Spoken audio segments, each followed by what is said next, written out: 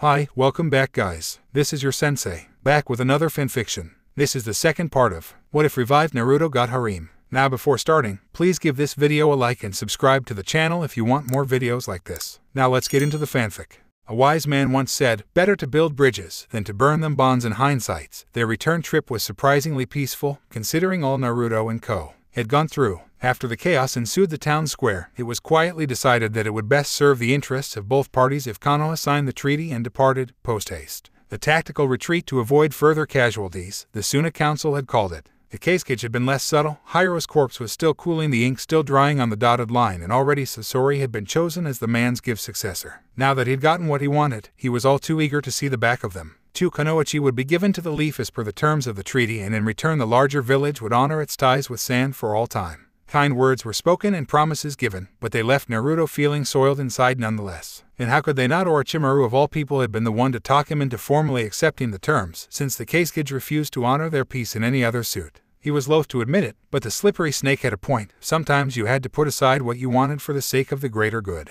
Jiraiya of course had been all for it, of course. Some things never changed. Tsunade was oddly morose about it, though. Kakura had been silent as the grave ever since they'd left the gates. In contrast, Kara seemed almost grateful for the Sandame's decree. Despite the fact that the man had non-edusuply berated her for even being kidnapped in the first place, she had been called weak, worthless, and not fitting to be a Kunoichi. Of course she was grateful to be gone. Not that Naruto blamed her. Kara's mother struck him as the gentle sort, and her unease in the presence of her own cage spoke volumes for the girl's character. She was a gentle soul, couldn't hurt a fly if she tried. Relatively speaking, sorry, Kara whispered contritely as she continued to trim his hair. Did I get you a little? Yeah, how careful, girl Gomen. Naruto yelped as the scissors missed his hair and accidentally nipped a chunk out of his ear. His cry was met by muffled snorts of laughter from the others. Mounted once more upon the mighty Manda's head, the large snake ferrying them across the desert twice in less than 2 days. With no sandstorm or shinobi to deter them, their odd little group was making surprising progress. Naruto, finally making the opportunity, had decided to cut his hair. The long locks had been singed during the suicide bomber's last blast. Long locks were useful for shinobi like Jiraiya, who hardened their hair into spikes and flailed it around, but Naruto saw it as more of an impediment than anything else. The last thing he wanted was someone grabbing a handful of it again as they had during the ambush. So he was getting a trim, courtesy of Kara. He was keeping them bangs, and a good portion of it, though, couldn't ditch the resemblance entirely. Perhaps you should let me try, Naruto-sama, Kakura asked, the ghost of a smile flitting across her face. Granted, it was a pale imitation of the real thing, but nevertheless her very first display of outward emotion since they'd left Suna behind them. She'd clung to him like a second shadow since the explosion, though thankfully she hadn't been untoward in her displays of devotion since there, if it could even be called such. More and more Uchiha Uzumaki Naruto found himself surrounded by beautiful women with no idea what to do with them. Oh, he knew what he could do, but his chivalry held that urge firmly in check. Somewhat, kinda, sort of. Who the hell was he kidding? He wanted to screw Kakura silly for at least an hour. How? And it didn't help that she kept brushing up against him. Aha, maybe that would be for the best, very well. But when the older Kunoichi tried to claim the scissors, Kara clutched them to her. Was I really that bad? One look from the poor Chunin made Naruto think he'd just killed her puppy or something. God, not the puppy eyes, no jutsu. The bane of man's existence. Everywhere did all women know that technique. Not even he could last more than 5 seconds under that stare. Purpose, he was simply too chivalrous, because he folded like wet tissue paper. Let her do it. Naruto almost groaned, pitying the way his poor head was going to look after this. Kara's smile made up for that, if only a fraction. Gods, what was he going to go with her? Tsunade shook her head to that effect, completely unaware of the conflict roiling within the young man's skull. You big baby. You can fling fireballs until you're out of breath, but when she tries to cut your hair, not my fault. Alright, I never liked getting my hair cut besides. I'm ticklish, not a lie. His neck had always been very sensitive. Sakura had enjoyed tormenting him there during their brief relationship. Ouch. There it was again, that dull ache reminding him of the one woman he'd failed to save. The only woman. He might have moved on in this day and age, but a part of her would always be with him. A hand on his shoulder, urging his feet onward, reminding him why he was doing this. Never again, he would tell himself whenever he saw someone in need, be they Kunoichi or shinobi, someone whose life he would save from the misfortune that had befallen them in this time. Never, ever again. He knew he couldn't save everyone, but he'd be damned if he didn't try to save someone. So that's why he's never cut it. Orochimaru mused. Kid, Jiraiya grumbled at that one. I don't know whether to be jealous or just pity you. Leave him be, Jiraiya. The paler of the pair was quick to admonish his comrade for the slip. I, for one, see the advantage of having 2 foreign Kunoichi under our roof. It will strengthen ties with the village. Naruto would have shook his head in amazement had he not been writhing in discomfort. Orochimaru backing him up. Was the world coming to an end still, though? That was one way to think of it. If said Kunoichi hadn't already fallen head over heels for him. A tick mark appeared over the blonde's forehead. Ticklish, Yuho. Karach, and she began sweetly. Naruto froze, instantly on guard whenever she used that tone of voice. Hi, can I borrow those for a second? The Uchiha bristled the moment she handed them over, sharing and flaring. Oi, don't you dare. Wah, afraid off a little snipped. Tsunade edged closer, clearly enjoying his discomfort. Naruto's gaze snapped to Pakura and Kara, seeking aid. But the two Kunoichi were smiling, silently bemused that their savior was so terrified by the prospect of the scissor-wielding woman. Jiraiya and Orochimaru weren't of any help either. Both men seemed content to observe his mad scramble to safety, skittering backward like a drunken crab in a desperate attempt to escape the blonde. I'm warning you, seem now, I'm not gonna hurt Yamuchika, let me go. Woman, enjoy the haircut, Gaki. Jiraiya snickered. Naruto yelped as Tsunade tightened her hold of him and mercilessly descended with the scissors. NOOO. Are you still sulking about that? Come on, kid. Are you really going to give me the silent treatment? Ah, leave him be. Jiraiya muttered, quietly poking at the fire with a stick. He'll open up when he's good and ready. Unfortunately, Tsunade seemed to think good and ready meant good, and now, because she refused to let the matter drop.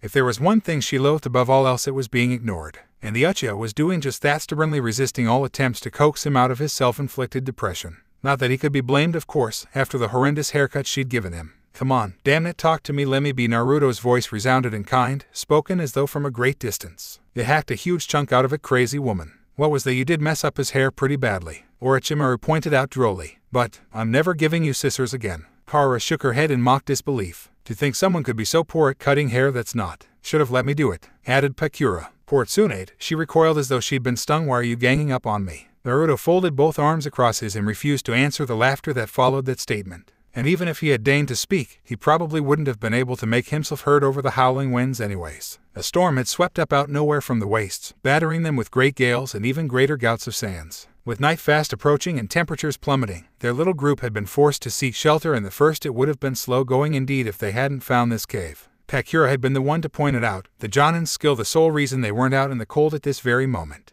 It was also the reason why Naruto had gone to the back of said cave, to be alone. He wasn't at all fond of what Tsunade had done to his hair. He'd get over it eventually, but, for now, he wanted nothing to do with scissors or Tsunade. He wanted to sulk, and not even Kara could jostle him out of it. He'd walked as far as his legs would carry him, and here he sat, until her voice finally stopped pestering him. Jiarenjiargli. The former blonde blanched as his gut grumbled in protest. It wanted food. Damn it, even then, he willed himself not to move, waiting until he was certain the others had fallen asleep. His stomach growled again at this, rumbling in angry betrayal. He couldn't very well last the night without some sort of sustenance now, could he? With that in mind, he started to rise, intent on filching. That was when his foot caught on something, sending him stumbling into a wall. Ouch, what in the world? Frowning, he bent to inspect it. Black eyes bulged. CCC corpse. For it was indeed just that, a mummified man. His skin stretched taut over dead bones, eyes long once withered and gone, his face frozen in his last moments. Whatever had killed him, it must have been agonizing to produce an expression like that.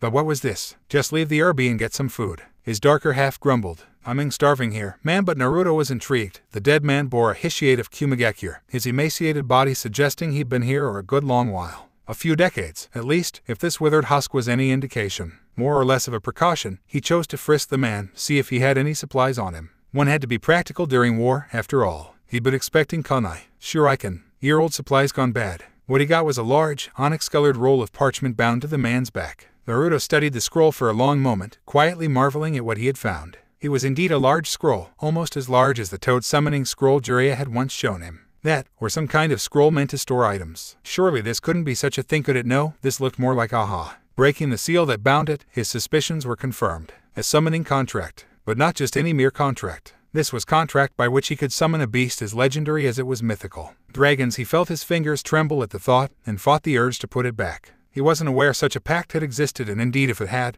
most likely been lost in this cavern to the ages. No one had stumbled upon an old corpse in this time, no one had thought to search through his belongings. No one knew of this, no one except him. Holy shit, Yami was practically bouncing with glee inside his head. This is great. No, this is beyond great. Oi, do you have any idea what we could do with this? We'll have the villaging our feet. Naruto said nothing to that idea, instead resolving himself to inspect the scroll more closely. If something is too good to be true, it often is. But despite his reservation and an exhaustive inspection, this scroll was every bit as legitimate as it seemed. Detailed within this worn parchment were a series of signatures, their names too worn to even partially decipher. This scroll wasn't just old, it was ancient. Whomever this man had been, he must have been of a rare breed indeed. The things this man must have seen. Stop dawdling and sign it, God. You don't have to shout, nipping a thumb. He carefully wrote his name in. Uchiha Naruto. He had expected the scroll to reject him outright for using a fail name, but it accepted him without complaint, his signature appearing at the end of that long and lengthy list. His thumb healed almost immediately. It seemed such a small wound wasn't beyond the Kyubai's impaired ability reserved to heal.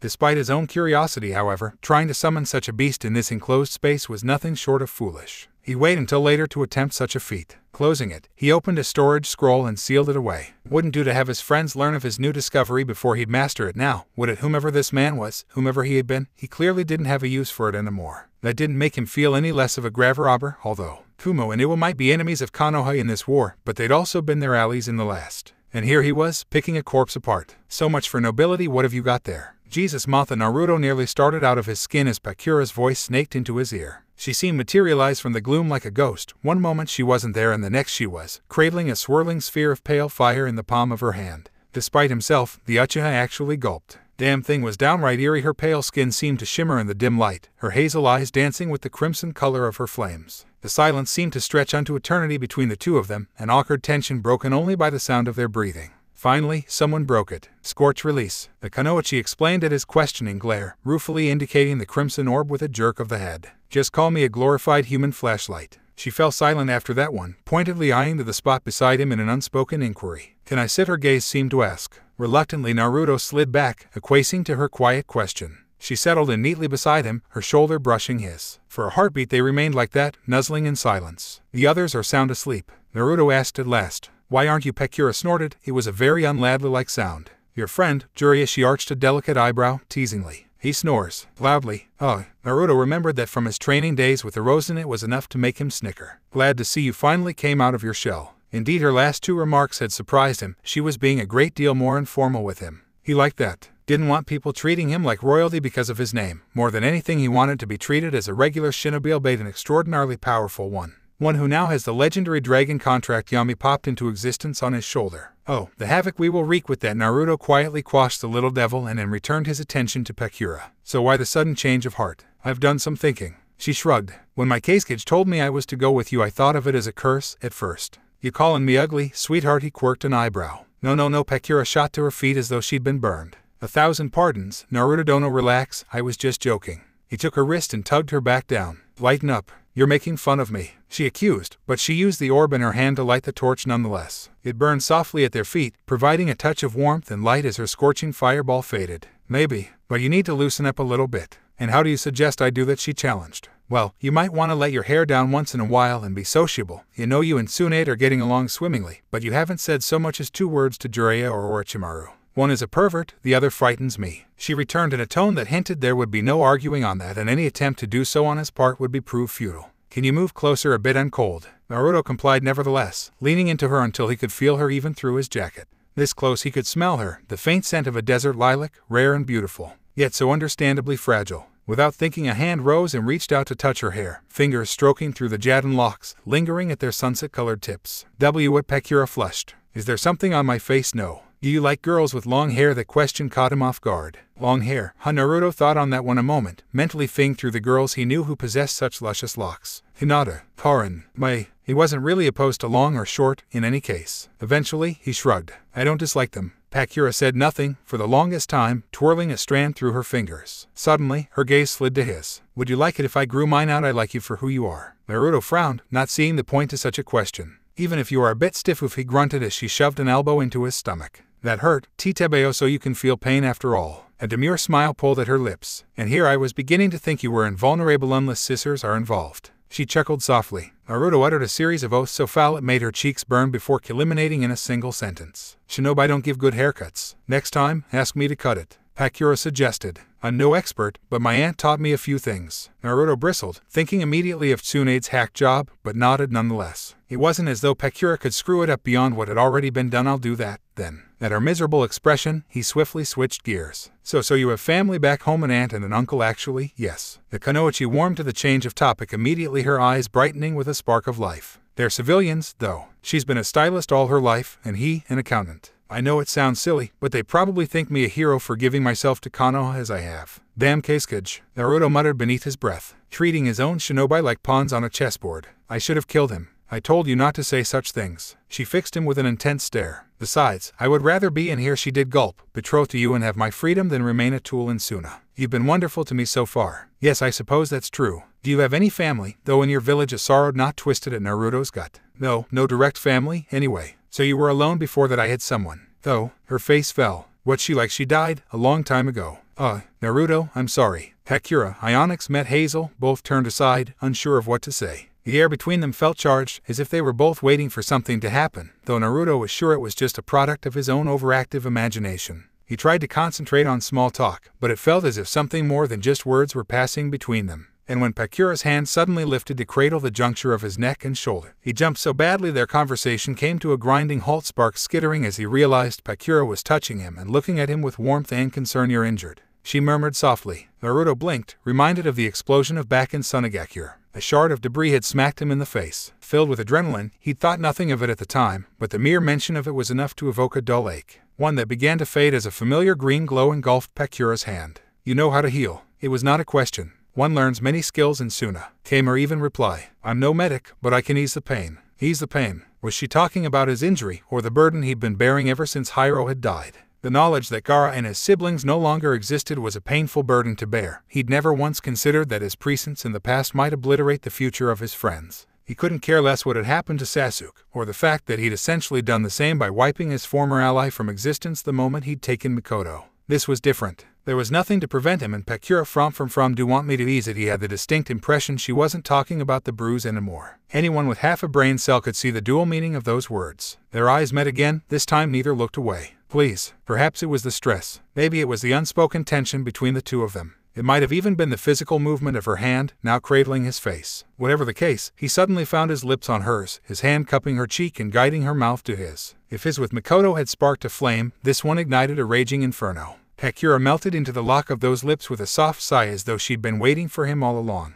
Perhaps she had. He hadn't had enough time to take stock off their back in Suna. There had been so much on his mind, too much danger to even register little more than a touching of their lips. Not this time. They were soft and moist and oh so very warm, pressing against his with a tender insistence he simply couldn't bring himself to deny. It felt freeing. Wonderful. All his worries and fears fell away at once, pushed to the back of his mind by the mouth of the Suna Kunoichi pressing against him. He hadn't a care in the world. Kakura was of a similar mind. At first his was so slow and tender that it made her want to melt into a puddle on the cavern floor. Without warning, it became hard and hungry, making her very toes curl and her clothes threatened to fall off altogether. His hand splayed through her tightly bound hair and gently pulled the needle free, loosing the verdant green tresses messily from captivity as the other tightened on the underside of her thigh, tugging her leg up a fraction to cradle his hips. She moved with him, straddling her weight against his, knocking him to the floor, her lips never leaving his for an instant. He shifted against her, hissing in pain as his back struck the unyielding stone. Kakura, he rasped against her mouth. His voice alone was enough to evoke a soft, cracked moan in the back of her throat. She wanted him, needed him. Here was a man who didn't see her as a tool or a pawn, a piece on a chessboard to be moved forward or back or sacrificed when the need saw fit.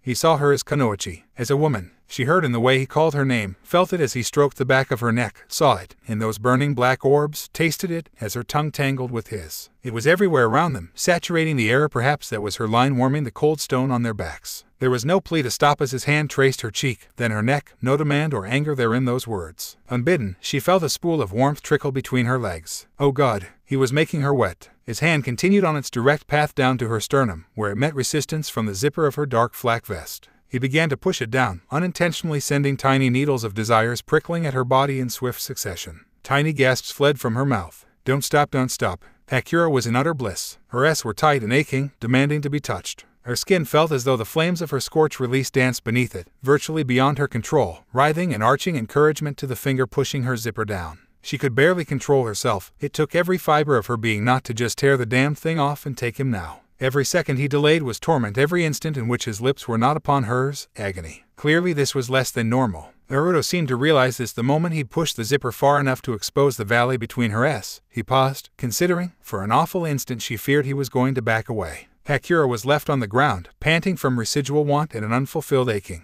In a way she was relieved that he'd stopped. But the damage had already been done. If he backed off now her heart would be in pieces. She'd only just begun to trust him, and if he were to betray that trust, no. The swift tug of his wrist savagely disabused her of such a notion. Ever so slowly he pulled his hand the rest of the way down, gently tugging it free with a F of her wrist. His hand took up residence upon one as though he owned the damn thing, kneading the flesh softly beneath his fingers. He chose that moment to take her nipple between his teeth and nip. Not gently, as fate would have it, the fraying leash Kakura had kept on her self-control chose that moment to snap. Stop teasing me. Got him. Not content with their new position, she grabbed him by his flak jacket and pulled him towards the floor, his hands tugging at her clothes as they went. Naruto muttered some earth jutsu beneath his breaths as they fell, simultaneously raising a wall of hardened rock to keep any unwanted eyes at bay and softening the cavern floor into a loamy bed of soil in the same instant. She saw his eyes in the dim torchlight, sharing and dancing as she tore at his clothing and he hers. His hands were equally as explorative as they struggled to eradicate all barriers between them. He pulled the remnants of her jacket, blouse over her head and pushed her gently onto the bed, admiring the look of her naked torso in the dim light afforded by their torch. He took off his own shirt, smirking softly as her eyes danced over his. He leaned down and pulled her pants away, revealing a pair of briefs. He chuckled softly as he saw them, their dampness. "Wow,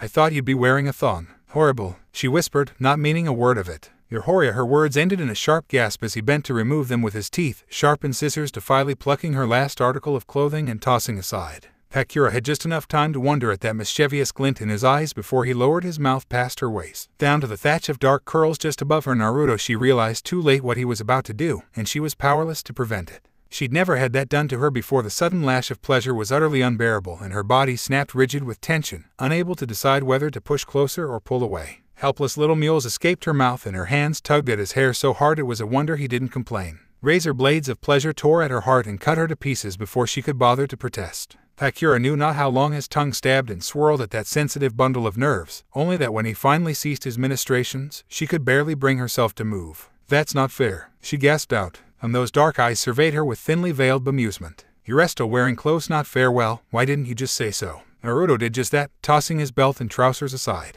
The two shinobi were soon naked and Pakura straddling him, taking him in her hands as she slowly lowered herself into her lover. Pakura was by no means but even she'd hesitated a moment before taking him in, and when she did, she wasn't disappointed, his length stretching her muscles just shy of their breaking point. A few quick thrusts began to push her closer and closer to that edge, then further until... that was all it took for the haze to fall over Pakura, and she came with a small cry, collapsing against him. There was a silence between the two shinobi then, broken only by their short gaps of breath. Finally, Pakura turned her head to look up at Naruto, disheveled hair tickling at the nape of his neck. She laid a soft upon his chin and snuggled down against him, completely content. Whole, satisfied, relieved. It was as if she'd been missing a piece of herself and had finally found in him, here within this mysterious Uchiha. That was wow. Naruto finished with a gasp, cradling her against him. With Mikoto had been amazing, but Pakura was a very close second. There had been a graceful savagery to their lovemaking, not slow and drawn out, but frantic, as though the two of them couldn't bear to do without the other. "You really should let me cut your hair," she murmured, brushing a hand through the ebony locks. "Even after what Tsunade-sama did, it just keeps growing. You bang me once and think that gives you the right to start snipping?" Naruto laughed, the words completely without rancor. "I'd like that, actually. But not too short, all right." Pakura's only reply was to nuzzle up against him. "Whatever you say, husband." Naruto was suddenly intensely grateful that her eyes were closed, because Pakura missed the flaming flush that stole over her face. Granted, the idea of being betrothed to her didn't seem so far-fetched now, but being called husband by such a drop-dead gorgeous woman, he'd never expected such a thing. "You do know we aren't married yet, right?" She simply purred like a contented kitten. Somehow the sound endeared her to him even more. "As long as you will it, I am yours." Neither would speak of what happened on that stormy night. Although some would wonder why were the two cuddled together the next morning, it was something of a small blessing when they finally reached the gates with most of Naruto's hair and his mind still intact. His neck felt far less strained now, the spiky ebony curtain of his hair now merely shoulder length instead of the jagged curtain that had covered his back for most of the journey. It felt good to be able to turn his head and not get sideswiped by his own hair. Pakura really had done a wonderful job on it. Now he did not so much resemble the madman from whom he was supposed to descend as he did look similar. Still, even with the haircut, sometimes he half expected to find Madara's face staring back at him. For all intensive purposes it nearly was, with only a few minor differences. Tisking softly to himself, he turned his gaze from the evening heavens back to the earth. Wouldn't do to go around smacking into trees now, would it, now that they'd disembarked from Manda, and with the village only a stone's throw away? He almost found himself longing for the easy ride the King of Serpents had offered. Changing the future was hard work, damn it, but the prizes, man, think of the prizes. One more crack out of you and I'm putting you on mute. Oh, I won't mind being quiet, considering you're about to get some. That's it. See, Miryami retreated, slithering away with a snicker before he could pin him down. His darker half was utterly incorrigible, uncaring of the bonds of morality that had once bound them. And that was troublesome. Naruto-sama, he turned his head as Kara sidled up beside him, her violet eyes peering through the gloom to meet his with an eerie certainty. He remembered her remark that she was a censor type, but the way she looked at him told the Uchiha she'd known exactly what he was up to, lagging behind at the tail end of the group. Even Pakura was ahead of them, reluctantly making small talk with Jiraiya at the latter's behest. That was good for her. She needed to learn that the Konoha shinobi weren't her enemy. Not by any stretch. She needed to learn that this wasn't a death sentence, that there were others upon which she could rely besides him. Sakura might be special to him now, but she needed to learn to interact with others. Kara, on the other hand, seemed more curious than afraid of her new home, judging by the inquisitive look in his eyes. "You need something?" She faltered for a moment before pinioning him with a stare so intense he almost started. Hermi's what's Kanoa like it was exactly what he needed. "Why, I'm glad you asked." For all the bad memories he'd had here, there were even more good ones. Now, some might tell you Kanoa is a great village, rich with history, but the truth is that he launched into a grand tale of the village both past and present. Parts of which were exaggerated of course for the sake of the story, telling her of all the sights and sounds, the best places to train. Greatest eateries. Ikaraku still stood at the top of that list quite proudly, gladly answering the occasional question offered, giving his own unbiased opinion of several clans, some of which would have started a war had they heard his words, the story finally culminating just as they reached the sentries at the gate. And that's why you never piss off an Aburame. By the end, Kara was positively glowing with amusement. Her frown was nowhere to be seen. If anything, she seemed to have forgotten it entirely in her urge not to laugh. Needless to say, Naruto noticed. "What's so funny, eh? It's nothing." The Chunin shook her head, the motion sending her short tresses twirling as they ground to a halt outside the village and awaited admittance. "I just never imagined the Uchiha were like this. Powerful and arrogant, yes, but kind, too. Like you. You've actually made me feel a little bit better about leaving my home." Naruto felt something twist inside of him. "Did you all leave any family back home? If you mean parents?" "No. They died a long time ago. I've been living on my own ever since. Had a distant cousin, but we never really talked. I'll admit, I was kinda interested in Hiro-kun, but after what happened," her expression tightened only ever so slightly. "I don't think my love life is about to take off anytime soon, sorry." Damn, she'd reminded him again. Temari, Kenkuro, Gaara.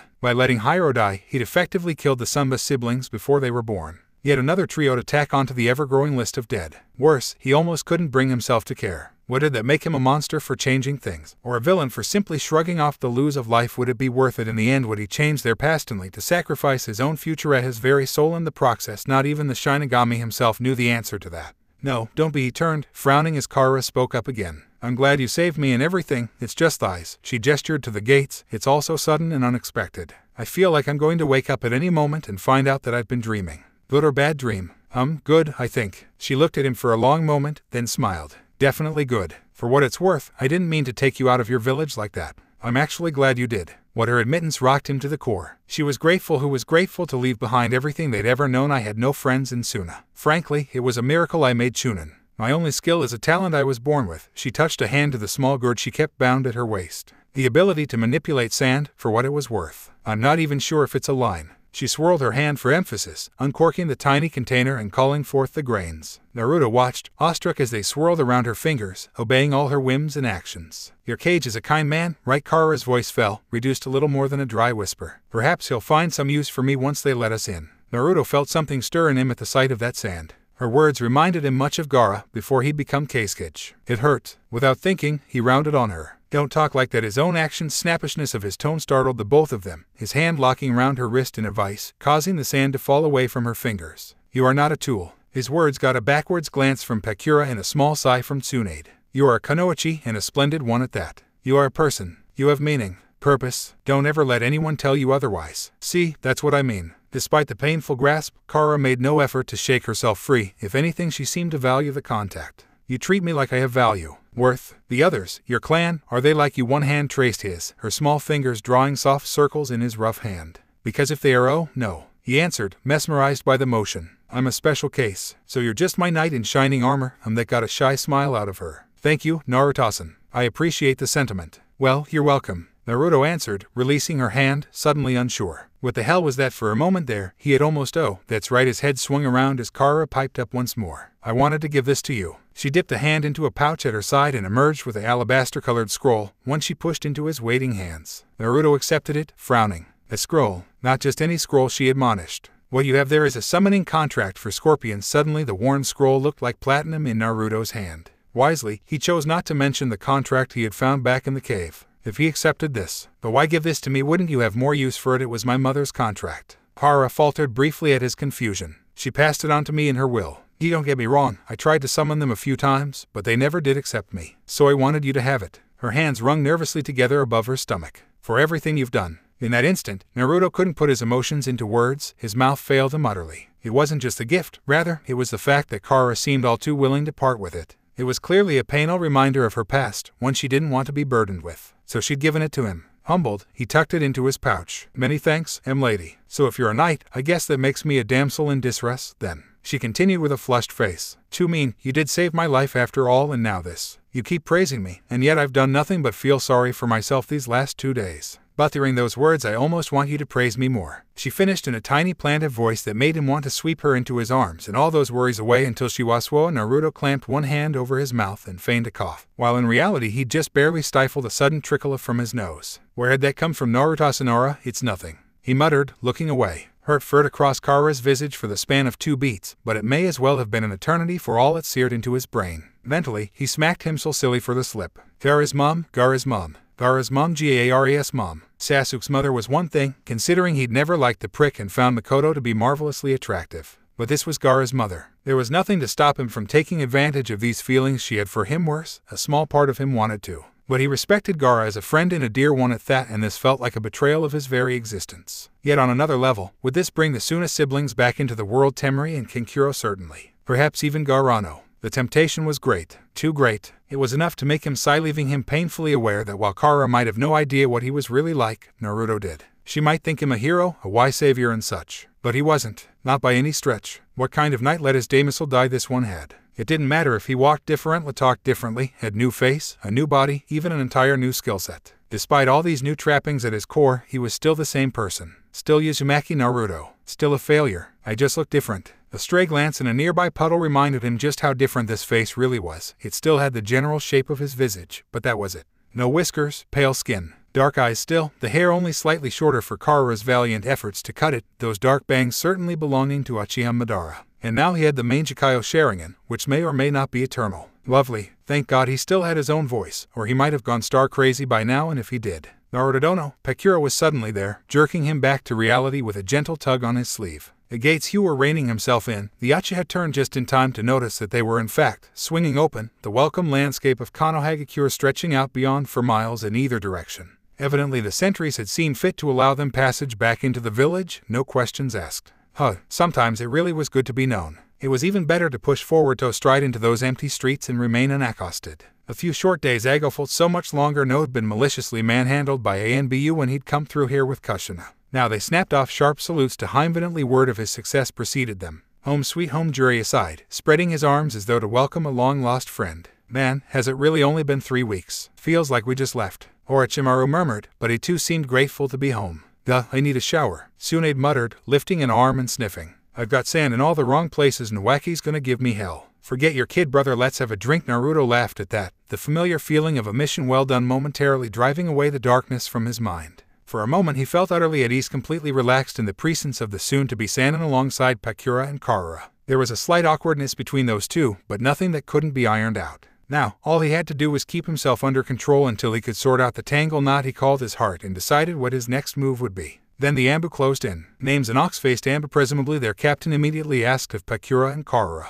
Takura, formerly of the Sand. Karura, also formerly of the Sand. Very good. The Ambu captain nodded, his masked visage reflecting nothing, not even the pretense of satisfaction. We have already been informed of the terms of the treaty. Until space can be made available, you will share quarters with Uchiha Naruto. Is this acceptable? Pakura blinked. Karura squeaked. The reactions of Tsunade and her teammates were less tame. Why the hell is he that lucky Kyukyukuku you knew about this? I didn't know shit, Naruto snapped, sharing and flaring in aggravation as he turned himself back to the Ambu. Look, there's no need for that. The reply was curt as it was careless. The law is clear, Uchiha Naruto. Newly instated shinobi must be kept under surveillance at all times until their probationary period is ended. There can be no exceptions. There was a silence between the two men, one in which Naruto was very tempted to fry the rule-abiding shinobi with a well-placed Amaterasu. At last he sighed, sharing and fading to black once more. I suppose that applies to me as well. There was a murmur of confusion through the ranks, glances were exchanged and words whispered. You weren't informed, sir, the captain asked. Sir, Hokage-sama named you a Jonin as of yesterday. The ceremony is to be tomorrow. Another salute. I, for one, look forward to working with you, sir. There was something about that man's tone that genuinely struck him ass off. It was far too respectful for a man who, by all rights, outranked him. Bordering on outright deference, even. Only one clan had shown him such blind obedience. You're an Uchiha. It was not a question.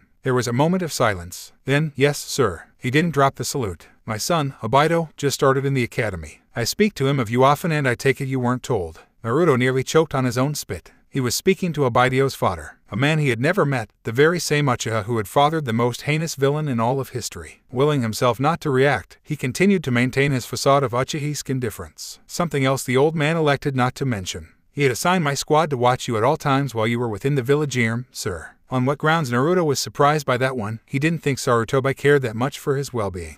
On the grounds that he fears you might lose your temper and burn someone, sir. Half the group Naruto included would adopt at that lone remark. Figures, and is that edict still in effect, Nasir? As a Jonin of Konoha, you do not require ambush supervision. But should you ever need assistance, you have but to ask for Uchiha Kageyama. Dark brows furrowed in surprise. So the old monkey had been serious after all. There were so many resources laid out before him as a Jonin. He almost didn't know what to do with them. But the news that Obito's dad was essentially in service to him, that was something to be remembered. Many thanks for your discretion. I believe the Hokage failed to mention this to me. Is there anything else of which I should be made aware, as any other ceremonies or task of monumental importance that I need to tend to, and before the sun rises, if you please? After a pause, the ox-masked Ambu continued, much to Naruto's consternation. Uchiha Mikoto has also requested your presence at your earliest convenience. It's nearly midnight. She was most insistent, sir. He wasn't about to go into detail on that, not with company. I'll speak with her tomorrow then. I trust you can be discreet. Yes, sir. You won't even notice we're here. I certainly hope not. I intend to get some sleep. When he turned, the man and his squad were gone. Holy shit, he wasn't kidding. What did I say about speaking? Dunno, something about flaying me with my own spine if open my mouth. Egg I walked right into that, didn't I? Yes. A muscle jumped in Naruto's jaw. Yes, you did. And the spine goes snap. Okay, I'll be quiet if you're uncomfortable. The girls can room with me until they find a place of their own, Tsunade suggested, mistaking his pleased grimace for one of actual regret.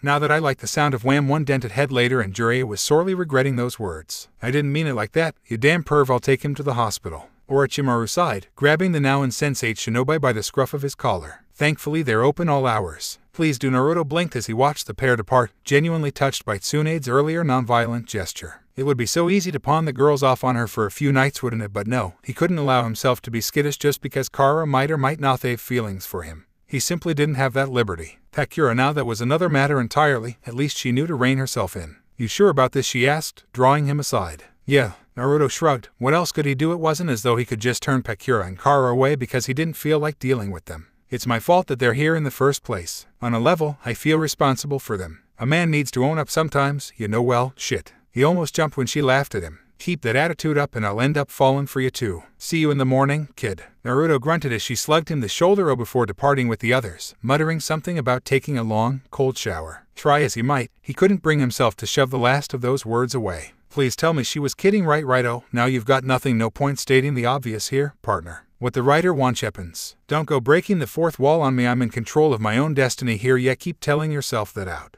Well, that solved one problem. Sorta, hopefully. Now he was just left with two, one of whom he had no idea what to do with. Unbidden, he risked a glance at Karato, whom he hadn't said a word since nearly dying of a nosebleed. She didn't deserve the cold shoulder, not after all she'd been through. So I guess you're getting the grand tour. He huffed. Right this way. Then Naruto-san, damn, did she have to say his name like that? Stop it, he hissed at his brain, but it wasn't listening, his heart refusing to obey. He needed something, anything to distract him before he did something he'd regret. Oi, Uchiha there. Naruto jerked away from Kara and flung himself around, swinging his head in the direction of the voice, and all the while quietly thanking Kami for timely intervention. There was a roughness in the voice that reminded him of Kiba, and yet not. This scent, too. It was familiar. His nose never lied. In the end, his suspicions were all but confirmed when he saw the clan markings on her face, the hound that stood proudly beside her. A slow blink was all it took for his mind to process this. Yup, she was an Inuzuka, all right. But who? There was no way that could be Hana, and the only other Inuzuka female he knew who had this scent was Tsume. He almost balked, grateful to see a familiar face on one hand but on the other, just wanting to get the hell away. He didn't trust himself right now. Anger and sorrow and desire were all knotted up inside of him, and the urge to lash and hurt or take Somion was rapidly becoming too much of a burden to bear. I know the Ambu just gave you the runaround and you're probably, so I'll make this quick. She jerked a thumb over her shoulder. Your girl wants Tasia. Now, behind him, Pakura bristled. Kara was less subtle about it. Girl, she whispered. Naruto felt the beginnings of a very Uchiha-like scowl forming on his face. And you're telling me this why? 'Cause I owe the old girl a favor? Alright, Tsume snort. Nothing special about it.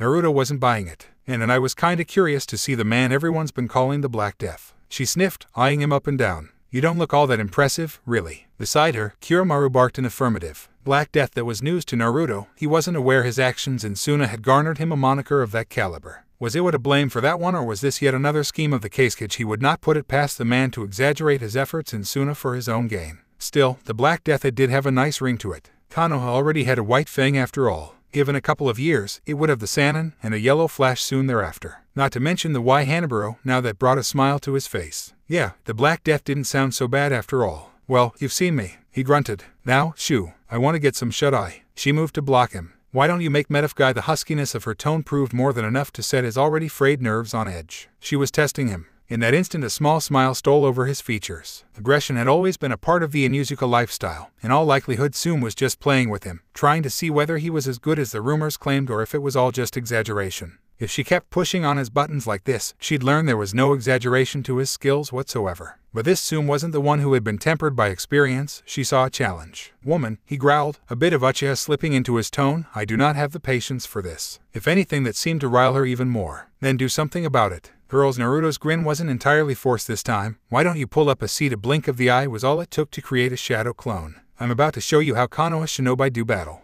It would be good to get some of this thrice damnable anger out of his system anyway. Purge the veins and get the pumping. You know, anything was better than the tension arching his spine. Oh, why? Sume grunted, dropping into a crouch. So, you really want to do this right here, right now? Naruto frowned, his gaze ghosting over the streets. Perhaps this wasn't the best place. Is there a training ground nearby? Sume's grin could have made the devil himself weep. As a matter of fact, so he is Naruto-san doing this? Kara asked, indigo eyes regarding the scene laid out before them with nervous trepidation. Because he feels that he must. But aren't they allies? It's just a friendly spar, Karura. Spars in Suna were never friendly. No, they weren't. Akira stifled a small sigh as she watched her woob husband face off against the Inuzuka in the rather aptly named Training Ground 13. Kara may have been in the dark in regards to the latter's anger, but the answer was blatantly obvious to an experienced kunoichi such as her herself. She knew Naruto was feeling guilty, not just for failing to save that young man back in Suna, but for the situation that had wrested the two of them out of their village in the first place. He was incredibly kind in that regard, but sometimes that empathy could be a weakness. When one cared too much, they were affected by things that should not be on their minds, thoughts that would otherwise not bother them in the slightest. Uchiha was clearly suffering because of it.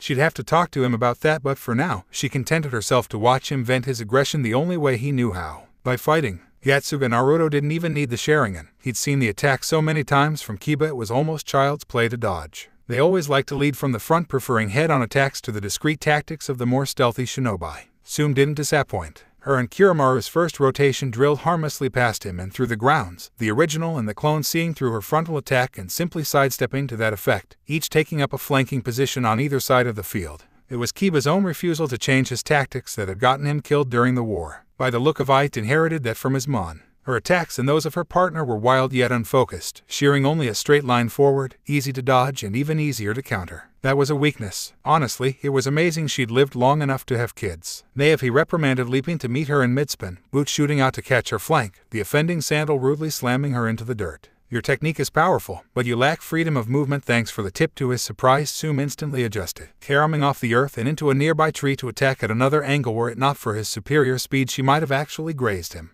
As it were, Kiramaru shredded the clone he'd created only a few moments ago, sending its memories roaring back into his mind. Interesting. Apparently the doppelganger wasn't fast enough to dodge. Interesting to note. He'd always wondered why his shadow clone's shins were slower than him. Now he understood. Just because he had been expecting that attack didn't mean his clone was. It was child's play to create another one, but he would remember just how quickly the last one had been dispelled. Very interesting, indeed. Whatever you say, Mr. Observant. You're just enjoying the chance to kick some ass and blow off some steam. Your words, not mine, have got you. Son of the air rushed out of Naruto's lungs in a surprised grunt as Sume scored her first clean hit of the match, blunting her claws just enough to knock the wind out of him rather than leave his innards falling out of his grasp.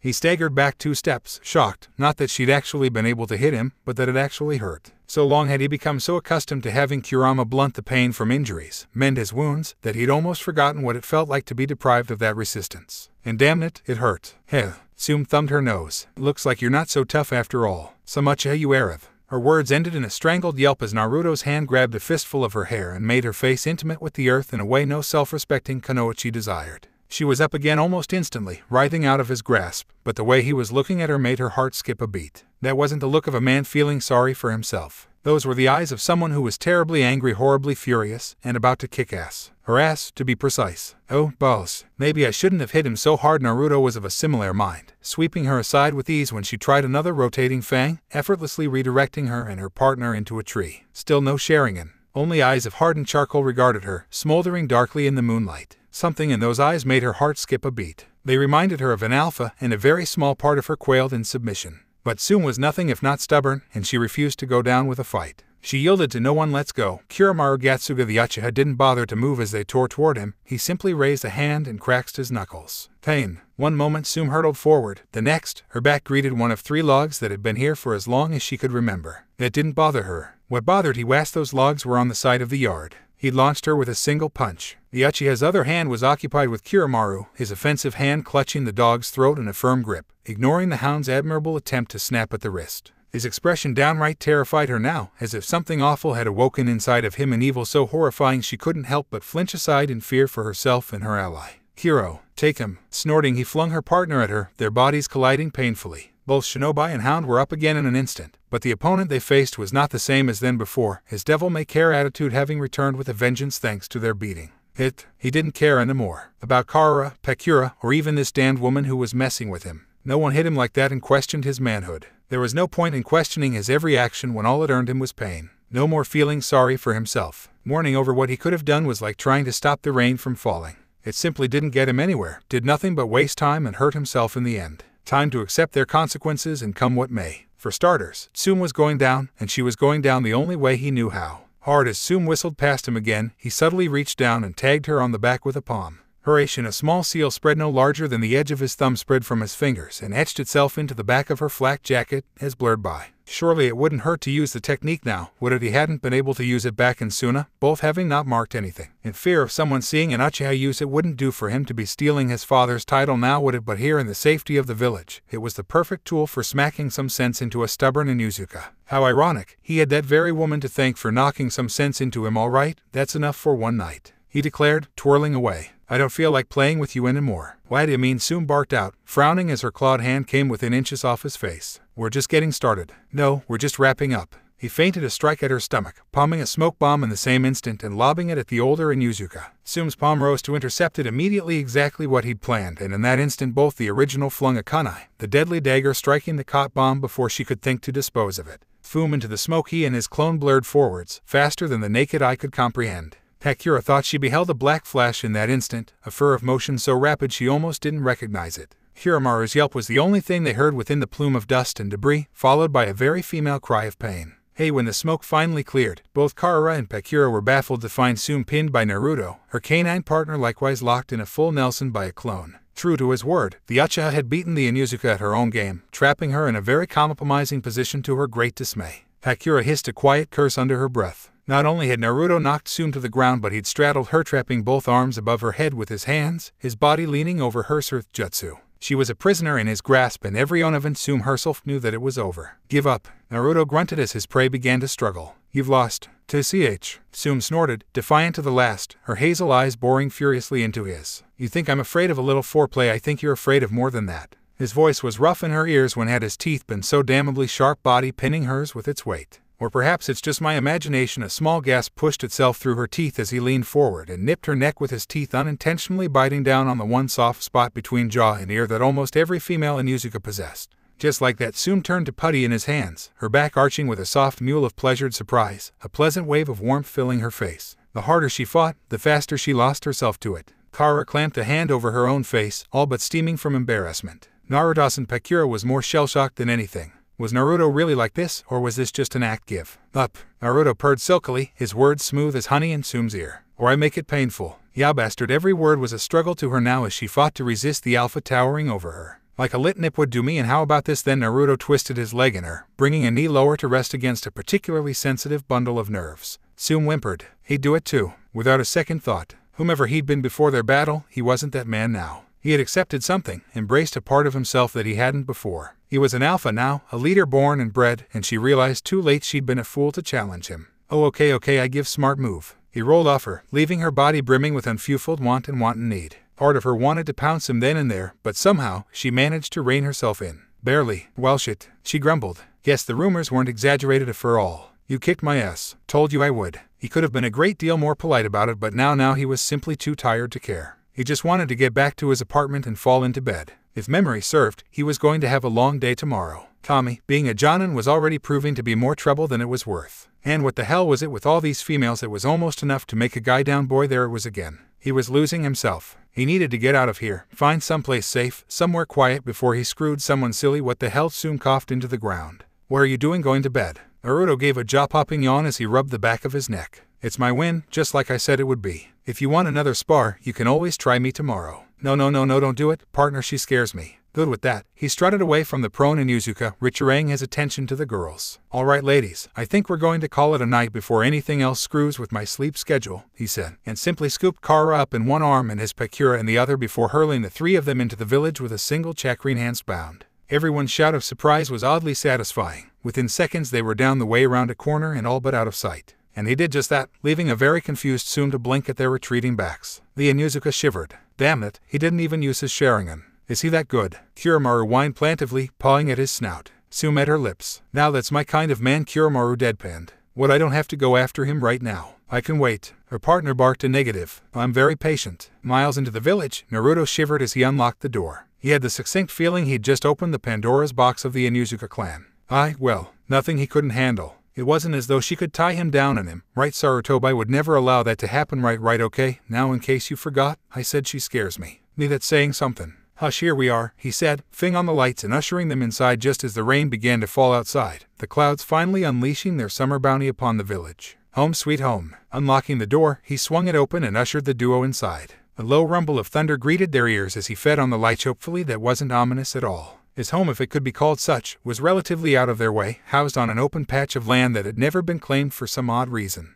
It's small, Kara remarked, stepping inside. I rather like it, Pakura replied, sidling up to him. He almost jumped when she had him on the cheek. He wasn't used to such untoward displays of affection. In that case, so do I. Kara was swift to reverse her stance, and before Naruto could stop her, she claimed the other cheek in a nervous. Lucky bastard. Yami was beside himself with envy. Why do you get all the girls but I don't get any? Lou, shut up. I mean, if you're gonna have this many E's, the least you'll need is a bigger house. Hate to admit it, but you've got a point there. On that much, they agreed. His apartment was relatively Spartan in style. He really didn't have anything in the way of personal belongings. It had been a gift from the Hokage. Remember Chapter 3, their folks, and in the short time that he'd had the property, simply hadn't occurred to him that he might want to spruce it up, or even move in with Mikoto and the other Uchiha. All thought he was now a part of their clan. He simply couldn't bring himself to associate with them on a day-to-day basis. Not yet. Mikoto was about the only one he could stand, and that was saying something. This is where you want to live, though. Kara glanced around, inspecting the pale blue walls for dust. Don't look so starstruck, her senior admonished. Did you expect something grandiose? I don't know. Hey, it's only temporary. Despite himself, Naruto blanched. There was a bedroom, kitchen, den, and toilet. That about summed it up. He'd have to expand the place soon, add a second floor, maybe a guest room or two. There was so much he could improve upon, it was almost mind-boggling. True to their nature, his Sharingan took the idea and ran with it. Oh, he could put a training yard out by the porch, tack on addition there, maybe even add a hot tub if he knocked down that wall. There was plenty of room to work with if he just set himself to the task. Odd. Naruto paused, his scarlet sight falling upon an oddity in his quarters. Alarm bells went off in his head almost immediately. The bedroom door was open a crack. Pakura and Kara didn't seem to notice it. They seemed to be focused on the small kitchen in the hall. Without thinking, he left them there. Another rumble of thunder reverberated through the small home, punctuated by a sharp crack of lightning from just beyond. Frowning, he reached for the handle, twisted it open. A hand snapped out, dragging him down into the darkness of his room. What a surprise! He was just about to fend them off when a familiar, silken voice crooned in his ear, soft lips nibbling at his neck. His body surrendered up almost before he realized it, shoulders slumping as she took control, pushing him back onto the bed as though he weighed no more than a feather. Before he could rise, she was suddenly there, straddling him, curves melding neatly with his hips, arms draping round his neck, pulling him into the most soul-searing of his lifetime, one that left him aching for more. Mikoto sh. She had him again, her S mashing up against his chest and evoking a brand new sort of ache. I missed you too. The words tore themselves out of his throat, because they were true. He had missed her. His body had burned for every moment that they were apart. To be reunited with her out of the blue, when least expected it, was nothing short of pure bliss. Without thinking, his arms spread themselves across her bare back, wanton abandon, devouring her skin, the distance between them, everything. Mikoto, she'd been waiting for him, here, in his room, naked. That last bit explained a great deal in his mind. Too late, his pleasure-eaten brain realized the chain of events about to occur. He'd left Pakura and Kara back in the hallway, and if they were decent shinobi, no doubt they would be bursting into his room any second now. Wham! Less than a second later, the door flung itself open and the lights fed on, exposing the baffled faces of said Kunoichi. Naruto. Mikoto paused in her ministrations, dark eyes regarding the newcomers contemplatively, as one would when choosing furniture. Who are these two? The clan heiress frowned tamely. Their reactions were anything but. Why is she you? Who is she? Naruto swallowed. Fear, true fear, the very same that made you pale, that seemed to extinguish your very essence. Scare, fright, dread, panic sharp pounding out of you begin to falter. It's hard to think clearly, hard to react in time, let alone swiftly a split second. All of that, for a seasoned warrior, only lasts a split second, even when faced with the imminent threat of fate extending its baneful shadow over all he holds dear. So it was that Uchiha Naruto took a very deep breath to compose himself, realizing this moment had been long in coming. He'd already had his hands full with the prospect of preventing Madara's ascendance, and the very idea of balancing a love life with more than one woman was daunting. But in the same vein, he wasn't willing to relinquish the bonds he'd created. Mikoto understood him in a way that Pakura never would, and Pakura empathized with him on the burden of being little more than a pawn in the plans of another, something someone of privileged Somion like Mikita could never hope to understand. And Karakami, bless her young heart, was doing her best to cling to her sense of self just as he had done when he'd been starting out on his road to a ninja. Mikoto, I'd like you to meet Pakura and Karura. They're going to be living with me for the time being. To her credit, Mikoto didn't explode. She simply rose and started to dress herself, tugging on the robe she'd worn to his apartment, cinching it shut with a savage motion. "Ah," Yumi muttered. "Where are you going?" Naruto asked. "Home." Her voice was positively frigid, her face the emotionless mask he'd first seen at Ikaraku all those weeks before. "It's obvious you no longer have any interest in me." Everything hurt. But she wouldn't show her tears. She was an Uchiha, and she was too proud to cry in the presence of strangers. She longed to lash out and break something, but her rigid self-control would not allow even that. So she started towards the door, determined not to cry, only to start as his hand closed around her wrist. "Let go of me," she whispered. "I can't do that." Anger flashed in those charcoal orbs when he didn't flinch. Could he see how he'd hurt her? She nearly spat at him when he spoke again. "Sit down." "No." His gaze hardened. "Mikoto, I said sit down." "Is that all you have to say?" She couldn't quite suppress a sob, no longer able to keep the tears from falling across her features. "No, you ass two-timing bastard, you. I said sit down." That voice, though sharing, allowed no room for any argument whatsoever. It was like trying to argue with Kami. The Uchiha heiress found herself inexplicably obeying before she knew what was happening. "No one is leaving this room until I say so." One look at the Mangekyo sharing an owl but trumped any argument that Kunoichi could hope to form. To challenge him, to look into those eyes overlong, meant certain doom. Oddly enough, neither of the Suna shinobi had uttered so much as a word. They simply stood there, shocked yes, but not questioning him as she had done, as if they understood something she did not. What was it? What was she missing here? "I care for you." The words were soft, genuine, but I care for them, too. I'm not throwing you away, but I'm not discarding them, either. His hands held hers tightly, caging them, preventing any momentary lapse of judgment on her part. She didn't understand. What was he saying? What did he mean by that? "So what are you saying?" "I'm saying that I need you here with me." He dared to release one hand, reach up to cup her cheek. Mikoto let him, quietly marveling at the tenderness of his actions and words as he continued. "I care about you. I'd sell my very soul to keep you here with me. Hell, I think I might even be falling for you." Color flooded her cheeks in a rush, the back of her neck burning as those words hit home. What the hell? Surely he wasn't trying to say that he love. "But I need them here with me, too." His gaze slipped to Pakura and Karura, and there was such love in those black orbs that she almost startled. "They're precious to me, and no matter how much I might care for you, I can't just throw them away for your sake, to make you happy. I didn't want this, didn't ask for it, but it's how I feel. If you really want nothing to do with me anymore, then feel free to walk on out that door. I will not stop you, I swear on my Nindo. But if any part of you cherishes what we have, take it. That's all I ask. I really don't want to lose you." Baka, a single sob of a word, the blink of an eye. Then Mikoto crashed into him, knocking him backwards onto the bed and showering him with ease. She'd made her decision. Take it or leave it. Mikoto took it. Only 3 weeks since their little tryst in the training grounds, and already she couldn't bear the thought of living without him. There was more than a certain charm about him, more than the fact that he treated her like a normal person. It was somewhat stupid and selfish of her to want him all to herself, but that didn't change the fact that she cared. She wanted him by her side, and if she had to share him with others, no matter how many, it was a price she was willing to pay. Wealth had actually worked. Pakura murmured. "Told you," Naruto replied cheekily, "although I wasn't expecting it to be this soon." "You're not opposed to this either?" Mikoto was in disbelief. The Suna Kunoichi shook her head, bangs tossing from side to side. "I swore myself to Naruto Dono the day I left Suna. There's no other path for me. Besides, I knew from the beginning that his bonds were precious to him. I've no intention of challenging that which he holds dear. It is my honor to meet your sister." Mikoto balked, and her gaze fell upon Karura. "Well, Naruto-san is the reason I'm here in the first," so her head jerked down in a clumsy bow. "Pleased to meet you as well." Mikita-sama, great. Naruto sighed, wriggling out from under the Uchiha heiress in an impossible movement. "Now that's settled, I'd really like to get some rest." "Hold it H high." Mikoto's sharing and flared. "I haven't seen you for 3 weeks. She had her lips. "Did you really think I'm letting you get away that easily?" "I can't this wait until morning." He gulped as Pakura moved to pin his right arm and Karura his left. Traitors, the both of them know. Mikoto smiled far too sweetly. "Now, lay down." Naruto sweat dropped as she pushed him back onto the bed, all the strength sapping from his spine as the 3 girls closed in on him.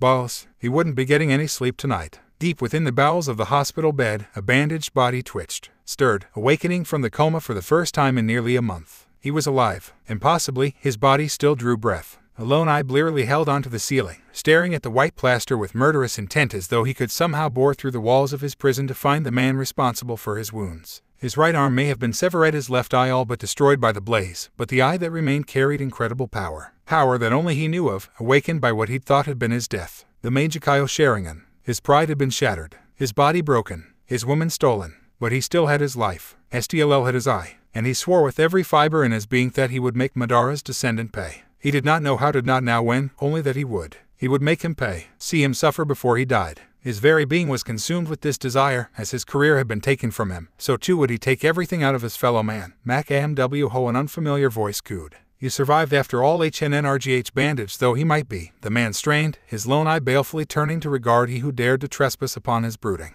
The figure he saw was one of pure white, nothing more. Their body was warped and strange, horribly deformed to gaze upon. It leaned down, smiling at them. Do you want revenge? The man in white grinned. Do you want to hurt the one who did this to you? The burned man nodded fervently. Good, the creature cooed. You'll be a useful pawn. Mouth muffled by bandages, Uchiha Fugaku growled the name, low and deep in his throat. He would work with this strange creature and the man who controlled it. He would make his oppressor suffer. Uchiha Naruto. Hell, and that's why I'm so tired. Naruto relayed to Saruto by the next morning, utterly unaware of the nemesis he'd created. Longest night of my goddamn life. One had only to look at him to know he spoke the truth. His eyes were dark and hooded, deep bags a silent testament to last night's conquest. He'd never come so close to a heart attack thanks to Mikoto, and he'd nearly had another after convincing her to accept Pakura and Kara in the first place. He'd attended the ceremony for his new rank earlier in the day with stoic indifference, but before he'd had a chance to make his escape he'd been nabbed once more. Yet again he found himself in the Hokage's office, and when the latter had asked why he looked so tired it had all spilled out. So, I take it they decided not to kill you. Worse,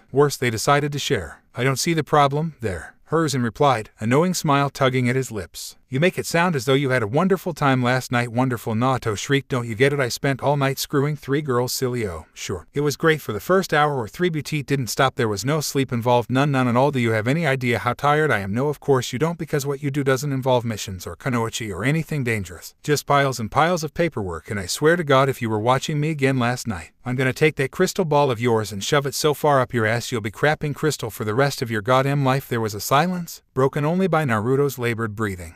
Do you feel better now? Sarutobi asked pleasantly. The Uchiha gasped out a breath. Actually, yeah, I kinda do. Good. Impossibly, the old monkey smiled. To answer your question, no, I wasn't watching you. Though I feel your outburst is warranted. I may have placed my trust in you, but I've also laid a great burden upon your shoulders in the process, and for that, I apologize. You may be new to the village, but I say without a doubt that your loyalty is unquestionable. An enemy shinobi would have jumped at the chance to destabilize relations between us and Suna. Thanks to you, I won't have to send Sakumo on that mission to the border after all. Mission? Naruto blinked, vaguely recalling how Haddock Sakumo had perished for failing to complete a mission. Did I just do what I think I did without trying? Yes, still, something bothered him. Sarutobi wasn't one to apologize unless he was tossing you out of the frying pan and into the fire. Naruto smelled an assignment coming. And you're doing this because I'm sending you on your next mission. The Sandaime replied, his expression serious as the grave. I've already trusted 3 of my students with this. They departed just this morning. Recent intelligence has suggested, however, that reinforcements are required.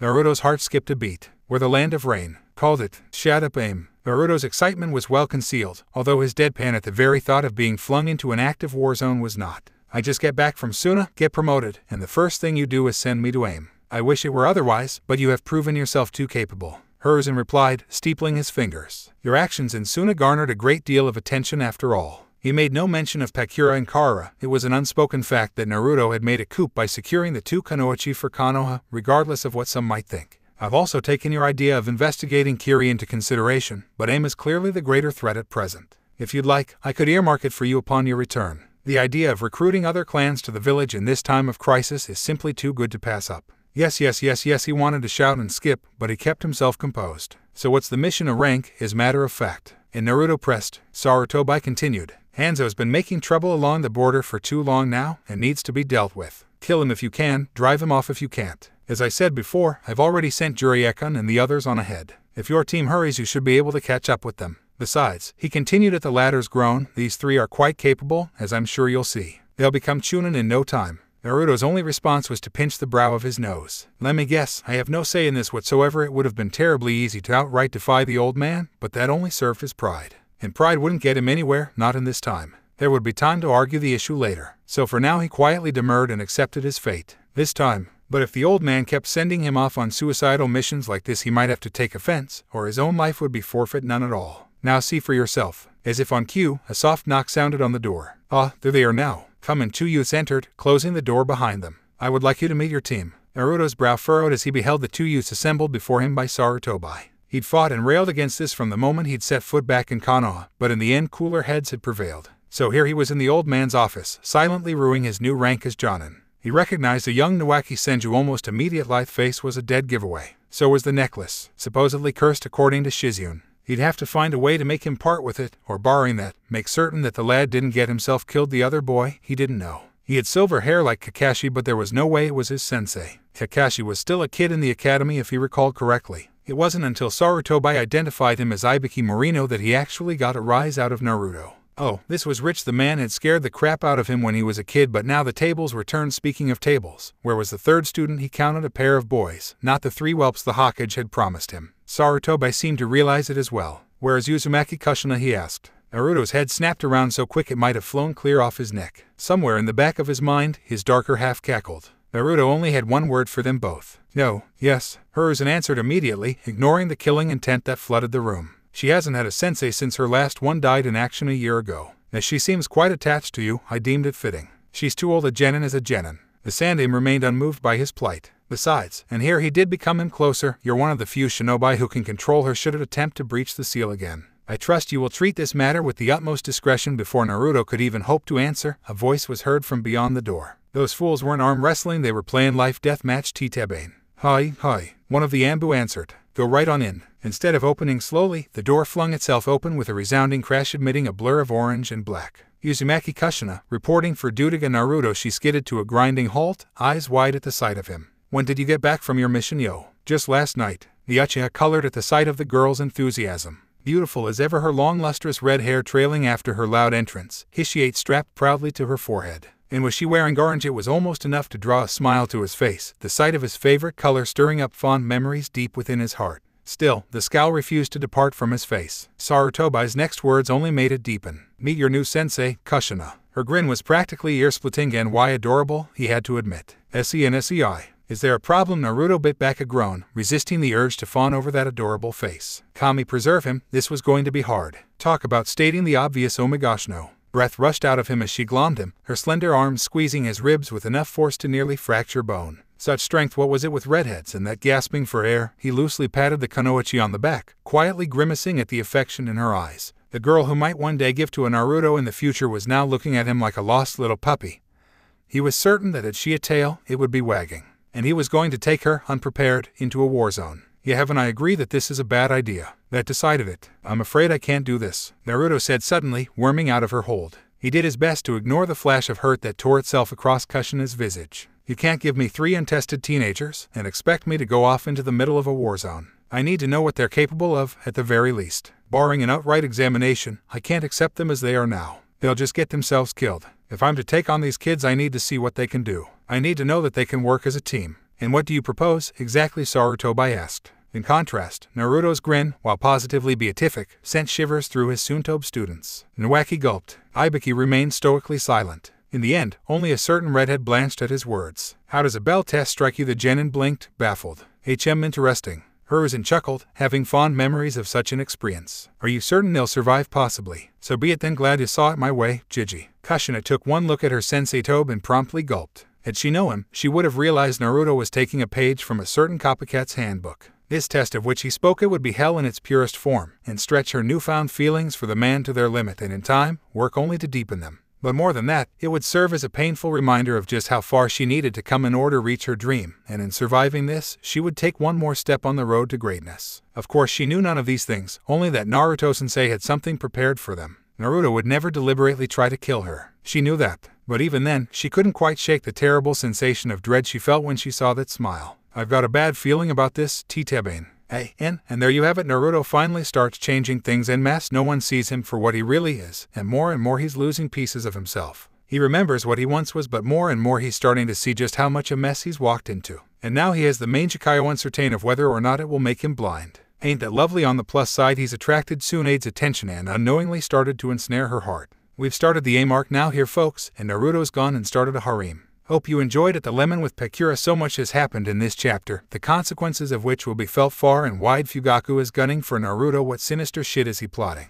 We're off to aim. Next chapter. What fate awaits our heroes? Find out next time on Die Another Day. On another note, the pairing has officially been decided, although I will gladly take any other recommendations that are offered. Cushion has officially fallen for him, so too have others. A harem was voted for overwhelmingly here, so I'll try to keep it realistic here, folks. That's right, though this story may include a harem, the pairing it's still entirely up in the air. Vote, review, tell me what you want. So in the immortal words of Atlas, review would you kindly, and of course, enjoy the preview. Hope you brought your popcorn.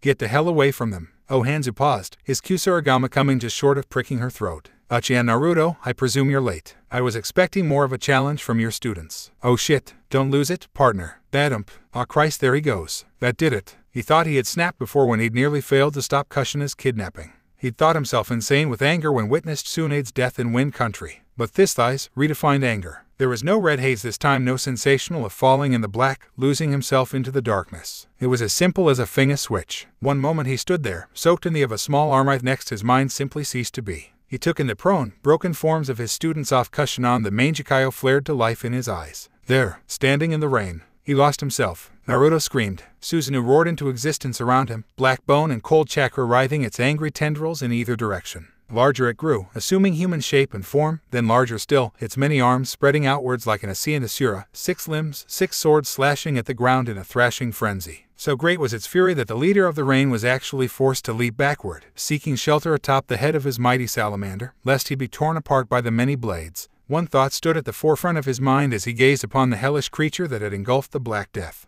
What kind of Sharingan is that? Golden eyes glared out at Hanzo, a rictus of angry teeth parting in ghastly grimace as its master exhaled. 5 words were spoken, a series of sinister syllables that not only chilled Hanzo of the salamander to the bone, but left him quivering in very real fear for perhaps the first time in his career. I will murder you.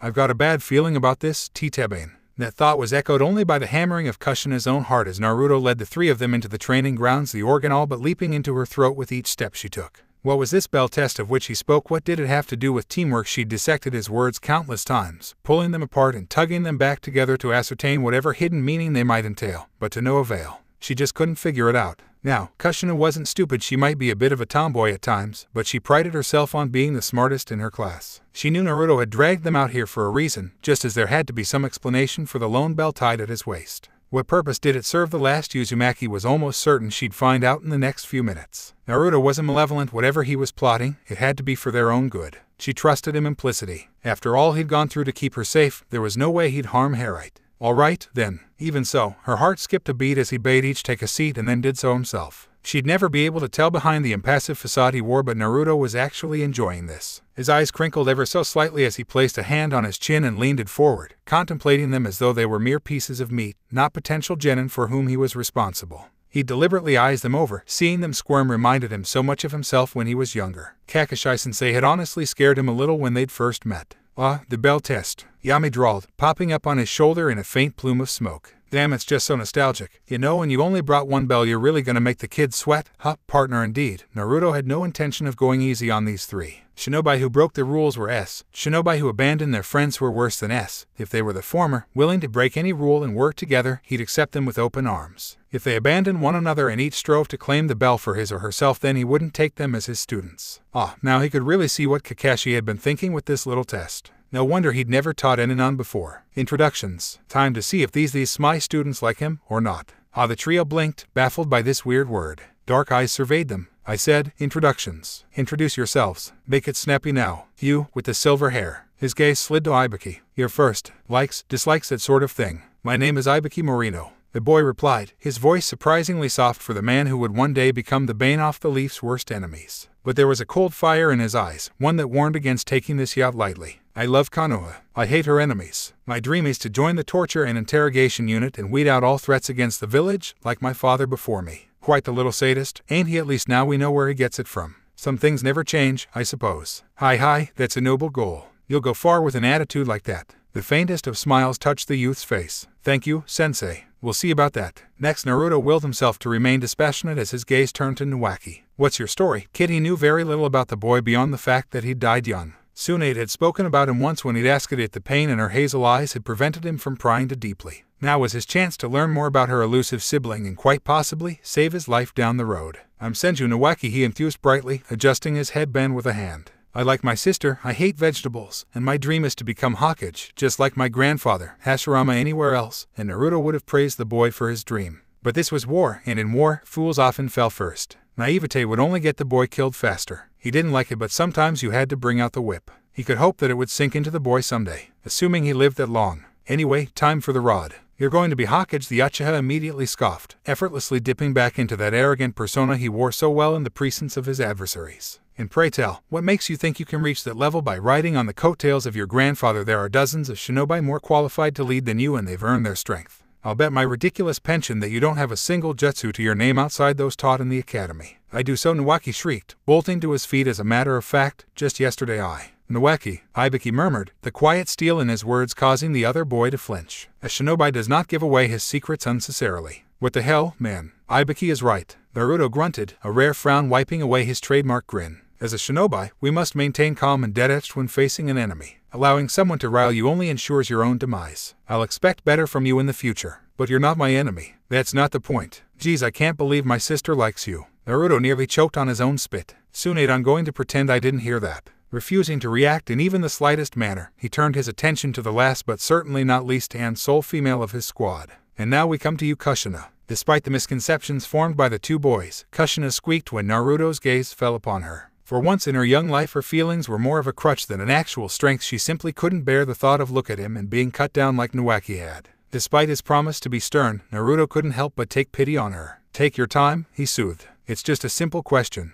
Right at his words, a touch of color returned to her pale visage, alongside a touch of her old bluster. "My name's Uzumaki Kushina. I like orange, mikitachin, and ramen, especially the kind they serve back at Ikaraku's. My first dream is to become the first female Hokage, so everyone will respect me." She was grinning now, all of her fears forgotten as she poured out her life's goals. "Then start a big family, and my second dream is As Naruto prodded gently, her eyes furred to him and her face flared brighter than her hair. "She daren't continue. That's a secret, Titebane." "Huh." Her teammate males tilted their heads aside, wondering what just come over her. Naruto sighed. Poor girl. She really was taking this hard. She looked so serious that he felt a sudden impulse to reach over, sweep his fingers through her hair, and tell her that everything was going to be okay. Feeling his gaze on her, she turned and caught his eye. The two of them shared a slight smile then, and for a moment they weren't master and student, just two shinobi. Allies, friends, perhaps even. "Oi, Sensei," Nuwaki frowned, shattering the moment. "How come you're being so nice to Kushina?" Naruto's gaze snapped to him, sharing and flaring. "This girl has suffered through more in her short life than you can ever hope to understand. More importantly, she is your teammate. You will show her the respect she deserves. Do we have an understanding?" His killer intent could have flattened Gamabunta. "Hey, but I'll become Hokage first." Wham! His head struck the ground in record time. Evidently Kushina wasn't above bopping an ally when she got pissed. "Like hell you will, Titebane. It'll be me who becomes the next Hokage." "No, it'll be me." The redhead instantly accepts his challenge, jolting to her feet and glaring red daggers at him.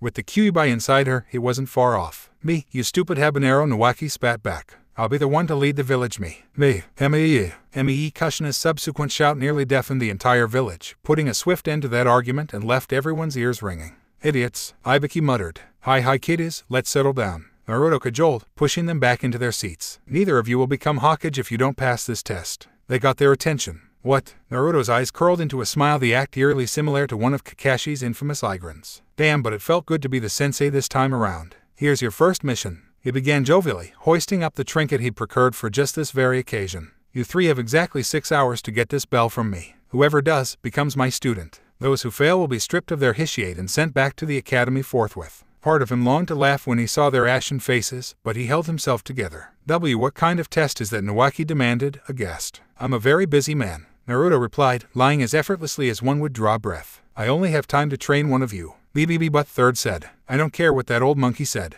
I was told I would have a team. Whether that team exists of me and one, or none, is entirely up to you." "That's no fair. We're not fresh genin. You know I've had this hitiate for nearly a year now. With a 3-front war raging on, you might as well be," Naruto replied, the scorn in his voice very real at Nuwaki's outburst. "I'm not taking any of you anywhere unless I know you have the skills to stack up against AIM shinobi on their home turf." Frankly, I'm not ever certain what the Sandame is thinking. Maybe the old coot's finally gone senile or something. He gave a half-hearted shrug, uncaring for their disbelief at his subtle defiance. You'll be going on a rank mission. This is an S-class. Satisfy my expectations and you won't have anything to worry about. Questions, problems, concerns, if you have any of those, feel free to turn around and go home. Unsurprisingly, there weren't any more outbursts after that. Still smiling, he continued. To even the odds, I won't be using my Sharingan or Shadow clones. But that's the only concession I'll make. Ninjutsu, Genjutsu, and Taijutsu, everything else will be fair game. I'll even accept seals, if any of you know of them. Kushina, I'll also allow you to use that if you can control it. Remember, there's 3 of you, and only one of mech come at me with intent to kill, and someone just might get a bell. When do we start? Now. Naruto grinned and placed a thumb into his mouth, biting down hard on the digit. Kushina was already throwing herself forward in an attempt to stop his palm from touching the ground, recognizing it at once as a summoning jutsu.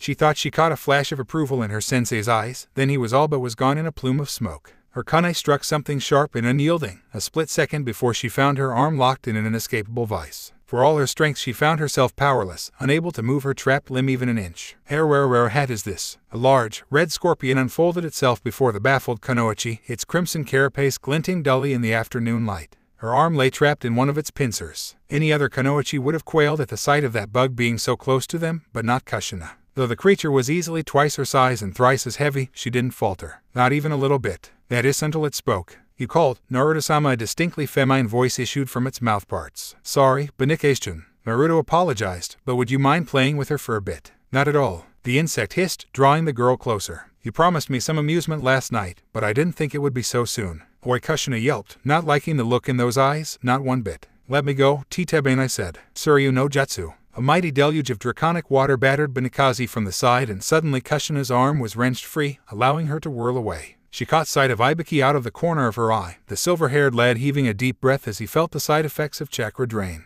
So focused was she on her teammate that she missed Naruto's slight smile. That's the way. Thanks, she gasped out, sopping wet, but in one piece thanks to his efforts. It's nothing, her teammate replied, readying himself as Benikaze turned towards him. I hope you have a plan though, because I won't be able to do that again for a while. Oh ho ho, the scorpion tittered softly, shaking herself dry with a shiver. There a little fight in you, boy. I like that. Perhaps I'll play with you instead. Don't forget about me. Benikaze didn't even bother to turn. She simply swatted Nawaki out of the air with her tail, arresting his aerial assault before it could even truly begin, knocking the breath from his very lungs. The boy cried out as the sheer power flung him into the lake at the edge of the training field, where he promptly sank like a stone. He did not emerge from those watery depths. Unworthy, she snorted, refusing to even look at where he was still sinking. Shinobi do not advertise their presence. You would have had a better chance if you remained silent. Ouch. Naruto permitted himself the smallest of cringes as a few bubbles trickled to the surface. I forgot how powerful Scorpion's Arima, at least she didn't sting him. And wacky, for the first time since the exercise had begun, distress crossed Ibuki's visage. Hold on, Benikaze was suddenly there, blocking him with her pincers. Did you forget about me? TCH. Both boy and bug spun away in a bizarre waltz, pincers and kunai striking in fast and furious tandem, neither able to land so much as a telling blow on the other. Kushina was suddenly left alone with her sensei, one teammate fighting for his life against a killer scorpion, the other drowning in the bottom of a lake. Naruto turned to face her and she quailed inside at the look in his eye, suddenly aware just how truly beyond her he really was. It was like comparing a green genin to a cage. Of course the monkey would get slaughtered, but Kushina was nothing if not stubborn, and she wasn't about to let the chance slip by.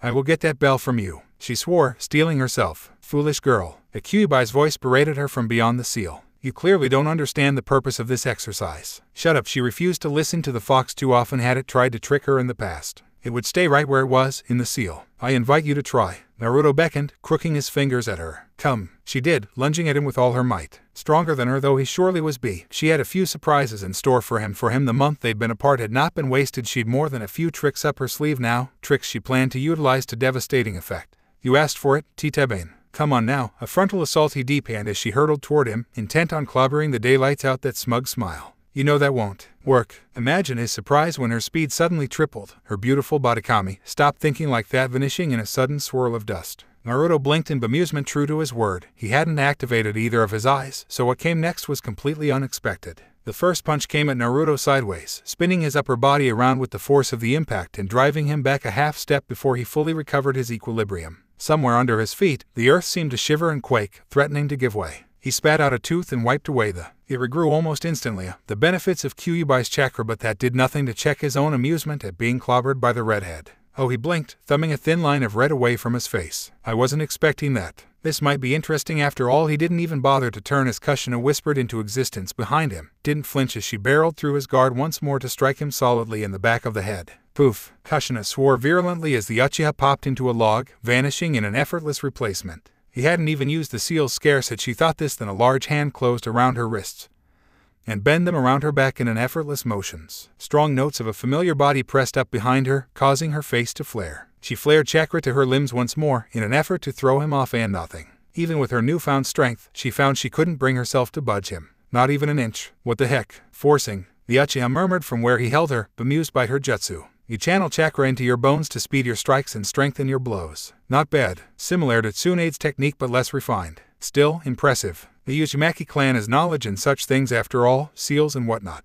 Would I be correct in assuming you have a seal here? His gaze ghosted over her a bicep, and here once more Kushina burned a great glorious red beneath his gaze, more so as his eyes lingered on her thigh just a touch longer than was necessary. Wait, seals, he murmured, awed. Fascinating. One for each limb. You really have improved, Kushina-chan. In more ways than one. Was that lat bit just imagined on her part? She hoped it wasn't. Yes, sensei. Kushina struggled in his grasp but to no avail. He just pulled her closer. This close she could feel his breath on the back of her neck, the latter burning in heat. He was stronger than her and on some level a small part of her almost wished he'd press even closer. She swiftly admonished herself with a shake of the head. You can think like that later after you've got the bell. With no other recourse left to her, Kushina did the only thing she could. She released them all at once, jumping up off the ground in the same instant to ram her head into his chin. The Uchiha grunted in surprise when she made contact, both at the sudden speed and force behind the blow, his mouth snapping shut with an audible "see" more than enough force to why his tongue in mid-speak. Red spurted between his lips. Let it never be said that his mother didn't have a hard head pain exploding in the back of his mind, momentarily distracting him. He'd been hurt again. Kushina had actually managed to inflict all but 2 wounds in a matter of minutes on him. Granted, he hadn't been giving it all he did, but still.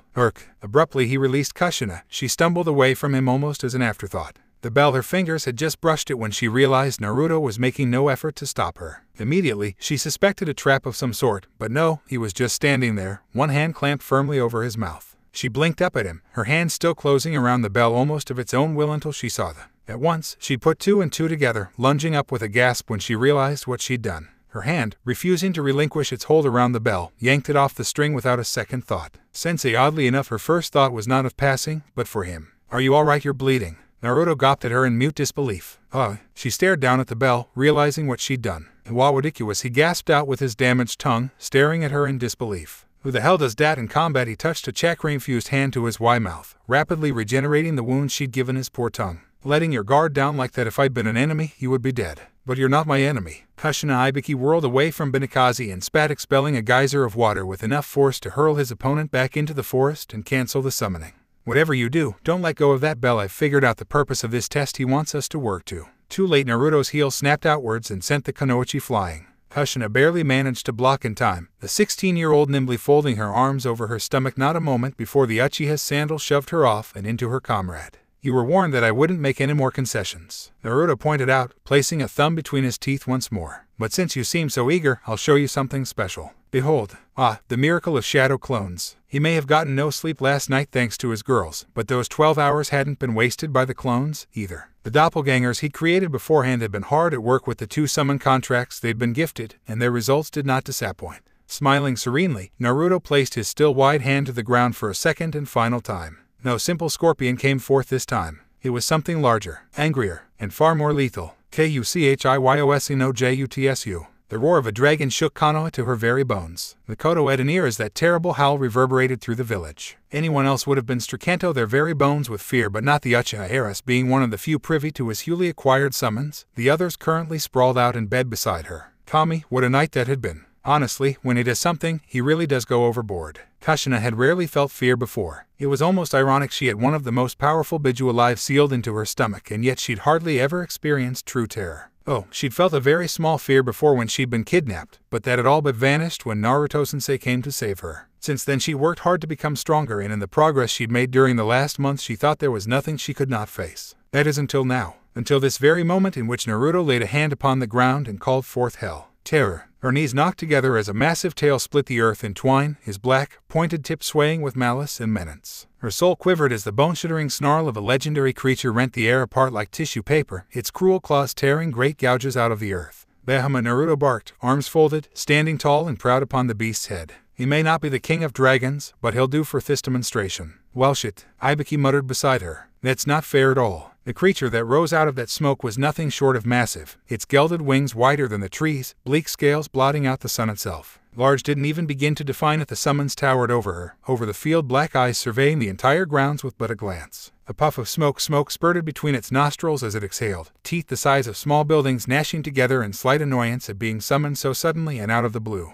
What do you want, boy? Its voice shook the very heavens, a lone eye rolling up to peer at the human standing upon its crest. We agreed you would not summon me unless you had a worthy foe for me to face. See that girl down there? He pointed at Kushina. She's the host of the Kyuubi no Yoko. Worthy enough for you. Interesting. The dragon rumbled, fangs pulling back in a rictus of a grin. It has indeed been an age since I last fought with the old fox, but I sense she has no control over it. Besides, even were we to fight, our battle would all but destroy your village. Perhaps I would be interested when she has better control over it. That's not very nice, Titebane. Nevertheless, you are still weak. Bahamut huffed, indignant. And I have no interest in weak opponents. We will meet again when you are stronger, Uzumaki. I pray for your sake that you are able to entertain me when the time comes. Until then, farewell. He vanished in a resounding plume of smoke, leaving Naruto to alight neatly on the ground. Man, dragons real are hard to control, he said, almost drolly. Now do you see, if he hadn't already eaten, the two of you would have been snacks. You two got lucky. Very lucky. In the future, you'll be fighting enemies who won't hesitate to make mincemeat of you, or worse, his gaze slid to Kushina, kidnap you and use your bodies for their own nefarious purposes. Her subsequent shiver said that he'd drilled the point into her. Now since someone decided to mess up my little exercise, we're going to switch things up a bit. Slowly, almost languidly, he took an arm from his pocket. Kushina collapsed onto her hands and knees, painfully aware that she'd been saved by the dragon's pride.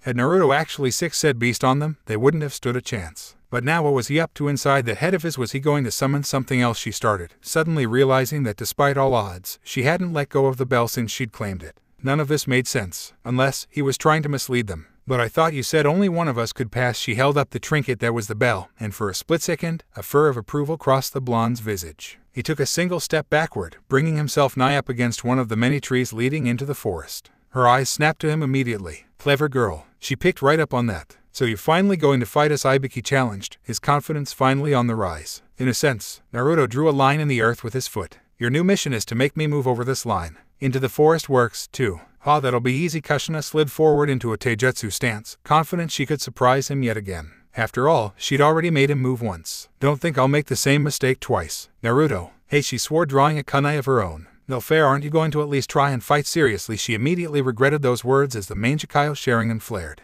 I suppose I could attempt it. Wait a second. Ura. Naruto's only response was to bite his thumb again. What emerged this time? No scorpion or dragon. Something far more simple. It had been a gift from the Shinigami some time ago, and he just hadn't gotten around to using it, not seeing a time or a need. But these kids were beginning to get on his nerves. Two of them had already ascertained the purpose of his little test, and what's more, they'd ruined his fun. So, really, it was only natural that they repaid him, no brandishing it. He reveled in the slight gasp that went up from Ibiki. That fan. Oh, Naruto smiled benignly, lofting the large weapon as though it were no more than a feather's weight. You recognize this, Ibiki-kun? That's right. It belonged to my ancestor, Uchiha Madara. Which means, still smiling, he swept it forwards. You know what it can do. But he could brain the boy with the deadly weapon. The forest erupted into movement.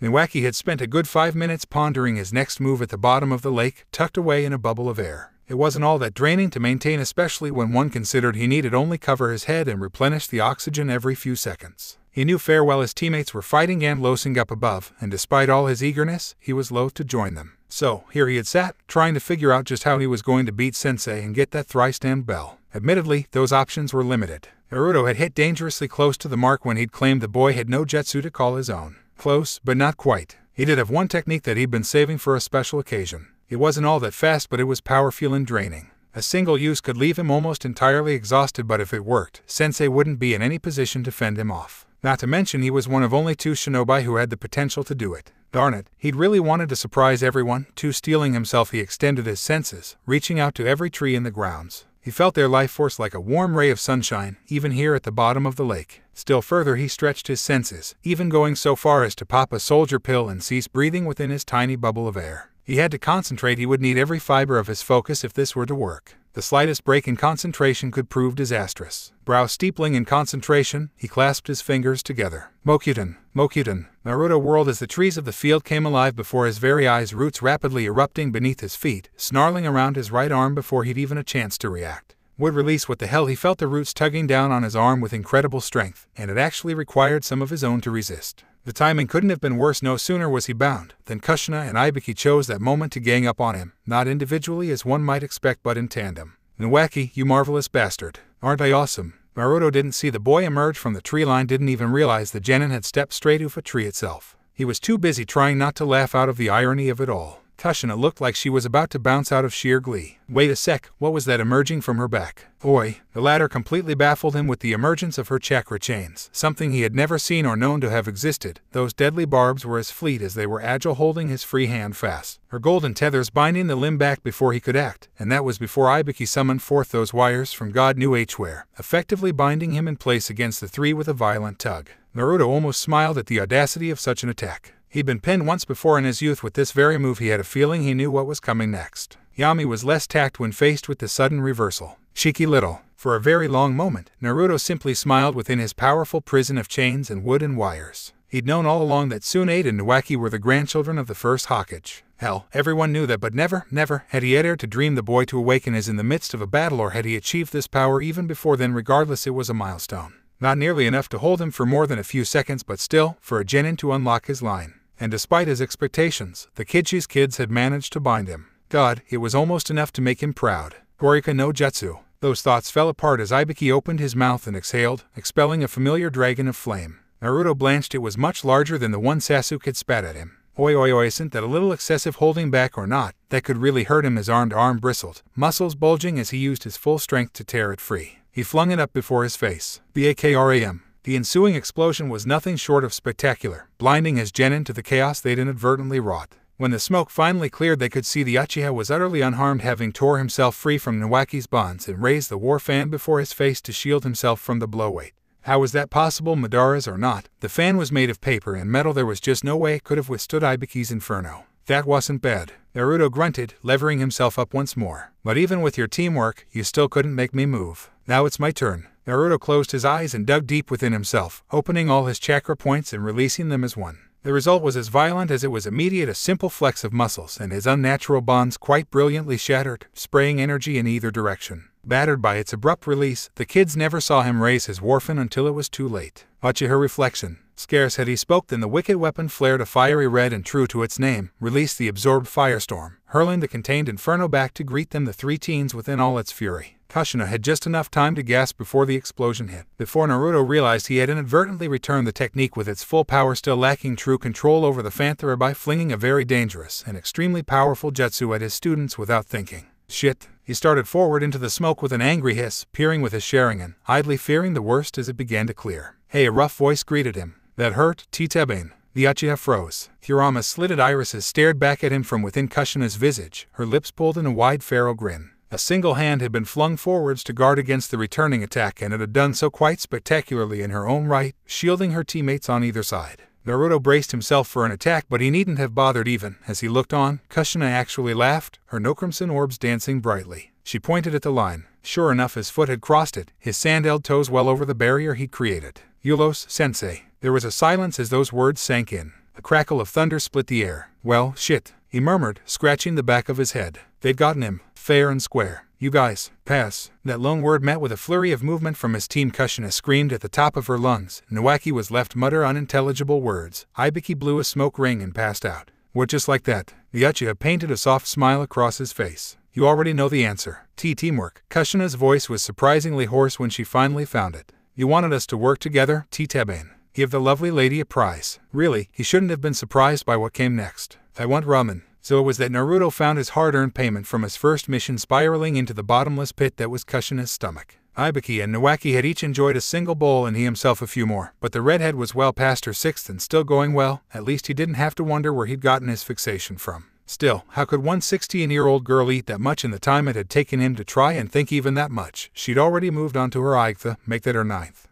Does all that ramen go straight to her or something? It'd certainly explain the S. Yoshi, you're finally starting to see things my way, partner. I'm not even gonna argue that. Quite the eater, isn't she? Someone said from off to the side. You can say that again, Naruto muttered, turning his head toward the voice, an easy smile leaping to his face without thinking. She really is one hell of a. Then he saw who had spoken. Every fiber in his body froze, black eyes threatening to try and bulge clear out of his head if he didn't so something to control them. Kakashi-sensei. No, wait, this wasn't Kakashi. Now that he looked, Naruto was able to calm himself. Yes, the resemblance was there, but upon closer inspection, this fellow was certainly not him. For starters, there was no mask, the jaw was square, both eyes were black, and his white hair was bound back in a ponytail oddly reminiscent of the one Jiraiya wore. Furthermore, he bore a white sleeve on the right, and a tanto strapped to his back, likely the cause of a certain epithet which escaped the former blonde at the moment. Kakashi had none of those things. No, this man was undoubtedly Hadake Sakumo. Part of him wanted to dance at meeting the Kakashi's father, but he stubbornly suppressed it. He couldn't be prone to such flights of fancy anymore, not if he intended to save the future. Rolling his shoulders, he willed himself to relax. Be at ease, calm, cool, confident. Steeling himself, he looked the man dead in the eye. I don't believe we've met, Naruto said, slapping on his best poker face another thing this body was good for and extending a hand.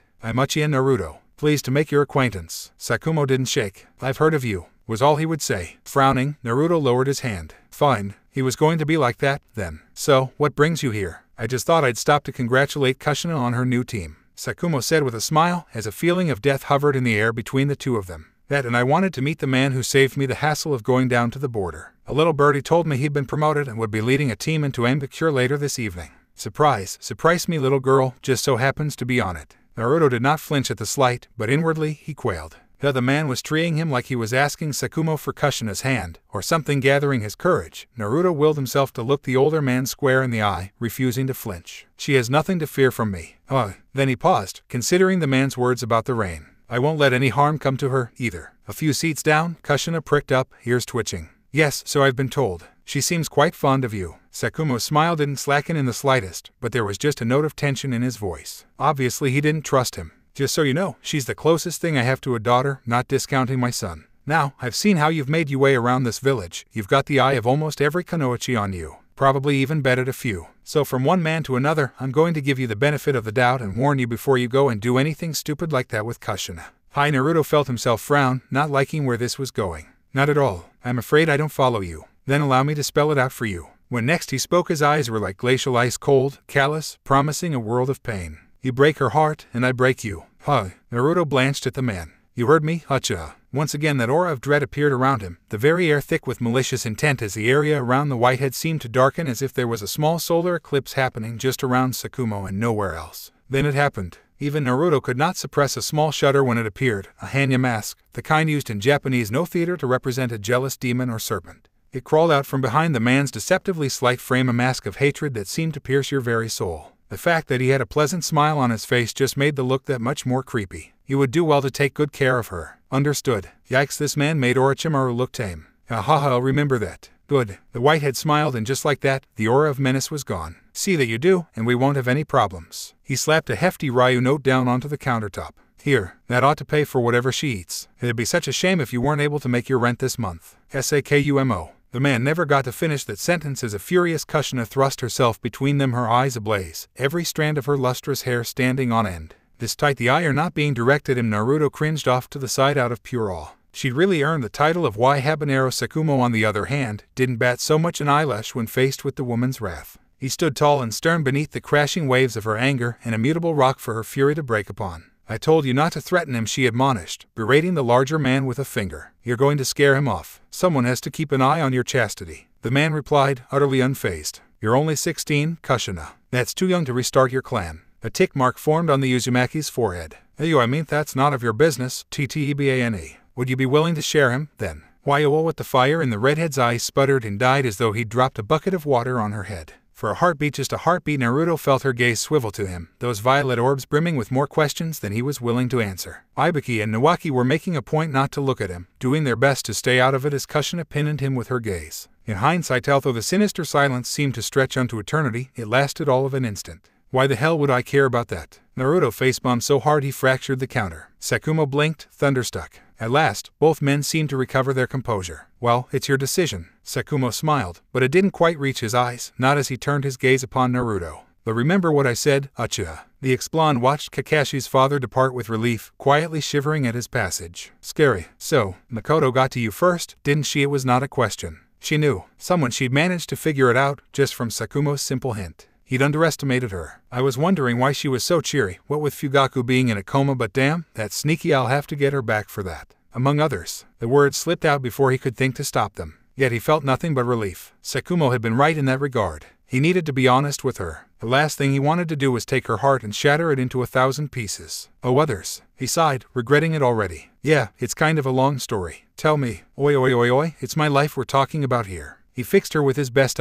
glower. I don't see why I'm inclined to tell you any. Kushina didn't falter, not in the slightest. Still, here. Although she might not be his mother in this day and age, Naruto's resolve was no match for the determined Uzumaki. Within minutes, she knew of Pakura and Kara, and while he went to great pangs to exempt what he believed would be too much for her to bear, he had the sinking suspicion the young Uzumaki knew exactly what had transpired between him and the three Kunoichi. There was no anger from her, no tears, no shouts or swears or even screams on her part. Just silence. She simply sat there and just stared at him, her violet eyes boring holes into his forehead. It was like being faced with a completely different person. Naruto didn't think he could handle something like that. Look, I'm sorry if I upset you or anything, he said at last, shattering the impasse between them. But I'm not exactly the poster boy for good behavior around these parts. You should find someone nice, someone like that Minato kid. I mean, he's her age and all. Sorry, looking, he never did get to finish that sentence. I said, sorry. Abruptly, Kushina dropped out of her seat, red hair twirling from the motion. Her lips were suddenly brushing his cheek, her words softer than satin.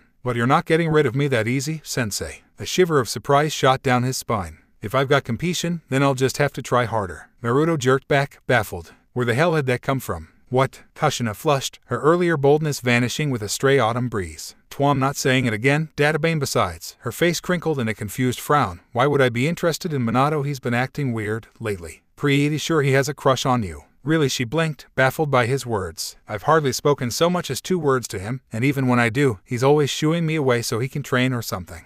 Why would I be interested in someone like that? Naruto opened up his mouth to protest otherwise and snapped it shut.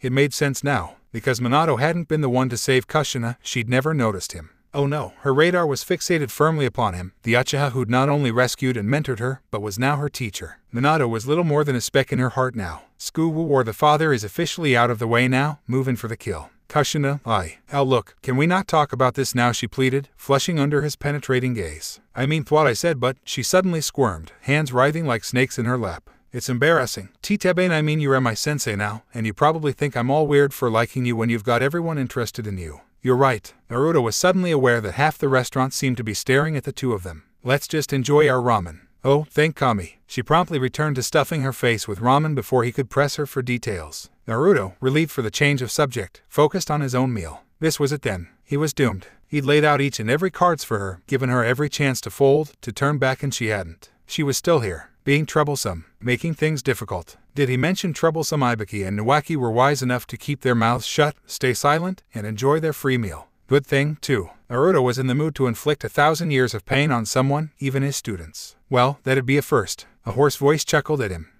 This time, Naruto turned his head slowly, not wanting to be caught by surprise. But it was a young Chuchai he laid eyes on. No surprise there. Hayam hadn't been born yet. Still reeling from Sakumo's impulse threats, he didn't have much stomach for nostalgia. The man's next words made it even less so. You're the first man Sakumo hasn't scared away, he said. I've never seen her stick up for anyone like that before. She must really like you. He does this kind of thing often. But of course, the man chuckled. Hushinachin is our favorite customer. Sakumo's always treating her to ramen. I'm honestly surprised the Hokage didn't make him her new teacher after Karuo died. Naruto shot a withering glare at the man's retreating back, suddenly understanding just why Sakumo had tried to scare the crap out of him. Still, who was this Karuo fellow? Had he been Kushina's old sensei? Sarutobi had suggested that Kushina was once already part of a team, but he'd mentioned no names. So many questions. He stole a glance at his student, suddenly feeling intensely protective. I won't let anything happen to her. Yami pounced before he could take the words back. Well said, and if anything should happen between you two, all's fair in love and war, right? Why do I put up with you again? Because if you got rid of me, you'd have no one left to argue with. Point taken. Naruto shook his head in mild exasperations, ignoring the chuckle of the older man as he raised his gaze to the roof of his favorite establishment.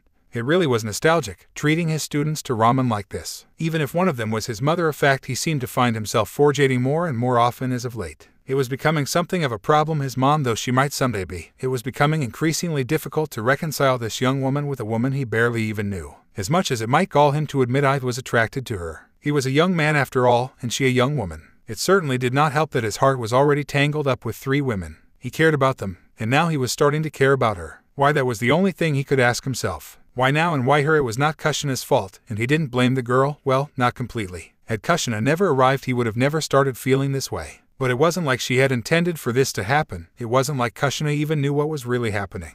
That still didn't change his question. Why? It was almost as if a loud crash, punctuated by a very female shriek, ended that thought before it could bloom. Why are you always SSS staring at my CHCH? Here we go again, Kushina muttered around a mouthful of ramen. The blonde's head whipped around hard enough to give his neck whiplash. His ears pricked up, his head turning towards the voice. It hadn't been Kushina. She was far too absorbed in her ramen to notice his wandering eye. No, that voice hadn't been hers. Still, it was oddly familiar. It almost sounded like, but that was impossible. Intrigued, he trained his attention the two voices. Almost unbidden, Naruto found his attention drawn off Kushina and into the spectacle. Someone female was shouting, stuttering yes, but still clearly incensed by her comrade's actions. Hashirama, I did not mean to.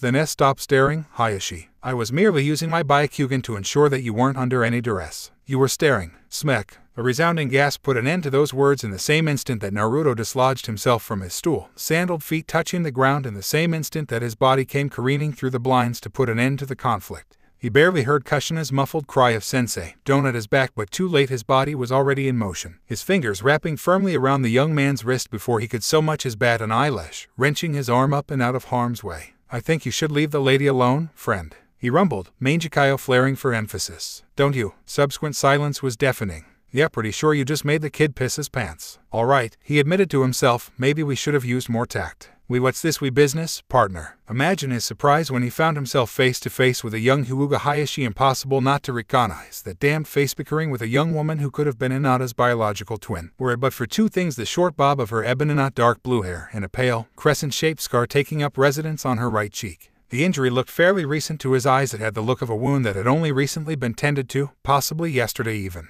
She stared at him in surprise, her mouth opened in a small round O of confusion, not expecting a stranger to come to her aid. Pardon me, she tripped over the word, but who are you? Gomen. Sorry about this. Naruto gently relaxed the iron vice that his grip, allowing Hayashi to wrench his arm free not a moment afterward. The name's Naruto. I'm still rather new to the village and well, I couldn't help but overhear your little squabble. Sharing an eye swiveled upon Hayashi with an almost frigid disparity, causing the younger man to flinch. This guy bothering you? He was just leaving, actually. Hinata's mother was damned certain this was her. Smiled sweetly, stammering ever so slightly. Isn't that right, Hayashi? Hashime, I must insist. Hayashi leveled an angry glare at Naruto. This Uchiha, he cannot be trusted. Noted. Those lavender eyes were like chips of diamond, harsh and unflinching. You are dismissed, Hayashi. As you wish. Shamefaced by her curt dismissal, the young man whirled and stalked away down the street. Naruto fought the urge to stick out his tongue at the shinobi's retreating back. What an asshole. He might have mellowed out in more recent years, but a young Hayashi was still every bit of the prick he remembered from his youth. Still, Hoshi has surprised him with her sternness. Where had that stuttering girl gone the moment he had stepped in? She seemed more confident, more everything. Hot damn, Yami whistled wolfishly. Like mother like daughter, she's got a spine of steel when she wants to. Naruto resolutely ignored the wily words his darker Hulk was whispering. You gonna be all right? Asked of her. Why yes. The young woman bowed, her head inclining in a jerky bob. Thank you for your assistance in this matter, Uchiha-sama. We're both Konoha shinobi here. He raised a hand to scratch at the back of his head, slightly flustered by the formality. Just call me Naruto. You're that one, aren't you? Pardon, the Black Death. That seems to be my moniker of late, yes. Gomen, it's just you are taller than I thought you would be. Handsome, too. Hoshi squeaked, her face flaring a fire engine red. 5 need to Jujio. Good luck. Hashis and Kushina enthused shortly at her retreating comrade, then returned to her feast. Naruto let her go and reluctantly returned to the stand himself, claiming a stole beside his student. So was that? Oh, her the redhead blinked. That's Hoshi. She's about a year older than me, daughter of some main branch Hyuga. Some says she's next in line. You know, to take over. Right up there with Hayashidime. Not very confident though, so she probably won't be the successor. It's sad, Databane. An almost resigned note entered her voice, those violet eyes hardening, just a fraction before she continued devouring her food. We used to play together when we were little. She's a good person. We used to play together when we were lit. Still is. I'd hate to see her get branded with that god-awful seal. Naruto quietly gawped. But she looks just like. Shaking himself, he returned his attention to Kushina. Why would they do that? You said so yourself. She's from the main branch. The redhead fixed him with a pointed look. You really don't know much about this village, do ya? Naruto shook his head. Oh, she told me, once. Her family doesn't like the way she does things. Too forward-thinking. If she became the clan head, they probably wouldn't put that thing on her. But if she doesn't, she sucked down a mouthful of noodles, gulped, and frowned, losing herself in the broth. That's how the village is nowadays. If you're different, they either bully you or find some way to silence you. Those words ended in a tiny cry of flustered surprise as he reached down and tousled her hair, inadvertently pushing her hishiyate down over her eyes. Give me a list of names, and I'll pay them a visit for you. I won't let anyone badmouth a student of mine. She smiled then, and it was the most beautiful thing he'd ever seen. You're nice, sensei. Maybe, but you've definitely got me beat when it comes to ramen. Hey yeah, Kushina surprised him with a very sinister chuckle. That's right, Titebe, no one can beat me. Beating. Naruto suddenly thought back to the mark on Hoshi's cheek and the way she'd held her arm to her. Those wounds, had they been inflicted by Juyukin? If so, then that would mean. Oh Christ, I better not regret this. I just remembered something, he lied. I need to purchase more kunai before we leave. Suit yourself, Kushina laughed, snatching his bowl up. More for me, God. She ate like she hadn't been fed in days or something. Another item. Naruto resolved to rectify. Ramen was all well and good, but she needed to balance out her diet. Actually, he continued, sitting back down, I think I'll wait. She blinked at him, confused. Subtly swapping himself with a shadow clone, and with his team none the wiser, Naruto followed after the Hyuga. He wasn't quite sure what had caused him to do it. It might have been her frightening resemblance to Hinata, or because he just felt sorry for the poor girl. Nobody deserved to get ogled like that. Nobody deserved that god-awful seal. She wasn't all that hard to find. She stuck out in her kimono like a sore thumb. Even so, he almost slammed right into her back when she spun around. Now Naruto-san, she stammered out, her cheeks dusted the lightest shade of pink. Is there something else you wanted? Actually, Naruto kindly returned the bow. There was something. How did you get those wounds? Hoshi went pale and subconsciously tucked her injured arm closer to herself. You have no idea what you're talking about. I think you do. No, I don't. Naruto frowned, eyes crinkling at the edges in quiet contemplation. Once, he would have accepted her words. But after the world of brutality he'd lived through in the Fourth Shinobi War, he wasn't about to let something like that slide. Without thinking, he reached out and took her arm. She whimpered in pain, cringing aside as he rolled up her sleeve. That was when he saw the bruises. Whomever had done this hadn't struck to inflict pain on their opponent. They'd been trying to torment her, blocking the chakra points just so to inflict the maximum amount of hurt as the Juyukin wore off. His sharing and detected subtle traces of Hayashi's chakras tied down in her coils where she'd been struck. One look at her body language told him the Hyuga was in active discomfort just by walking.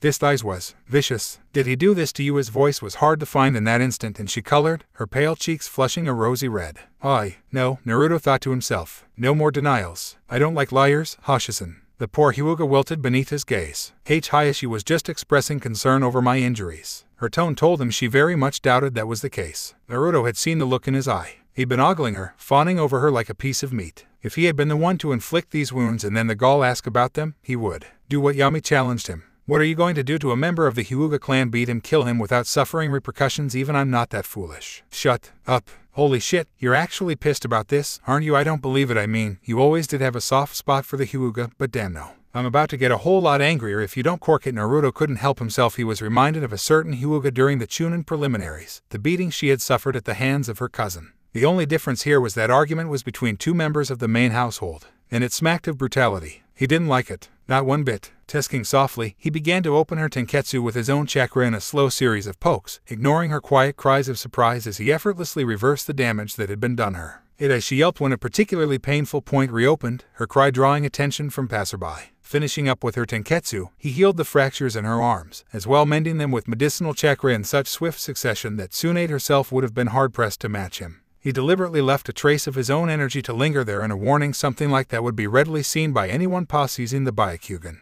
None would understand it save for Hayashi. The nine or Nav would know what Naruto had done the moment laid eyes on Hoshi. Hopefully he won't understand the silent threat. Hurt her one more time and you'll never be able to use Juyukin again.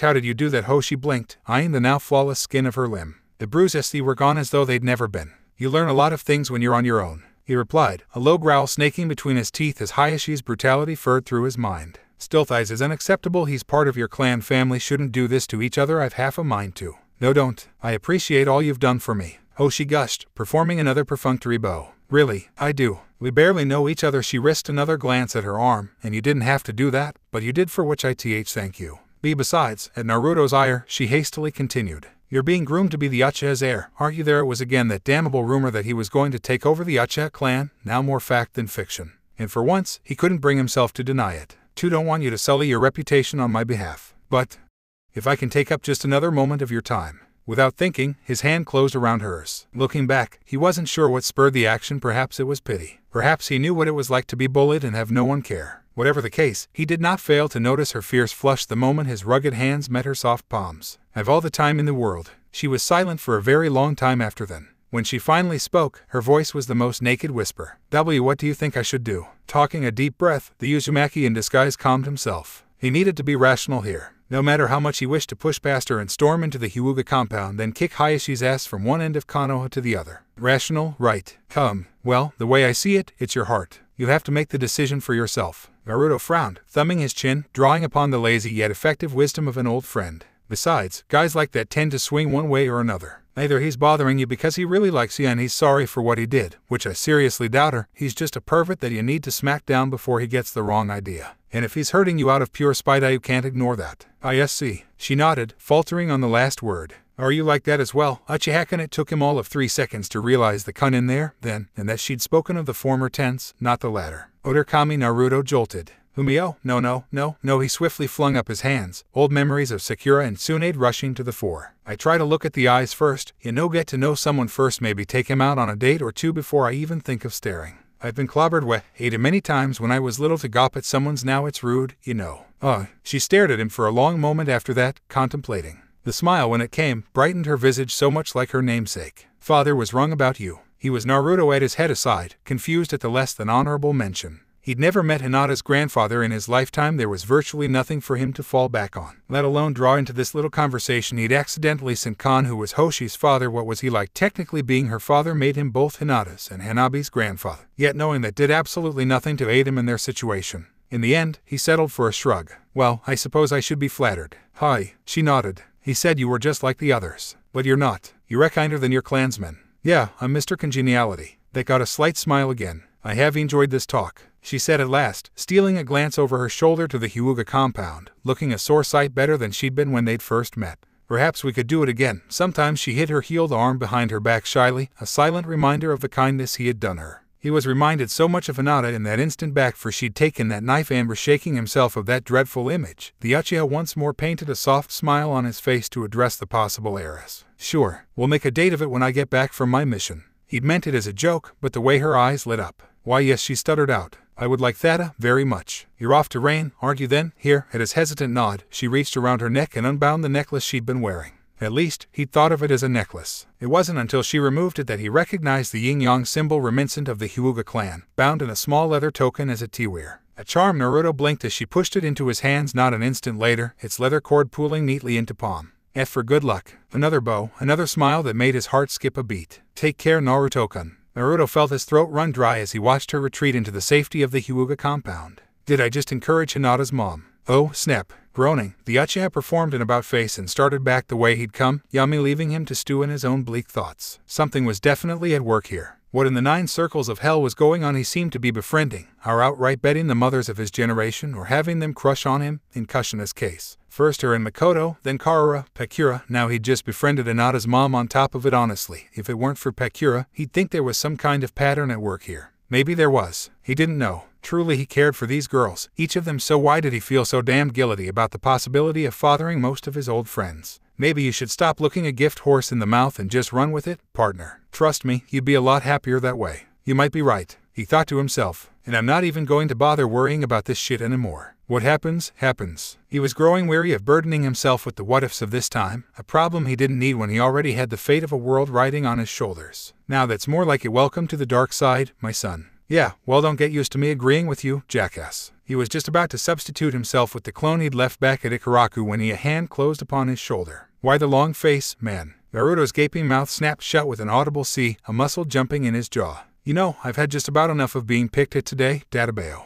Whoa there, no need to get snappy. Oi, the reborn Uchiha spun around, intent on biting the intruder's head off right and proper when he found himself face to face with none other than a young Shikaku Nara. Him, and a striking raven-haired woman at his elbow. Now, Naruto recognized the man's face almost immediately, though slightly less grizzled and lacking the trademark scar he remembered. The ponytail and lazy demeanor were like a kunai to the face, impossible to miss and easy to recognize, especially in Jonin uniform. God, he kept running into familiar faces today. The woman, on the other hand, man's girlfriend, perhaps no, she was a mystery. Naruto felt as though he should know her somehow, but all he got from her was lingering sense of nostalgia. Bah, whomever she was, troublesome. And the woman's smile showed teeth, a voice varying from saccharine to poisonous, emerged from those full lips. Those girls from the Sand Village were right. You really are kind. Hard-working, too. Nothing like Shikaku, over here. Her smile seemed a touch more deadly as she turned her gaze upon him. You haven't taken a mission in like what, a week now? Hey, it's not my fault. The Nara gave a jaw-popping yawn. The Hawkage got me earmarked for some black opus in Kiri once the fuss and aim dies down. Something about pulling some clans to the village. Naruto's right ear twitched at that remark, Onyx eyes shining with a rare intrigue. Now this was news. He'd already assumed that he would have to take matters with Kiri into his own hands, but the old monkey was actually giving it enough thought to assemble a team and Shikaku was going to be on it.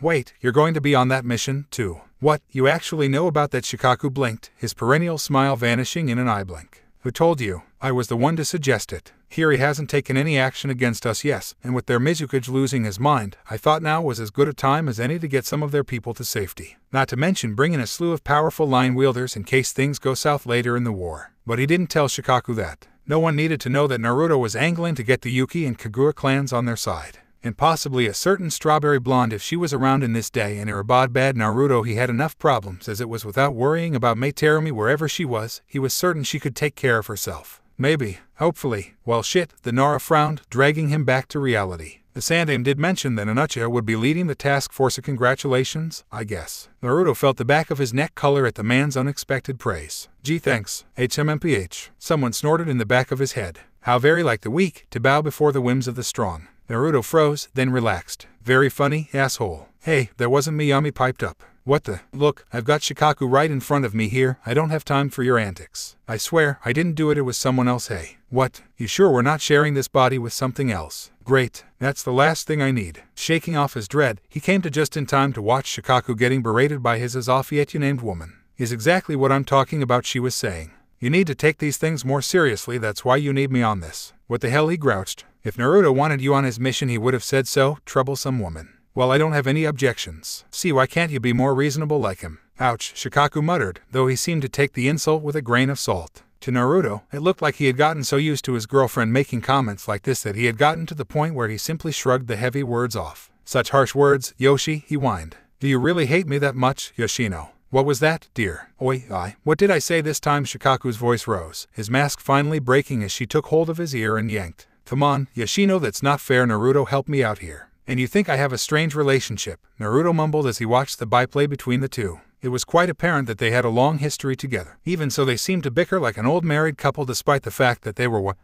too young to even be engaged. The Uchiha sweat dropped even he had seen that verbal gaffe there. Sorry, you kinda walked into that one, man. Traitor. Well, good luck to you. Yoshino smiled, tugging her teammate along against his will. Keep those kids alive. Alright, I'm almost looking forward to that mission of yours now. Something in that stare of hers made a tiny part of him cower. She wouldn't take no for an answer. And he'd thought Sakuma was scary. Yes, ma'am. Naruto wouldn't realize it until he returned, but Yoshino Narrath woman who would one day give birth to Shikamaru had just flirted with him. Dear Kami, Yosha Nawaki crowed, thrusting a fist into the air as they strode out of the gates and into the wide open world. This is it, my big debut. Look out, world, here I come. Bakakushina snapped, tapping the brunette on the head. Save the exuberance for later. Naruto deadpanned, the expression oddly offset by Ibuki's quiet sigh. Some things never changed. They delayed long enough, departing at sunset rather than an afternoon, as their mandate dictated. But he felt the rewards were worth it. For once, he now knew that his team weren't ranked gen and rather mid to low chunin by their skillsets, possessed some semblance of teamwork, and could actually manage to work together when the need arose. It wasn't ideal, but the group that set out from those gates was a sore sight better than the untested genin he'd first been saddled with. Besides, for what he had planned, leaving in the evening is ideal. Now, the land of rain is a dangerous place. He began, garnering their attention with a glance. I won't lie to you, many of the shinobi there are cold-blooded killers. They won't hesitate to end you if you give them the slightest opportunity. Thankfully, that's why I'm around.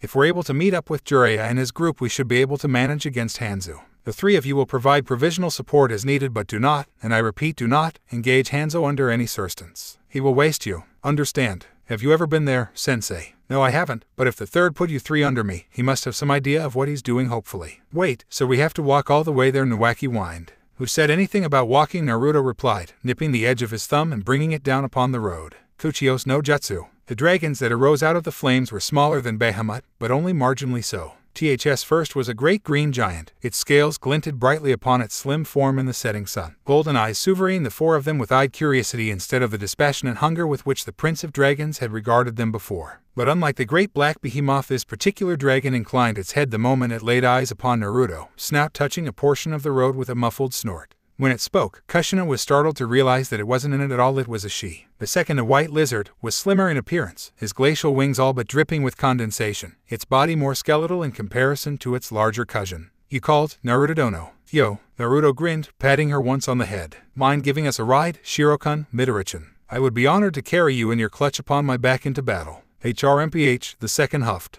I suppose I can do as such. Clutch Nawaki tilted his head, confused as the Uchiha ushered Kushina onto its back. What's that? Ah, it's the way dragons refer to their family. Hibiki piped up before the latter could answer. What, everything knows that? Behind him, Kushina flushed. Family ape. Those words ended in a startled squeak as Midori's wings beat the air and roared upwards, soaring into the air with a gracefulness that belied her bulk. She cried out and held tight to Naruto, wrapping her arms as well as the rest of her firmly against him, eliciting a flush from Uchiha and Uzumaki both. He could feel a certain something pressing into his back that he did not want to think about right now. Time for a distraction. One he had only to look down to achieve. Look, Kushina complied. What she saw there took her breath away. It was marvelous. The ground was simply gone. All that lay below them was miles of cloudy sky, the stars stretching for miles overhead. Serenity itself. There were no words that could possibly describe this moment for her because her heart was utterly taken in this moment. It wasn't just a childhood crush, she realized. She was falling in love with him, assuming she hadn't already. Everything he'd done, everything he said only drew her in despite her best efforts to resist his charms. She couldn't help it. He'd been so kind to her, from the moment they'd first met a month before, to knowing he didn't push her away like so many others. There was a gentleness in those charcoal eyes that made her feel safe. Warm. A slight flush rose to her cheeks. Naruto. The Uchiha sputtered as she edged up against him and, lacking the courage to risk anything more with Nawaki and Ibiki so close, delivered a swift peck to the back of his neck.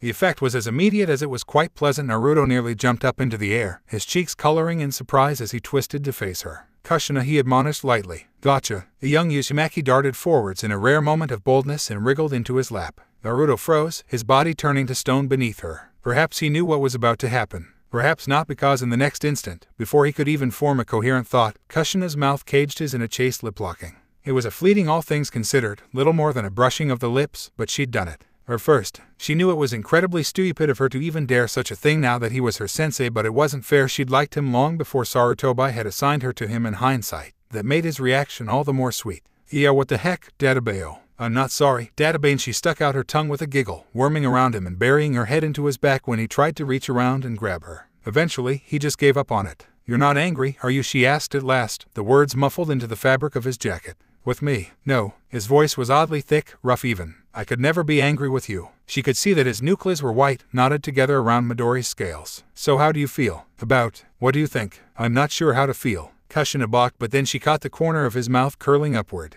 He was smiling, teasing her. Irate, she pecked him on the neck again. Naruto hissed. Stop that. Not until you look at Memph. His lips closed on hers hungrily when he turned around, nearly knocking her clear out of the saddle, one hand cradling her hips, the other locking her face firmly in place. The eyes were hot and frantic and angry, and it took her breath away. It was over all too soon, his body jerking away from hers with a suddenness that left her mind spinning. Satisfied. Satisfied? How could she be satisfied after a scorching like that? Saw, just to reiterate, you don't hate me, right? She couldn't bear the thought of it. That much is clear. A soft sigh greeted her affections, but he made no move to pull away from her. A small part of her wished she could just stay like this forever, the two of them up here, Nawaki and Ibiki, little more than a distant memory on their own mount. That she paid better attention, she might have noticed him touching a hand to his lips, almost in disbelief. Wonderment. If I had you again, what do you do? Still she daren't raise her head. Things. He relented at last, his dark gaze finally meeting her violet orbs again. Many, many things, some of which would involve screwing your brains out. What, despite that being the answer she wanted to hear, her face still colored at the way he'd sighed it.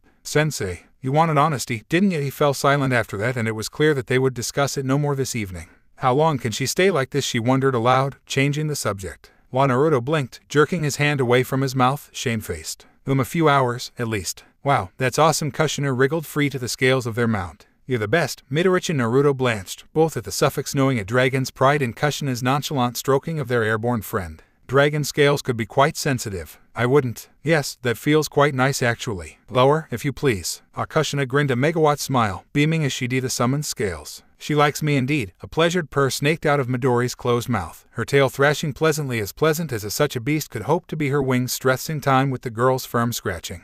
You'd have a most willful student, Naruto Dono. Midori rumbled in soft bemusement. I can see why she intrigued Behemoth-sama. Kushina gasped. You mean I impressed that big brute? Indeed, little one. That settled it. She had to sign the dragon contract. Naruto could only pray that aim wasn't as bad as he feared. It was worse. The land of rain was a war zone. Not only had they not been able to make contact with Tsunade and the others, but they didn't even know where the trio was, where they had gone, or if they were even alive. Rumors abound that they had fought with Hanzo of the Salamander and perished. Others said that they had conquered him and claimed aim for the leaf. Still others claimed that the Salamander had defeated them, bestowing upon the trio the title of Sannin for their courageous efforts. Naruto was inclined to believe the third, but none of that mattered now. Midori had been forced to land a ways back thanks to the conflict. Taking her into battle with so many jutsu flying simply wasn't an option. So here they were, in a land that seemed hellbent upon killing them. Bodies lay sprawled for miles on end, a handful of them aimed shinobi, but others bearing the battered Hishiate of the leaf. Ibiki remained unfazed by compassion. Nawaki looked sick to his stomach. "My sister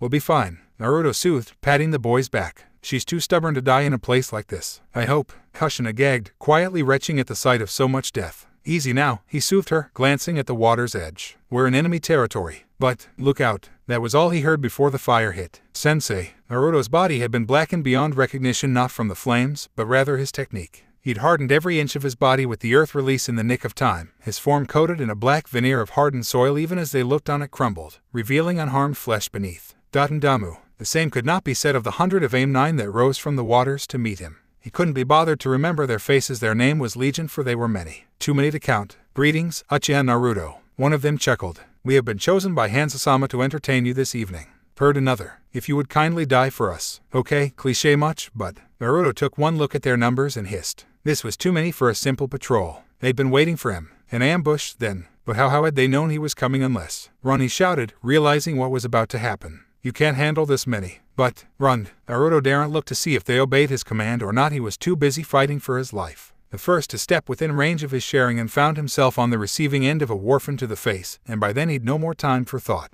All the word was a blur of kunai and shuriken and fist and feet. He was at the center of the storm, the eye of the hurricane. Sharingan tracked in impossible directions. He swung aside as kunai bearing an explosive note whistled past, peeling it off and slapping it onto the nearest shinobi. A swift shove thrusting the living bomb into his fellows with a deafening bang, sending his assailants flying. In that instant, a wide palm slammed against the ground. "Fuchios no Jutsu." Bahamut roared out of the subsequent smoke with a defeating snarl, his tail sweeping aside scores of enemy shinobi. One more, the Prince of Dragons towered over the battlefield, striking fear into all he faced. An irate snarl burst forth from his throat, followed by a gesture of flame as he realized where he had been summoned. "Again, I've got a small army for you this time," Naruto snapped back, ducking as a wall of wind threatened to tear his head from its shoulders. "Shut up and be satisfied already. I pray that they are worthy." That was all the time he needed for the Mangekyo to activate. What followed was nothing short of a single-sided slaughter, Susanu's sinister swords and Bahamut's wrath making swift work of those who dared to come near them. Yet still they came, throwing their lives away. Jutsu were thrown left and right, blows exchanged, yet none came within arm's length of him. What was the point of this? Were they content to die without reaching him? He could just stand here, arms folded, and literally let the Susanoo end his enemies, all without breaking so much as a sweat. So why were they attacking him so blindly? What the hell's going on here? What's going on? Kushina didn't understand what was happening.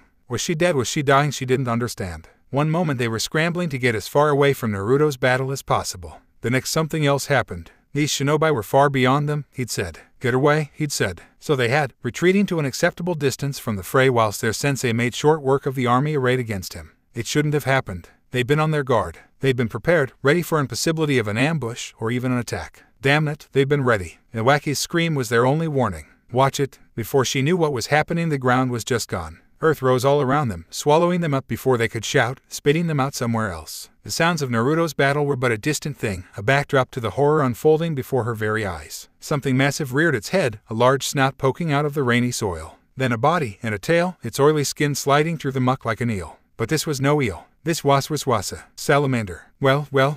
A muffled voice murmured from atop the beast's head. "Kano is sending teenagers to kill me now. How disappointing." Her heart leapt into her throat when she saw that face. That mask. Oh no. No. This wasn't supposed to happen. Naruto had told them under no circumstance were they to ever face this man, that they needed to run if he ever cornered them. Ibiki went down first, clutching at his wide throat before he could even utter so much as a word. An elbow slid effortlessly into Nawaki's gut even as he called upon the Mokyutan, his line writhing uselessly at his feet as his control was severed, his body unconscious before he even hit the floor. That left her. Kushina. Hanzo turned toward her with a terrifying slowness, his Kusurigama still dripping. She couldn't fight him. A child had a better chance of fighting him, anyone but her. "Let me out," the fox rumbled. "I can destroy this fool and you know it." Kushina gulped, crawling backwards like a drunken crab in search of water. But there was no escape and she didn't know any earth techniques that would allow her to sink into the terrain. Let me out. Sorry, he rumbled. But I won't be sparing you. Someone wants you dead. Nothing personal. This is how the world works. In that instant, crippled with fear as she was, she had two options. Give in to the fear and lose her life, or give in to the beast inside her and live. Naruto had made her promise to never, ever rely upon the Kyuubi's power. But it was either that or die. Let me out. Kushina gave in.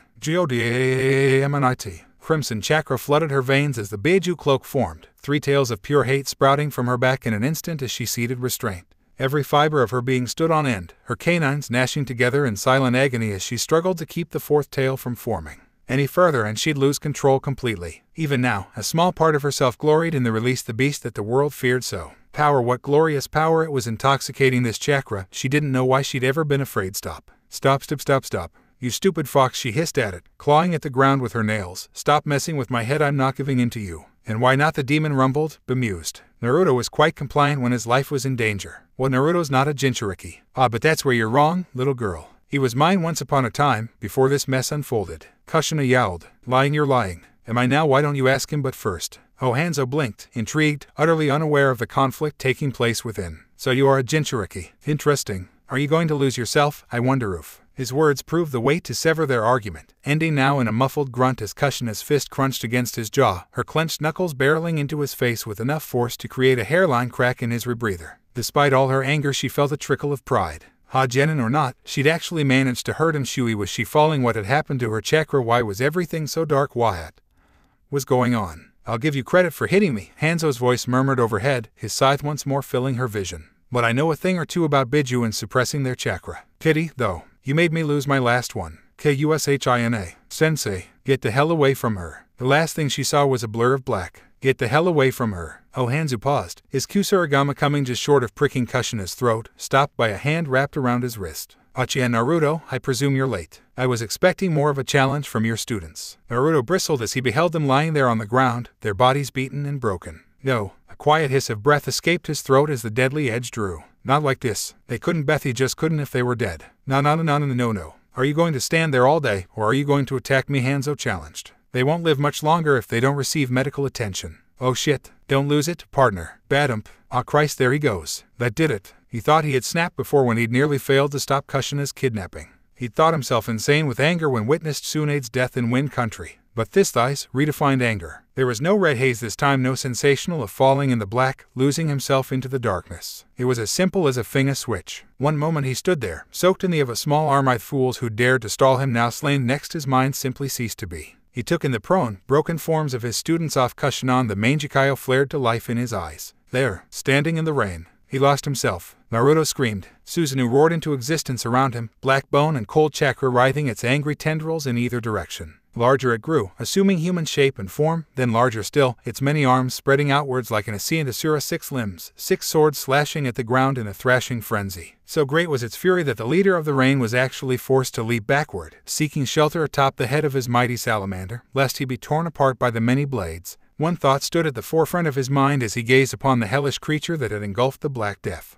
What kind of sharing is that? Golden eyes glared out at Hanzo, a rictus of angry teeth parting in ghastly grimace as its master exhaled. 5 words were spoken, a series of sinister syllables that not only chilled Hanzo of the salamander to the bone, but left him quivering in very real fear for perhaps the first time in his career. I will murder you. Oh, big words for an upstart. The salamander crooked his fingers into a claw, beckoning anxiously. But I wonder, can you make it? Gokamekkkyu. Naruto's shout emptied itself into the ground in a furious roar of fire, a sinister swat of flame to accompany his bold statement. The very same technique that had nearly made a corpse out of Fugaku only earned the briefest of blinks from Hanzo. That flame his hands fed into the appropriate seals to meet him head-on, inwardly balking at the sheer mass of fire roaring forwards across the ground. Suten Sujaneki. Ibus opened its mouth to aid its master and spat, expelling a jet of water to battle back the enveloping blaze. Too late he realized his mistake. The inferno had been little more than a distraction for his clones to get the brats to safety. An errant wind jutsu blew away the mist before Hanzo could hope to make use of it, and hell was revealed.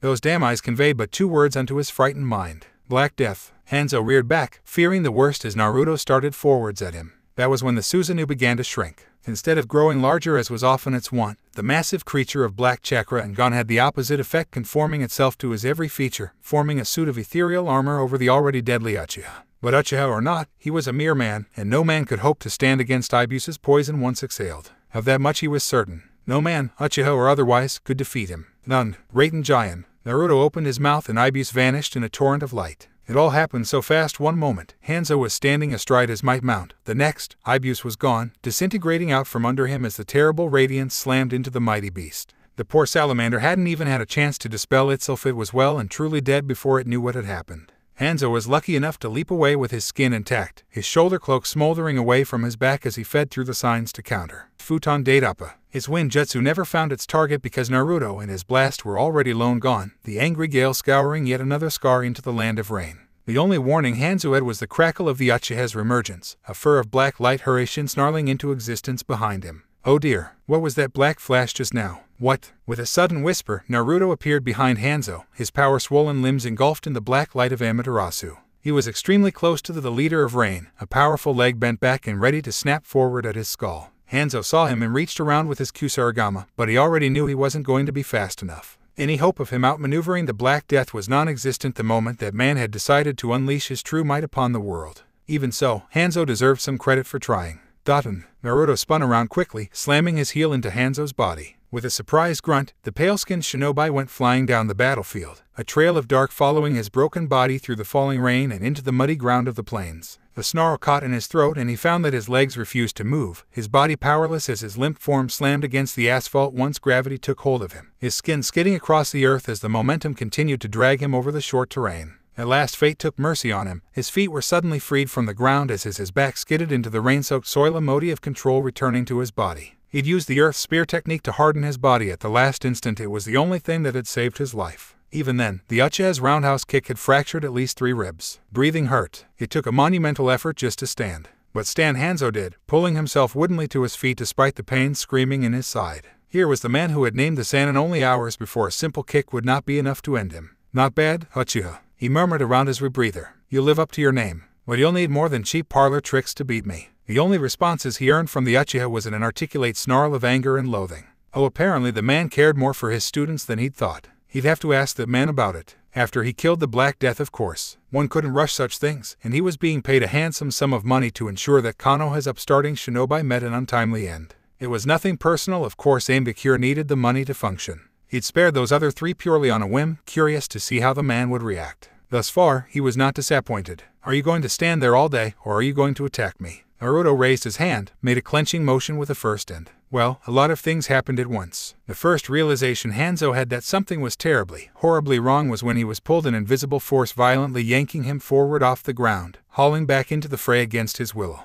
The next was that his right arm was suddenly gone, torn free from its socket by an impossibly long black blade, the latter extending and contracting in response to the Uchiha's chakra. The third was that he was flying past him, his remaining arm snapping like a matchstick as said Uchiha clobbered him into the ground. This close, Hanzo could clearly see the man's face, the angry purply eyes that leered down at him. The fifth and final thing, one that truly sealed Hanzo's fate, was the boy's eyes had changed yet again. His malevolent Mangekyo sharing and now more akin to an eerie rippling violet, one that every S-ranked shinobi worth their salt knew of and feared. A sight that put the fear of the six-path sage into Hanzo right fierce and made him quiver like a green genin. Rinnegan. Rumors of the legendary Dijutsu had abounded since the dawn of the shinobi age, legends of the Rikudo Senin's eyes existing somewhere in the world. And now they were here. Engaging him was the last thing Hanzo wanted. No, what he needed was to get the hell away from this madman that was attacking him. He was outmatched in every conceivable way. In the time it took him to think of a strategy, the Blackhead only brutalized him even further still, extending a hand until his palm laid flat upon the prone man's back. 2 words were uttered, a single series of syllables that spelled doom for the leader of Ambikure. Shinra, Tensei, ground, earth, and Hanzo became intimate in impossible ways, earth bursting before his form. Down he plunged, his body shooting through the soil like a human splinter, only to emerge once more as the almighty push cleared a path through the horrible dent in the earth. A path by which the poor man continued to suffer. Yelling incoherently, the enraged Uchiha dragged Hanzo's face down onto his rising knee, before grabbing him two-handed by the arm and tossing him away overhead.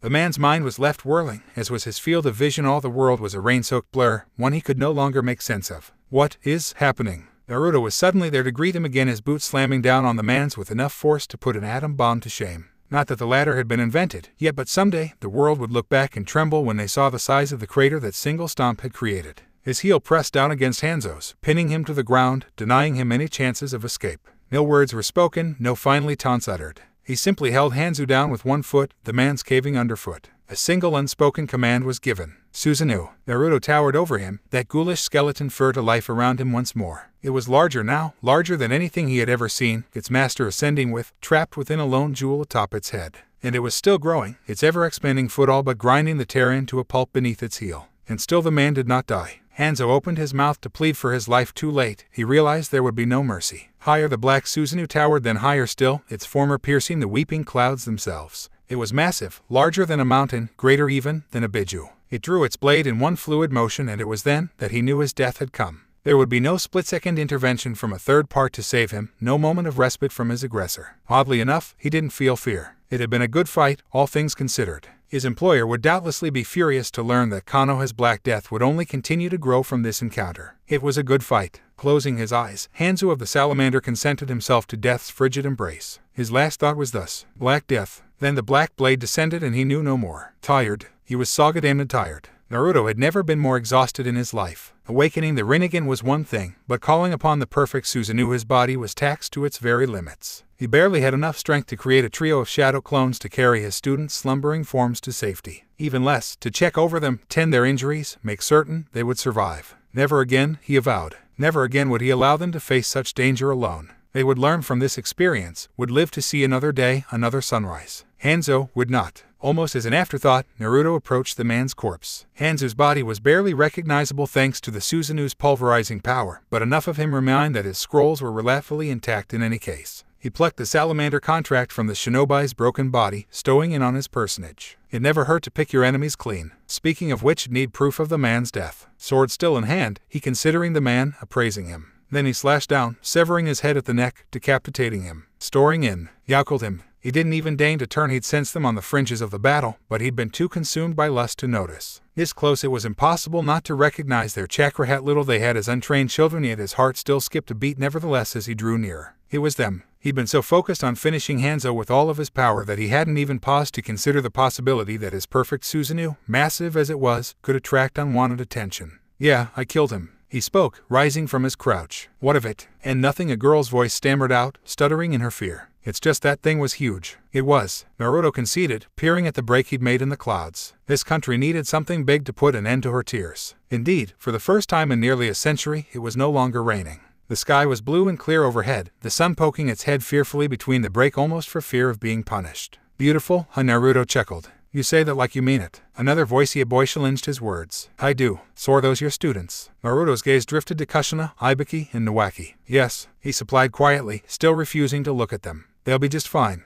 They're strong. For a long moment nothing was said. Finally, the girl spoke again. Who are you, mister? The name's Uchiha Naruto. He felt nearly 1,000 years old as he turned and laid eyes upon Nagato, Yahiko, and Konan when he saw their young faces. They were just as he'd imagined they would be. Those are some mighty fine eyes you got there, kid. Just like mine. To his credit, the redhead actually held up under his stare for a moment before his courage faltered and he ducked behind his companion ladder, eyeing him up and with an expression eerily akin to awe or perhaps fear. But these three had nothing to fear. Not from him. Nagato, Yahiko, Konan. They were here. Naruto couldn't help it. He laughed. It was a soft, throaty sound. This changed everything. The strength left his legs then. He played it off by crouching down before them. You kids have names, he asked, benignly, despite already knowing. They supplied them. No parents. Even hearing their tale for a second time, he still felt sorry for them. If it makes you feel any better, I never knew my folks, either. But you know ninjutsu, Yahiko pointed out. Yeah, because I worked my ass off to learn it, Databeo. Can you teach us? Oi now, that's a bit of a tall order there. Why do you want to learn ninjutsu?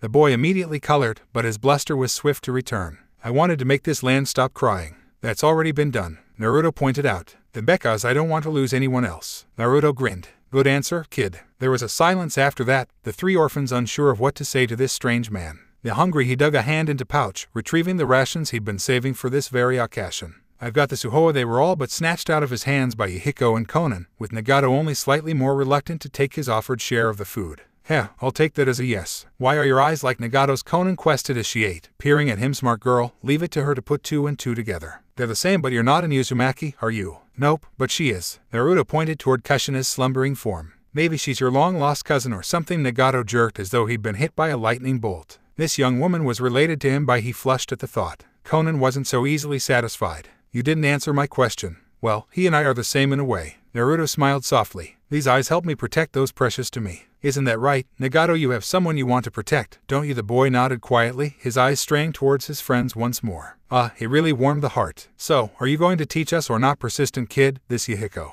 Now, all in good time. Naruto soothed as they finished off his rations. I plan on heading back once these three have recovered and I've found my allies. Their faces fell. Hey, I wasn't finished, he barked out, causing them to start. So, kid still smiling, he extended a hand to the three orphans. How would you like to become shinobi? The words were barely out of his mouth before they shouted him down. Yes, hey, and then there you have it. Naruto finally starts changing things en masse. No one sees him for what he really is, and more he's losing pieces of himself. He remembers what he once was, but more and more he's starting to see just how much a mess he's walked into. And now he has the Rinnegan. Ain't that lovely? I took a lot of liberties with this chapter, from Nawaki being able to use his line, to the bell exercise, then Naruto's pasting of Hanzo. Now he's a legend in his own right. Granted, it was a relatively fight until Naruto pulled out the Rinnegan that is hard as hell to fight against. But who is that man to which Hanzo was referring? Any guesses? Him. And to answer another old question, yes, Fugaku was taken by something. I won't say what, I'll leave that for you to guess and Kyuubi stirring up trouble for Naruto. On the plus side, our heroes attracted attention and unknowingly started to ensnare hearts untold. We've started and ended the AIM arc with the AIM orphans. Folks, don't worry, the story's still far from over after all. Naruto's gone and started a harem. Hope you enjoy it. As a note for the summoning names, Benakazi means red wind in English and Midori roughly translates to green as well. I thought it was a fitting name for a scorpion and another for the dragon. Wouldn't you agree? The dragon summons will be quite varied as well. I assure you, anyone care to guess who the dragon boss is though? We're off to Kiri soon. What fate awaits our heroes? Find out next time on Die Another Day. On another note, the pairing has officially been decided, although I will gladly take any other recommendations that are offered. Cushion has officially fallen for him, so too have others. A harem was voted for overwhelmingly here, so I'll try to keep it realistic here, folks. That's right, there will be multiple girls vying for Naruto's affection here. Whom will he meet next? So in the immortal words of Atlas, review would you kindly, and of course, enjoy the preview. Hope you brought your popcorn. Minato. Curiosity momentarily overtook his better judgment. He detached himself from the wall and spoke. Hey. At the sight of him, the blonde seemed to fold in on himself. Those blue eyes became hard, the normally soft and smiling face almost distant in comparison. In a couple of years this man would be the fourth Hokage. But right here, right now, he was merely a young man, only a few years younger than him. And he was being an ass. Now, Naruto had always respected his father, although he'd never really known him. Never had he seen him on a bad day or at his worst. Not as he was now. Here, in this moment, the young Namikaze did not remind him of his father. At all. Uchiha-san. There was a coldness to his tone that worried Naruto. What are you doing out this late? Don't you have enough pet projects? The teenager grumbled. You've already got Kushina under your thumb, then you brought those orphans back from Ameno. You've suddenly taken an interest in me. Well now, no need to get so angry. He raised his hands, placating the younger boy. I was just curious. You were trying to steal my jutsu, you mean? Oh, now, I know for a fact that you've got nothing worth stealing. Naruto scowled, drawing a growl from the young man. Yet, but given some time. Hello. The boy muttered something unintelligible. Naruto frowned. Say again. I said. Oof. Air rushed out of him in a surprised lunge, his father's fist sheathing itself in his stomach. He'd never seen it coming. One moment the boy was standing across from him, the next he body-furred and an arm was quite painfully sheathed up to the elbow in his gut. Stay away from Kushina. Naruto felt the hackles on the back of his neck begin to rise. The leash he'd kept on his self-control, already frayed, chose that instant to snap. The sudden realization that he was sick of being talked to like this brought a wave of rage to his mind with the ferocity of a great and dark tempest. Sick of his shit. Boy. Minato froze as a hand of black chakra and bone materialized from nowhere, its bleak fingers lashing out to crunch against his ribcage. Naruto slammed the teenager up against the wall with such force that he actually felt the boy's collarbone crack. For the first time, an expression of very real fear cracked across the blonde's visage at the sight of those swirling tamo, bright and red and so very angry. Just like that their positions were reversed, the attacker had become the attacked. So you want to play? Huh, he rumbled. Just like that, Minato was free, the ghostly appendage vanishing into thin air. Alright, Minato, let's play. Tsunade had never known so much pain in all her life. Every fiber of her being ached, her body crying out in near vocal protest from where she sat on the stone floor of the cavern. It took everything she had just to keep her eyes open. Breathing itself was an effort. But it wasn't just the pain of chakra exhaustion and a beaten body. It was the knowledge that they'd failed in their mission. She had failed. Not only had they been unable to defeat Hanzo of the Salamander, but they hadn't even driven him off. In the end they were defeated, beaten within an inch of their very lives by their superior opponent.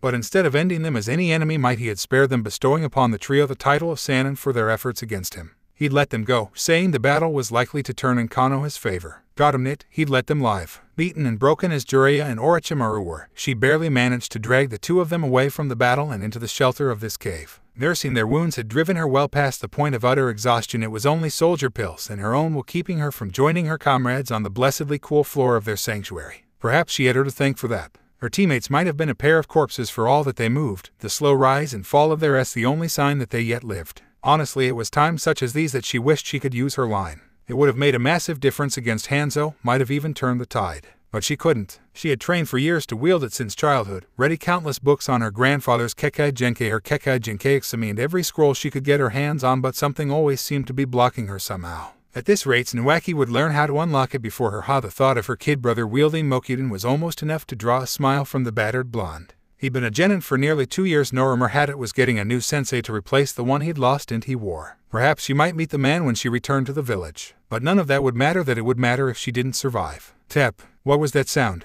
Tap, tap. There it was again. Tap, tap, tap. What the hell? Slowly but surely the sound of footsteps tugged her up out of the own self-loathing, her hazel eyes wearily flitting toward the mouth of the cave. A figure could be seen there amidst the rains, striding forwards with unfaltering steps, and behind him, 6 others trailing in his wake. An enemy attack, and Hanzo decided to finish them off. After all, she bristled, bracing herself for the worst. If the salamander meant to end them while they were weak at night, he would be in for one hell of a shock. Imagine her surprise instead when a familiar face interposed itself amidst the gloom. A pair of bemused crimson orbs revealed themselves to her alongside a chiseled face that had haunted her dreams for the last week and tormented her nightmares. The stranger blinked but once in the dimness of the cave, pushing a hand through his rain-soaked hair to peer at the Sannin within. That did it. With the hair out of his face, she recognized him almost immediately. Naruto. Well, you guys look like shit. That serious expression lasted all of an instant before a cheery grin split his cheeks. Don't worry, I'm here to bail your asses out. Feel free to thank me later, you know. If Tsunade hadn't been so damned grateful to see him in that instant, she would have clobbered the man silly for that remark. As things stood, she'd never been happier to hear his voice. Wait a second.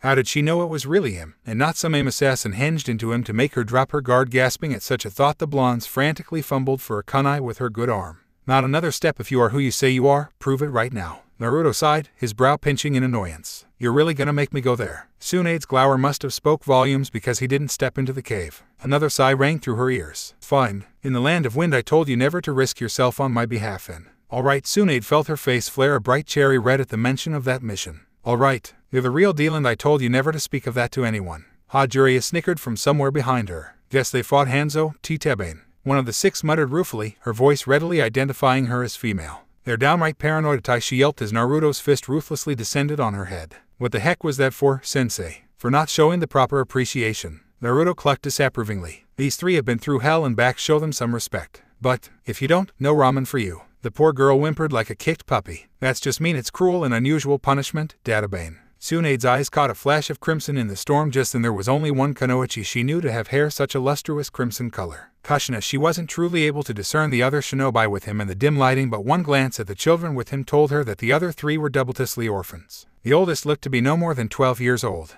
Where had they come from, she wondered. Looks like you were right, Kanenshin. The Uchiha drawled, not paying attention to her sudden scrutiny. They were here after all. I guess I can forgive them being a little crazy though, considering. The brunette flushed, her cheeks coloring a pretty pink. Thank you, sensei. Tsunade frowned, another piece falling into place. Sensei, what the hell was going on here? Naruto was already barking orders to his followers, ordering one to seal the mouth of the cave was that it would release sitting, another to light torches, and a third to get a fire going.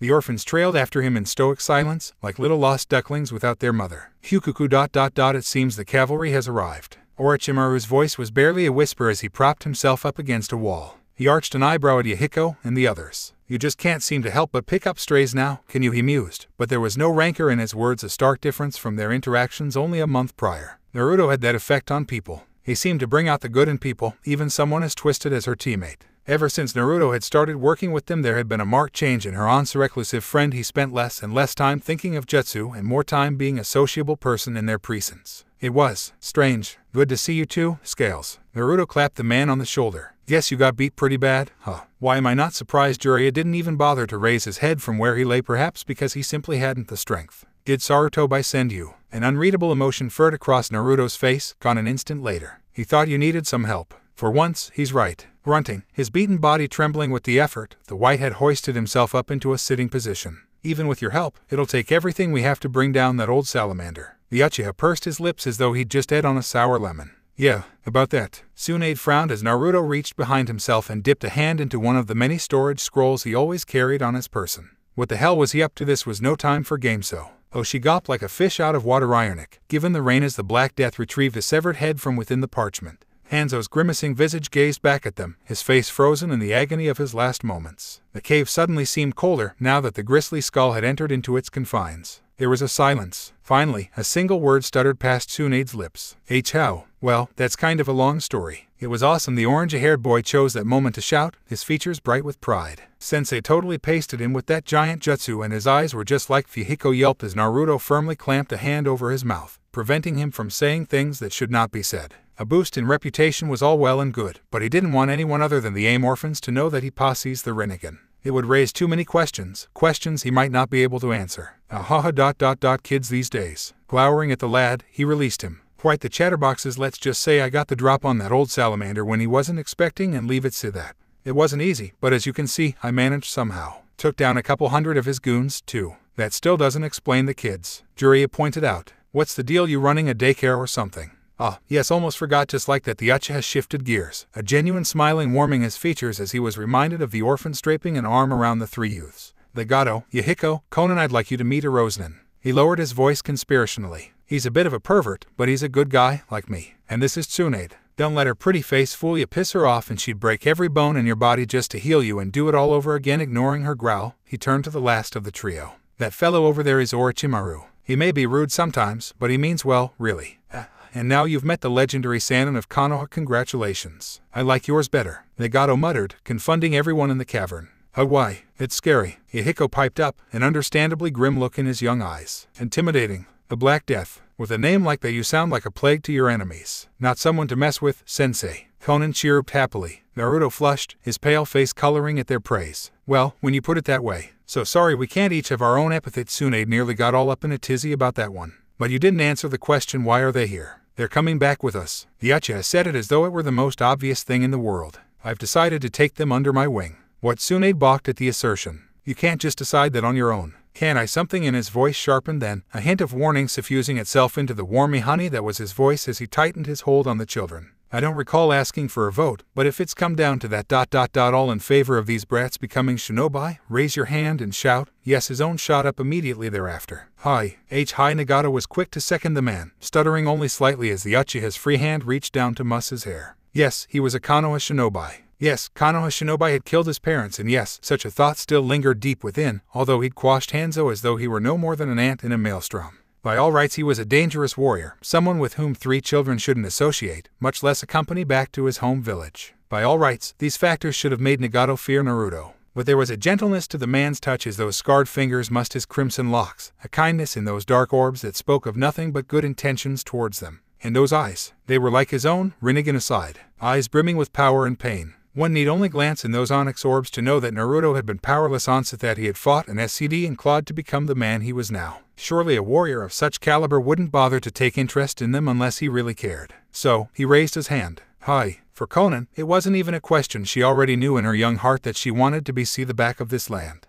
With Hanzo dead, perhaps things would change. Naruto-sensei had been extraordinarily kind to the 3 of them when he didn't have to be, fed them when he could have just as easily ended them. It would have been so easy for him to dismiss Yahiko's demand that he train the 3 of them when he already had 3 students to care for, but instead he'd taken them under his wing without so much as a second thought, promising them a home in Konoha. That alone made the choice very easy. Yahiko's shout was the loudest of all. This man embodied everything he wanted to become. Powerful, yet kind. Wise, but not consumed with the ways of the world. Possessing a strength that would make his foes quiver in their boots at a single glance. It was slightly sobering to know they'd be leaving the land of rain behind them, but just as Conan hoped for change with Hanzo's demise, so too did he. The boy believed that Naruto, the one he truly respected, had plans for their land. He'd spoken to them about his vision of peace in passing, a world which everyone understood one another. Yahiko didn't know how Naruto planned to ache of such a peace, but with that kind of power to make the very earth tremble beneath your feet, he could make it a reality. Really, there was no one better to learn from. Well now, Naruto grinned as he lowered his hand, quietly daring his comrades to object. I believe that makes 4 votes in their favor. All opposed. I would like to add my vote to Sensei's as well. Ibiki called from across the room.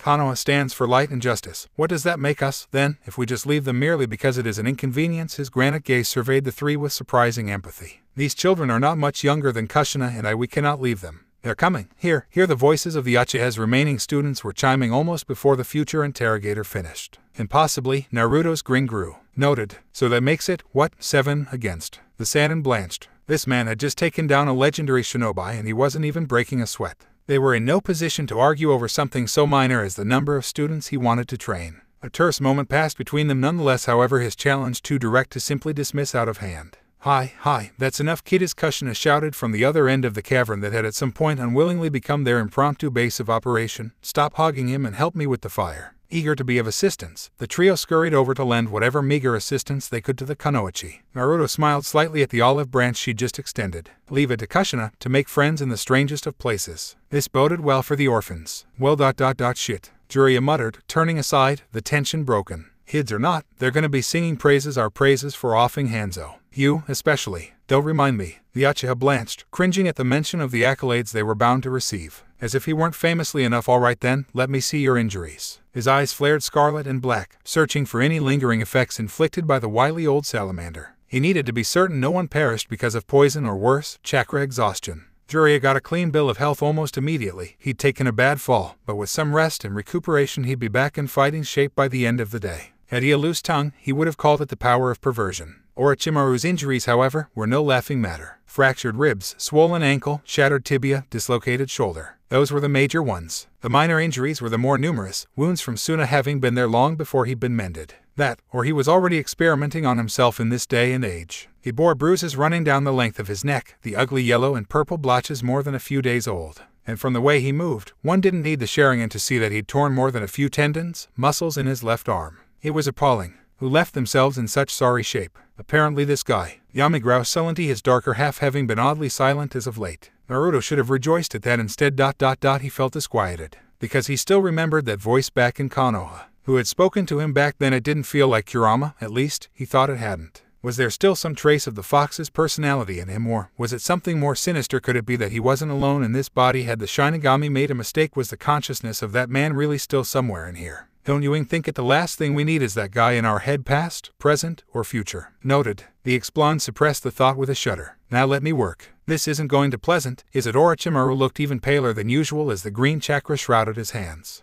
Quit, you're winning their scales. I'll have you fixed up in a jiffy. Any experienced medic would have had a hissy fit at their patient beating themselves broken like this, but Naruto, despite all of the mental maladies assailing him, simply rolled up his sleeves and went to work. First came those career-threatening, injurious, less deadly injuries being triaged for later marking. The Sannin was relatively quiet at first, moving when told, laying still as instructed. It was only when Naruto popped his shoulder back in that Orochimaru's facade finally fell, collapsing in on itself with a pained hiss. Curses, that hurts. Good. Naruto tapped his shoulder, drawing an almost venomous share from his patient. You felt that? I take it wouldn't want the nerves to atrophy. For a moment he thought Orochimaru would bite his head off for that flippant remark he'd killed subordinates for less in the not-so-distant future. But Orochimaru frowned, his pale lips pursing together in confusion. You are an anomaly, the pale man muttered, sighing in quiet relief as Naruto mended his ribs. Evidently he hadn't started switching bodies yet. There was no heightened regeneration at work here. And Uchiha rarely shows such concern to those within his clan, even rarer to those outside it. Now you continue to do so to both. Confounds me. Naruto knew that look all too well. Orochimaru was peering at him like he was some manner of puzzle to be solved, something to be dissected and analyzed on a lab table. Why wouldn't I? He blinked. We're teammates. You guys are the closest thing I have to a family. Well, two of them were, but he didn't want to alienate Orochimaru. Not yet. But the power of words were truly profound. Golden eyes widened just a fraction of an inch, but there it was. Naruto had no way of knowing that he'd struck a chord in the man. And how could he? Knowing Tsunade and Jiraiya was one thing, but he'd never even had a chance to know Orochimaru outside of combat. This man had already been an enemy of Konoha, long before he'd been born. Their first meeting in the Forest of Death had done little to impart anything other than a lingering sense of dread thereafter. Perhaps had he known that the man had lost his parents, been orphaned from a very young age, he might have taken pity on him. As it were, he merely smiled. Something wrong? No, but I appreciate the sentiment, for whatever it's worth. He stood and rolled his shoulders, smiling at the easy popping the limb produced. Additionally, your treatment was particularly precise. Orochimaru chuckled hoarsely at Naruto's baffled expression. It was a warm, pleasant sound, so unlike the throaty rasps he'd used to terrify him in the future. Had you wanted to, you could have easily maimed me as healed me. Thank you for doing the latter. He was kidding, wasn't he? Naruto blinked, his stride momentarily faltering at the thought as he walked away. It had never occurred to him that he could cripple the snake, damage his chakra coils, and they'd be none the wiser. It would have been so easy, too. Now he was glad he hadn't, because Orochimaru was changing. He wasn't sure which direction such change would take him in, but it was worth noting. Hopefully, he wasn't doing anything malevolent to the citizens of Konoha yet. Should the man ever turn his experiments against the Leaf's enemies, then that could be tolerated, so long as he didn't harm the villagers. Since when did I start thinking of Konoha as the pinnacle of society? More importantly, when did I start valuing her over the other villages? Frowning at the chill line his thoughts had suddenly taken, the eternal Uchiha turned his attention, the last of the unlikely trio. Alright girlie, your turn. Tsunade was the next to be subjected to the spinning tomo of the copy wheel, but even under the soothing stare of his Sharingan she couldn't get the image of Hanzo's face out of her head. That Naruto had been able to do alone what the three of them couldn't do together ... and now he was patching her up with the very skills he'd observed in the future. Where did you learn medical jutsu? She asked. She'd seen him work on Orochimaru. His level of skill was quite high for someone who claimed not to be well versed in healing. You tend to pick up a lot of things when you've been on your own as long as I have. Damn, he frowned slightly, bringing his hand to rest over her collarbone. If he hadn't been so clinical about it, she would have broken his face right then and there, chakra or not. You really did get banged up out there ... If I hadn't come along, some of these fractures would have taken weeks to reset. This is exactly why we need more medics. The words were spoken casually, but they earned an eye blink from the buxom blonde. She'd been thinking of suggesting the very same thing to Sarutobi-sensei once they returned from this god-forsaken land. For all the experience her shinobi possessed, Konoha had very few medical ninja. If the war continued, their loss of life would be staggering. For someone to actually agree with her, let alone Naruto. You really think that? Of course. Naruto didn't even look up as he moved down to her right arm. More doctors means less loss of life. It's elementary. Speaking of which, you've got a bad break here in your wrist. Tsunade grimaced. She'd hoped he wouldn't notice that injury. Apparently very little escaped the Sharingan. I'm going to have to re-break it and set it. Unless you want the bone to grow wrong. She froze. No, don't. He wasn't listening. It's all right, I know how to mend the bone. This was going to hurt, and Tsunade knew Thatit took an exorbitant amount of chakra to mend fractures, let alone regenerate broken bones, and neither could be called an pleasant process. She was one of the few that could do, and she very much doubted the Uchiha had any control near precise enough to mend an injury like this. That he apparently had the confidence to do so somewhat terrified her. Naruto, don't you dare. Pop, F-U-C-K. Naruto cradled the back of her head and forced her mouth into his shoulder. Even then the muffled shout caused everyone but the Uchiha to start. She jerked away with a sputter, silently swearing as he took her hands in his own. Slowly, a wolfish grin grew across his visage. You big baby, it's just a broken bone. I'm going to kill you. Not after this, you won't. The green glow engulfing his hand suddenly flared until it was almost neon white, a cooling numbness suffusing the fiery pain consuming her arm. Tiny sparks of chakra flooded her system, no massive rush that would send her system into shock, quickly repairing the damage and accelerating bone growth at nearly 10 times the normal rate. Within moments the broken bones were all but molded together like they'd always been, sensation rushing to the limb in a rush of euphoria. Tsunade balked. This came dangerously close to rivaling her yin seal. Perhaps it might. Unbidden, her respect for him rose another notch. Yes, a joker he might be, but his medical skills and his empathy were unmatched. And the way he was still holding her hand. Wow, bad Tsunade, her mind ruthlessly cracked the whip. You let go of his hand now. Right now it doesn't matter whether he knows medical ninjutsu or agrees with your philosophies or came riding in here to save the day like a knight in shining armor, or that he's holding your hand ... and ... looking at you like that in the dark ... and ...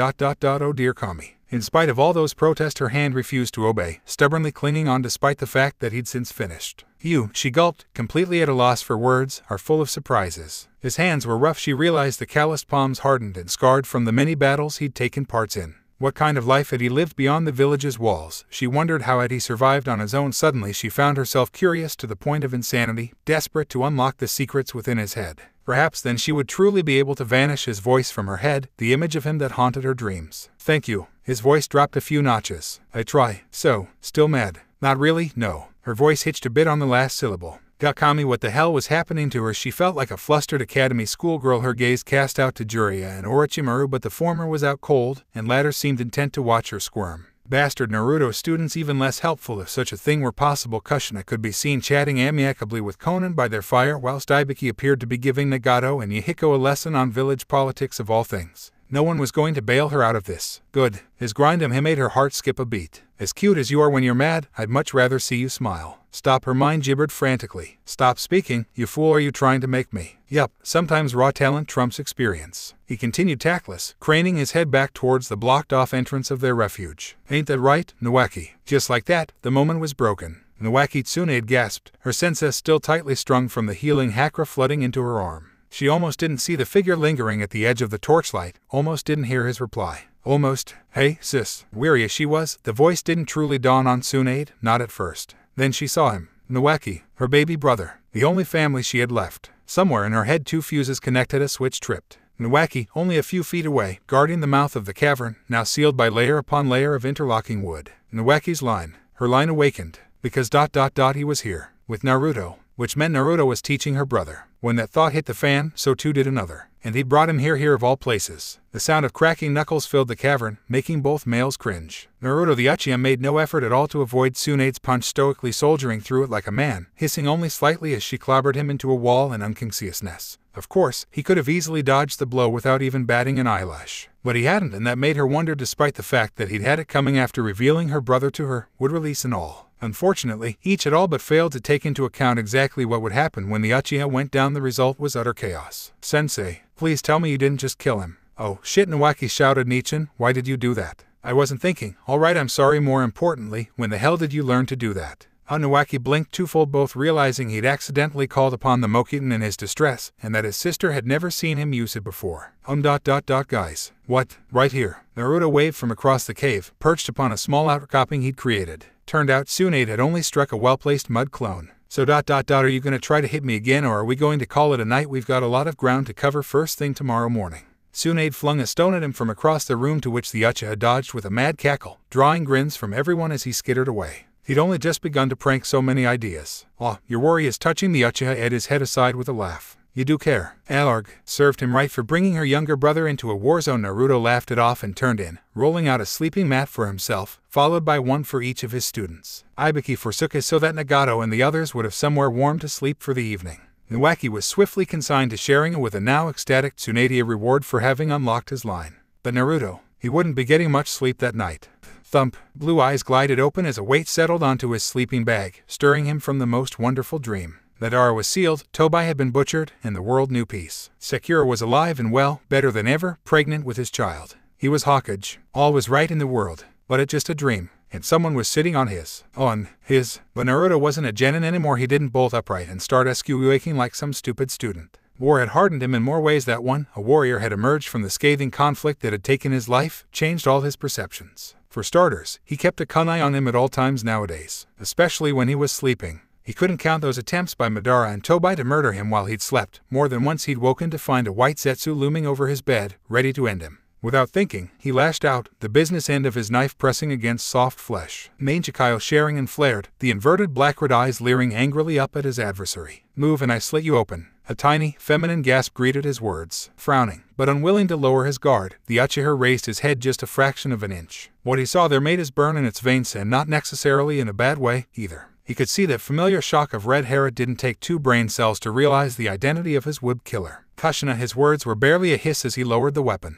What are you? Her hand slid over his mouth, ushering him into silence. "SH," she whispered, crooning in velvet tones, violet eyes barely visible in the black. "You'll wake the others. I put silencing seals on the 2 of us ... But still, indeed, Naruto sensed nothing but peaceful chakra signatures surrounding them. Indeed, everyone else was sound asleep. Everyone but the most troublesome girl in all the world. He almost wished it was an imposter, but no, Nawaki's barrier of wood was still intact, and that aside his sharing and confirmed that this was in fact the real Kushina. You couldn't exactly fake having a biju trapped in your stomach now, could you? Who the hell is on watch? Me. Alarm colored his features. Then why aren't you? Shadow clone. She huffed indignantly. Give me some credit, sensei. Naruto wasn't buying it. I never taught you that one. That right? Those bright orbs twinkled mischievously. You didn't. I learned it just before you came back, actually. When did you? I may or may not have borrowed something a few years ago. But I put it back when I was done, I swear. Her Cheshire grin was telling, and oddly fox-like. Oh, my God. She'd stolen the scroll of sealing just like him. That was how she'd learned it. Had they been anywhere else, the Uchiha would have roared with laughter. As it were, he managed a quiet shake of his head, almost in sheer disbelief that his mother would do such a thing, that he had unknowingly mimicked her by borrowing the very same scroll decades down the road.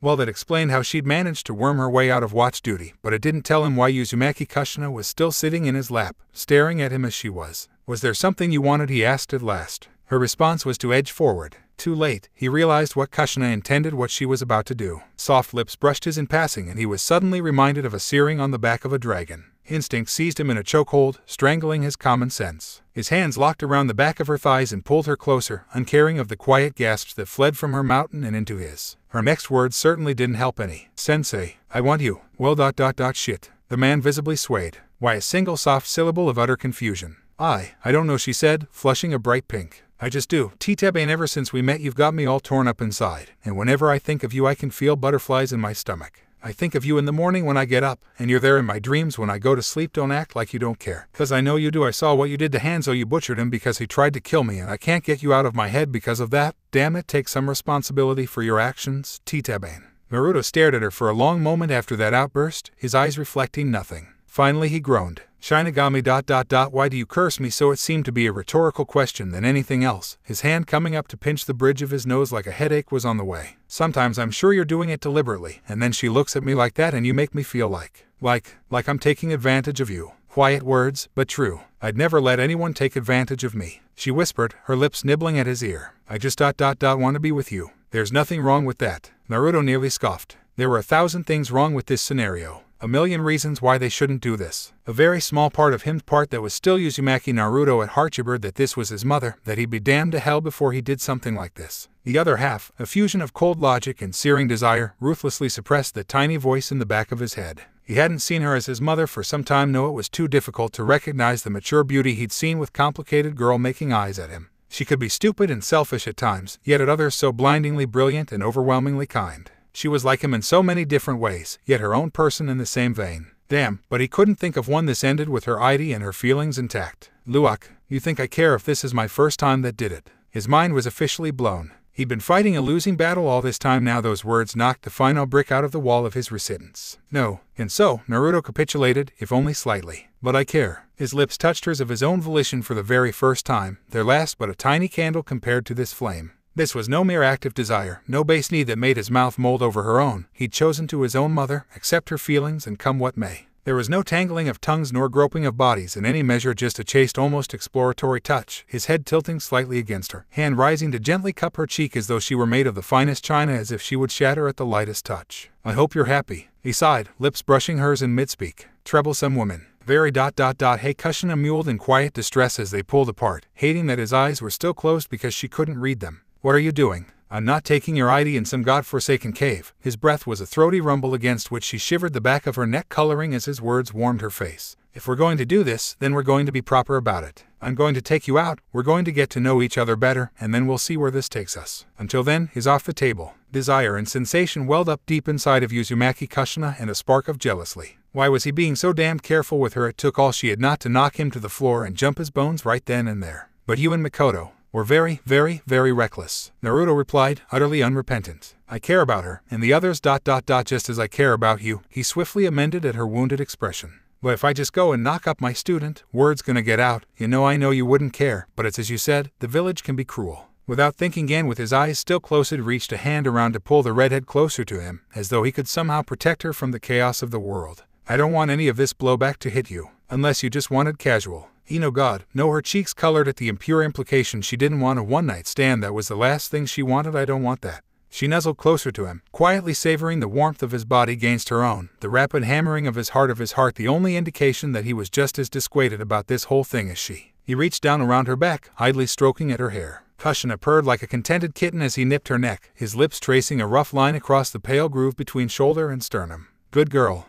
Her face flared 7 shades of scarlet in a single second. Oh dear sweet Kami, of all the things he could have said, he said that he shouldn't have said that. It was bad enough that his voice alone did funny things to her insides, without him speaking such unintentionally erotic words. Because good girls didn't fall in love with their teacher. Desperate to quell the swarm of butterflies in her stomach, she cast about the cavern for anything to distract her. That was when she realized something. Hey ... Why are your eyes still closed? I've been having a bit of a problem with them since I killed Hanzo, Naruto admitted. Damn things keep activating on their own. A knife of dread plucked at the strings of her heart. You're not going blind, are you? Not at all. Quite the opposite. My vision's never been clearer. It's just ... The way my eyes are right now ... They'll frighten you. No they won't. She tried to make him face her, but he slipped away again. Come on, show me. Naruto sighed. You might regret that. I regret nothing, T-Tabane. She smacked his cheek lightly, smirking as he pouted. Now, show me. All right. He opened his eyes, then, and treated Kushina to a sight no one else had seen. They weren't the Sharingan, or even the Mangekyo Sharingan. Those orbs of rippling violet, passed down throughout legends and lores in time memoriam. Mito had spoken to her of them once in passing, prophesizing that she would meet and fall for a young man with strong eyes. Of course, that had been before a certain Uzumaki turned Uchiha had all but wrecked the timeline. The poor girl had no way of knowing that Mito had meant strong eyes in the sense of someone with a strong will. not strong eyes in the literal sense. Eyes like this, like Rinnegan, Kushina squeaked quietly. Are those? They are. He looked older and much more mature than he had without his line activated. When he looked at her with the Rinnegan, his gaze was nothing like the mischievous and childish eyes he had so far possessed. They were the eyes of someone who had seen death, who had caused death, who had experienced war, and knew the way the world truly worked. In short, they were the kind of eyes Kushina would truly expect from a true Uchiha, not someone who pandered to the whims of others. Still, purple looked good on him. Almost. They're pretty. The words escaped her lips before Kushina could think to take them back. Pretty. Naruto's jaw hung askew for a moment before he rapidly SC'd up the scattered shards of his composure. Oi oi oi oi, this is one of the legendary Dojutsu here. It's deadly and dangerous, not pretty. That drew another soft laugh from her, and by then it was already too late. He'd never be able to forget the Rinnegan being called pretty. Never again. That was enough to break the icy as well as the mood between the two of them for the evening. Off with you. He shooed her off his lap with a gentle nudge, ignoring the pout she gave him. You need to get back on watch, and I've got to get some rest and replenish my chakra. But one must not overly rely on shadow clones, he quoted sagely, sussing her out before she could argue the clone counter. This'll be good experience for you. Now, shoo. All right, Titebane. Kushina, determined to get the last word, stole one last peck on his cheeks before returning to her watch. Teasing him was a mistake. Naruto hissed in the blackness, and she suddenly found herself hauled backwards into his arms, his mouth meeting hers in a rough that made her toes curl, his tongue curling and stabbing in such a way that nearly rendered her insensate, her mind exploding in blinding white as a lone hand took up residence on her right and squeezed. Dear sweet Kami. Kushina had never considered her as especially sensitive before, but under his fingertips, even with a layer of cloth separating them, she felt her nipples tighten in anticipation. Damn his words, and damn him for wanting to wait. She needed him, wanted him. Now, no clothes, no boundaries. She pushed down against him with a growl, forcing the larger man to the floor in a moment of weakness, nimble fingertips dancing over the plane of his as her hands threatened to peel his shirt off him.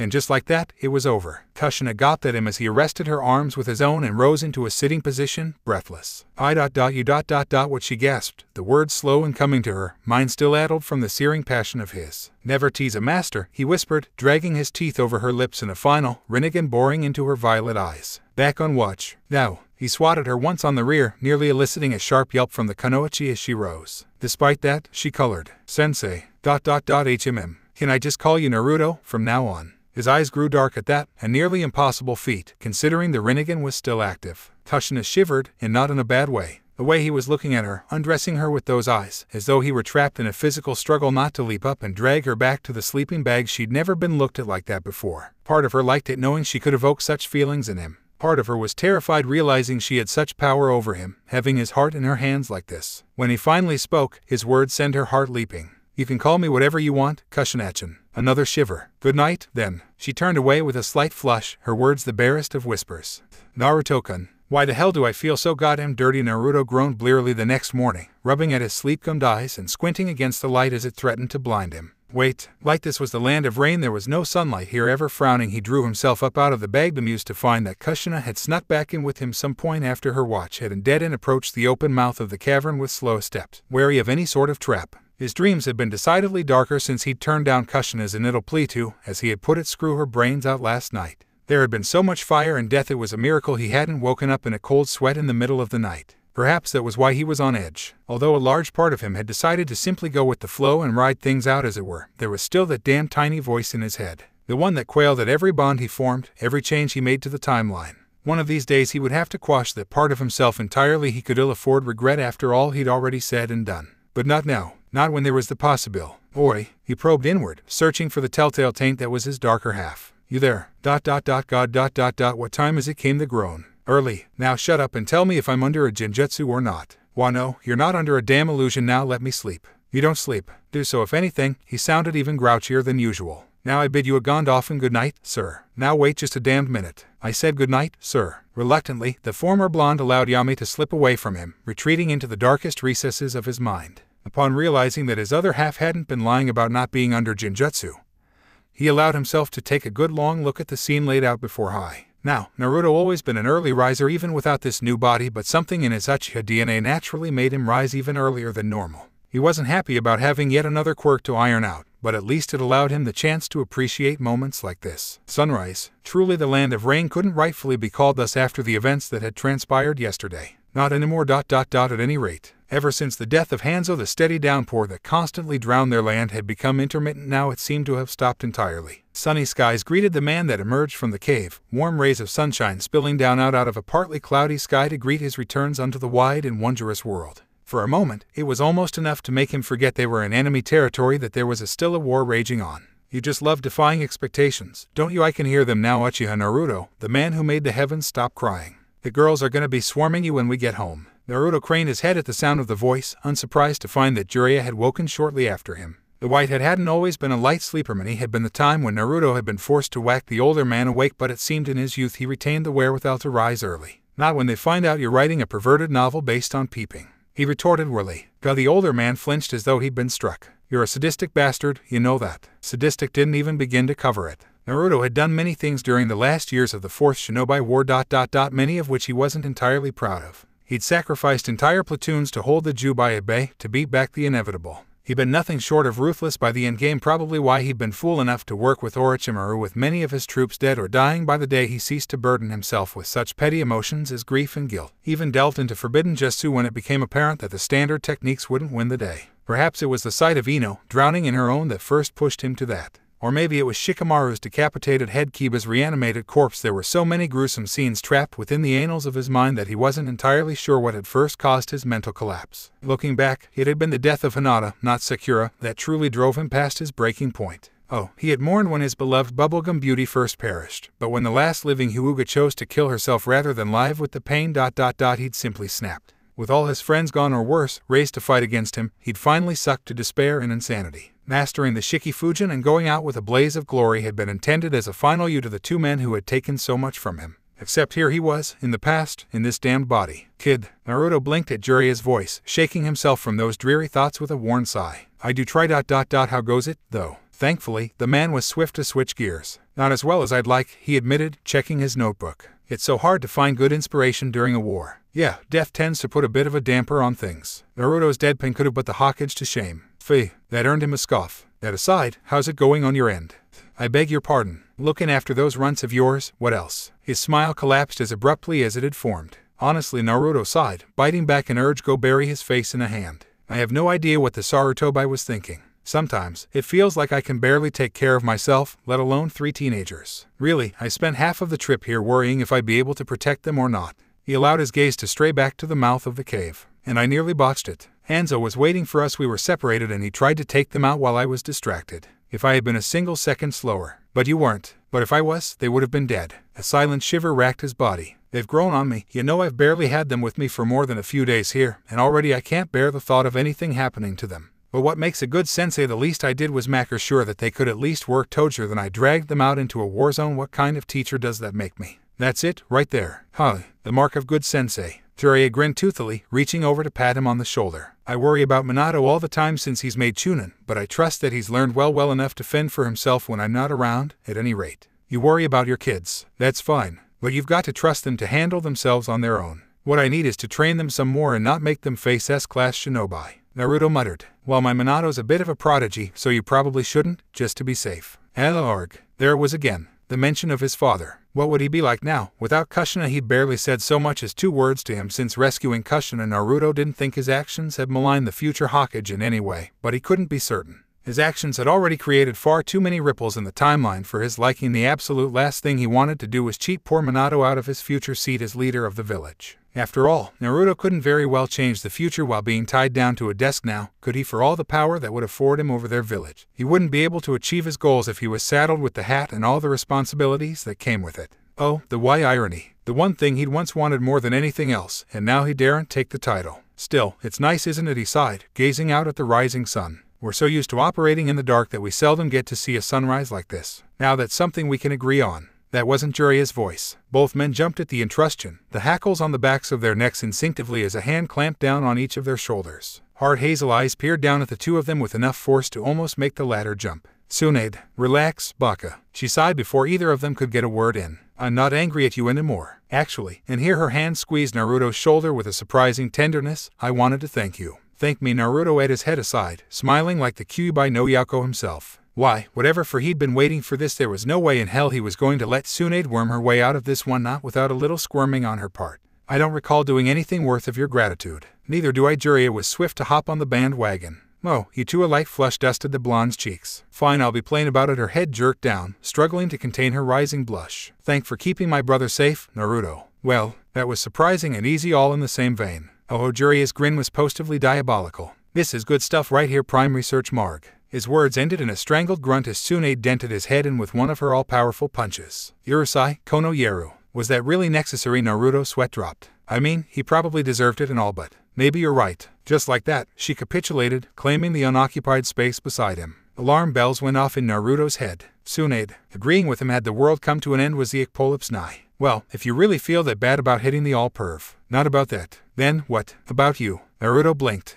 Alright, I give up. You totally lost me. I did some thinking last night, she admitted reluctantly, looking square at him in the eye. About what you said. I've been thinking about this for a while now, actually. I owe you a lot. When I thought you were just a white little shit, you proved me wrong in so many ways. Her words were telling, those brown orbs rooting him where he sat. You told me not to risk myself. You helped negotiate a truce with Suna, took my brother under your wing and kept him safe. Killed a shinobi that the three of us couldn't even hope to touch. And instead of gloating about that, you were humble. Any other Uchiha would have rubbed their accomplishment in our faces, thumbed their nose at us, and been done with it. But you ... you didn't. You stayed and treated our wounds despite the fact that we barely even know each other. There's something different about you, I think, and it's not just your genes. Shit. Naruto felt a cold sweat break out on his face. Shit. Alright ... calm down. Just play it off as camaraderie. Any Konoha shinobi would've not given a damn. Came her cold counter. In case you haven't noticed, the three of us aren't exactly well liked. We might be after this, but that's besides the point. I've studied the healing arts my entire life and I've never met anyone as skilled as you. Who taught you? Naruto blanched. How could he tell her that he'd learned from her? Yes, he might have edited it when he used Uzumaki Naruto, but with Madara's knowledge, body, and chakra control, now he could mend and or cure all the worst wounds and diseases. Now he was being asked how the hell he'd gotten that good. I'd rather not say. There you go again, being all secretive. Naruto frowned, refusing to be budged. Indeed, his eyes were left glaring white red daggers at Tsunade. If your past was painful, would you talk about it? Now it was her turn to cringe, thinking of how she'd suffered living under the shadow of her grandfather. Everyone had loved him, adored him, then her in his stead when her parents passed on. But once it had become apparent that she and her brother wouldn't be awakening her line anytime soon, they dropped them like a hot potato. Granted, they were still Konoha shinobi, but sometimes the looks she received. I guess not, she admitted. Thanks. Naruto was growing decidedly uncomfortable with this conversation. Every second he spent under that penetrating stare was another he risked being made a liar, and unraveling all the precious progress he'd made in this era. If we're done here, I should probably wake the others. Her hand closed around his wrist, preventing his escape. Ice ran up Naruto's spine and into the base of his skull. That's all well and good, Tsunade continued, edging closer, but last night you defied my expectations again. You've proven that there's actually a brain under that thick skull of yours, advocating the need for medical shinobi like that instead of most of the meatheads I've met. You stand up for what you believe in, and don't let anyone else tell you otherwise. I like that. Funny that you almost broke my arm over it. The Uchiha groused. Would it help if I apologized for that, too? Naruto actually considered that one for a second before nodding. Yes, actually, it would. Then I'm sorry. Her apology nearly floored him. She was being way too submissive all of a sudden, and a seed of doubt was growing in his heart as a result. She was working her way up to something here, and he was less and less certain he'd be liking the result. What the hell was going on here? Had she really taken his words to heart, or was it something else? Whatever it was, he didn't like the look of it. Just like that. Well, shit, that was easy. I guess it helps that Nawaki seems to like you, too. She punched him lightly in the arm. It still hurt like hell. Look, I guess I just wanted to say that while I may be an ass to you most of the time, I just wanted you to know that for whatever it's worth, I think you're a good person. Glad you think so. It took every fiber of his being to keep his face in that expressionless mask and not flush. This sinking feeling in his stomach was only beginning to grow. Now, we should probably. But Tsunade wasn't yet finished. If it's all right with you, I'd like you to be with me when I speak to the old man about forming a medical corps when we get back. I've been badgering him for ages about it, but he keeps avoiding it, and I think, well, maybe it doesn't matter what I think, but your word on the matter would probably help push it through. He's a stubborn old monkey, you know. Don't even get me started on Danzo. Naruto warned, knowing full well what had been the fate of that idea. It had been torn to shreds by the village council. Yet another item to be addressed on his personal agenda of items. Danzo and the council. Those bastards had far too much power in his era, but in this they seemed to have even more, what with martial law being issued in the village during times of wars. Whatever they didn't like just didn't happen. Someone needed to cut the head off that snake and replace them with proper leadership. Maybe someone needs to replace him, then. Tsunade suggested tersely. Maybe Ayumimi. Dancha's glower could have split stone. Tsunade's nod surely didn't help for what it was worth, before he realized something. The monkey or the warhawk? Danzo, you ass. She slugged him in the arm with enough force to break a lesser man's bones. Thankfully Naruto was anything but lesser, cringing only slightly as Tsunade continued. You're 100 years too young to become Hokage. Naruto actually considered that one for a moment, not the remark about becoming Hokage, but the idea of changing up the council. Removing the old Warhawk from the equation would indeed make Konoha less militant in other aspects. But how to do it? He'd actually started to contemplate that matter when he realized Tsunade was still staring at him. But for whatever it's worth, I think you might be able to do it someday. Words could not express how relieved he was in that instant. For a second there, he was almost certain she was going to do something like shit. Why didn't you see this coming, fool? Such were his thoughts as the blonde leaned the rest of the way forward and pressed her lips to his forehead. Naruto froze, every fiber of his being turning to lead, his bones refusing to move despite all the thoughts ricocheting in his head. Little did he know that, had he not interfered, she would have done the very same thing to Dan a few weeks down the line. But now ... I'm rooting for you. Naruto could contain himself no longer. He burst out laughing. The sheer absurdity of it was too much for him to bear. Tsunade. He liked him. In that instant the former blonde wanted nothing more but to switch his brain off. But as tempting as that notion was, he knew he couldn't risk it. So instead, he laughed. Hey, what's so damn funny? Tsunade flushed a fierce violet red, her cheeks burning brighter than the yin seal upon her forehead. I'm being completely serious here. It's nothing, he gasped out between small snickers, nearly bending double with mirths. Nothing ... at all, it's just that. I never expected this. Sighing, he wiped a mirthful tear from his eye. You do know that I'm not exactly single, right? Granted. Tsunade had already seen both Pakura and Kara, but he very much doubted she knew about Mikoto and more recently, Kushina. And that wasn't without even mentioning the small plethora of women he had attracted to him during his time in the village. Honestly, what did all these girls see in him? I just told you I'm interested. The blonde deadpanned, her hazel eyes narrow. That's all. Doesn't mean I intend on letting you screw me silly or anything yet like those two. I'm not that type of girl. Oh, I know exactly what type of girl you are, Tsunade-chan. Naruto almost threw those very words in her face. It was only a year of patience and training that prevented him from doing so. She was the sort who loved her sake, and secretly, at least when she was a shinobi, enjoyed gambling against insane odds. She'd earned the epithet of legendary for a reason. After all, the reborn Uchiha quietly considered all these things and more, idly wondering why Yami wasn't piping up and demanding that he bang her brains out. So she asked, faltering slightly on the first syllable. Are you interested or not? As twisted as it might sound, Naruto was. The woman sitting across from him wasn't the once embittered Kunoichi he'd convinced to return to Konoha. This was no old woman out of cage who was completely and totally off limititis in his mind, no massive age gap between them. This Tsunade was a woman only just coming into her own, dealing with a war and years upon years of harsh scrutiny. Yes, she might still possess that freakish strength, and yes, her temper might be short and its fuse still shorter, but there was a spark there, one that reminded him of the woman who would one day become Goddamn Hokage. And if he could fan that spark into a roaring fire by preventing her brother's death and keeping her from leaving the village ... then who was he to refuse? Not that he was willing to make it easy, though. ... Just promise you won't break my bones when you hug me. I'm not that strong. Naruto didn't say anything. He just rolled up his sleeve, indicated the already swelling bruise on his arm where she'd struck him 2 minutes ago. Wow, the blonde blinked. You're weaker than I thought. Naruto twitched. Leave it to her to find the one chink in his facade. What the hell does that mean? Gradually, the rest of their ragtag little group began to stir from their slumber at the hilarity. Jury awaking from his forced snooze, Orochimaru curious to find what the devil his comrades were up to. The rest of Team Naruto stirring shortly thereafter once they realized their sensei was indeed awake, finally followed by the AIM orphans themselves. Not a word was breathed of their earlier conversation. All words were snatched from everyone's lips once they realized it wasn't raining anymore. Wow, Naruto couldn't help but snicker at Nagato and Konan's awful expressions. These poor kids had probably never seen a sunrise in all their lives, and for them to see one as glorious as this. Ihiko was a touch somber about it, but even then there could be no mistaking the smile on his face. And then a certain sage had to go and ruin it. Oh, Jiraiya groaned, rubbing at his still sore skull. Did she hit you too? Kitty grinned when he saw the man's still exposed bruise. It was a true testament to just how many times this had happened that Naruto's only reaction was a slight twitch of his right eye. Nawaki snickered. Ibuki's only reaction was the slightest of smiles. I'll say it again, I let her hit me. Kushina hummed behind them, shooting him a sidelong glance. You sure about that? I seem to recall hitting you when you weren't using your sharing anip.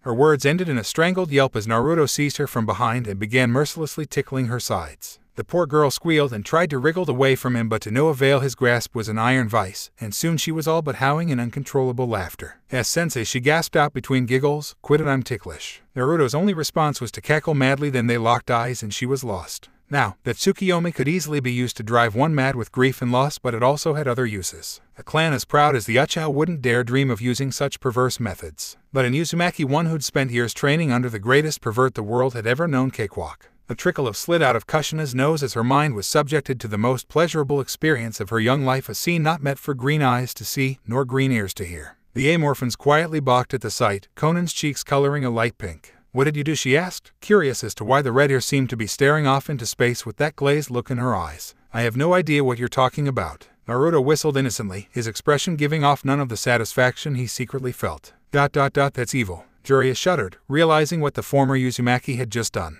"And yet so brilliant." Tsunade whistled. "I don't know what you just did to the poor girl, but she seems to be enjoying it." "I admit, it is rather effective," Orochimaru admitted. "Shinobi were trained to guard against pain and genjutsu, not pleasure. The last thing an Iwa or Kumo shinobi would expect from an illusion." Just thinking of the applications for such a technique was enough to make him salivate. Such a fascinating technique. I might have to develop my own. And done. Naruto released the Mangekyou, leaving Kushina reeling on her feet, idly touching at the Y-line trickling down her nose. That's not fair," she gasped, thrusting a quivering finger at her mentor. "Not fair at all. All's fair in love and war, Kushina-chan." Naruto simply smiled. So he asked Orochimaru, "What are we standing around here for? Just summon Manda and we'll be on our merry way." Ordinarily he wouldn't have been opposed to walking, but after utilizing such a large portion of his own chakra yesterday, he was feeling rather drained. Mastering the Mangekyou was one thing, wielding the Rinnegan was something else entirely. Even now, he could feel its power trying to tug him in 6 different directions, likely as a result of not possessing any Senju DNA, and he wasn't even wielding the legendary Dojutsu.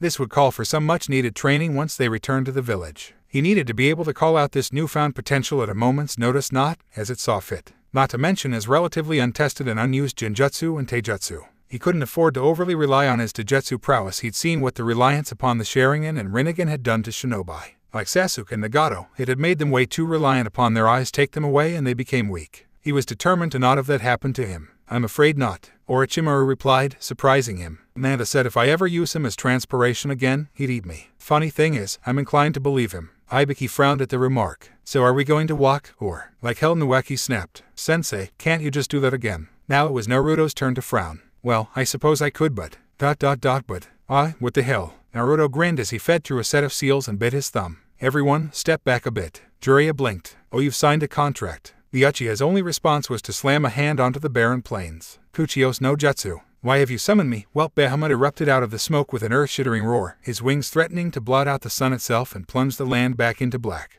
The genin of Team Naruto didn't so much as bat an eyelash at his arrival. Their shock value had already worn off after seeing the Prince of Dragons twice. The Sannin and the Amorphins, however, had no such resistance. When faced with a creature straight out of myth, they and the Sannin uttered one word only, BGMI. That morning, 3 children and 3 adults suffered mass aneurysms. And one Uchiha laughed his ass off. The journey back was at least 10 times more entertaining than the journey coming, especially when Bahamut proved willing to ferry the entire group home on his back. There seemed to be twice as much to talk about as he remembered, and if anything, it was less humid, the climate becoming more and more temperate as they drew steadily near the land of fire. It certainly helped that his eyes had settled down for the time being, Rinnegan no longer activating sporadically unless he actively used his chakra. It was something he was certain to master, given the time and opportunity. Yes, sir, life was starting to look up. "Nay, Sensei, why are you grinning?" And Naruto blinked at Conan, momentarily drawn from his musings. "Just happy to be heading home, I guess." Out of the trio she had recovered first, becoming quite curious as to their mount. The idea of training Nagato and the other orphans to become guardians for good rather than misunderstood villains warmed his heart.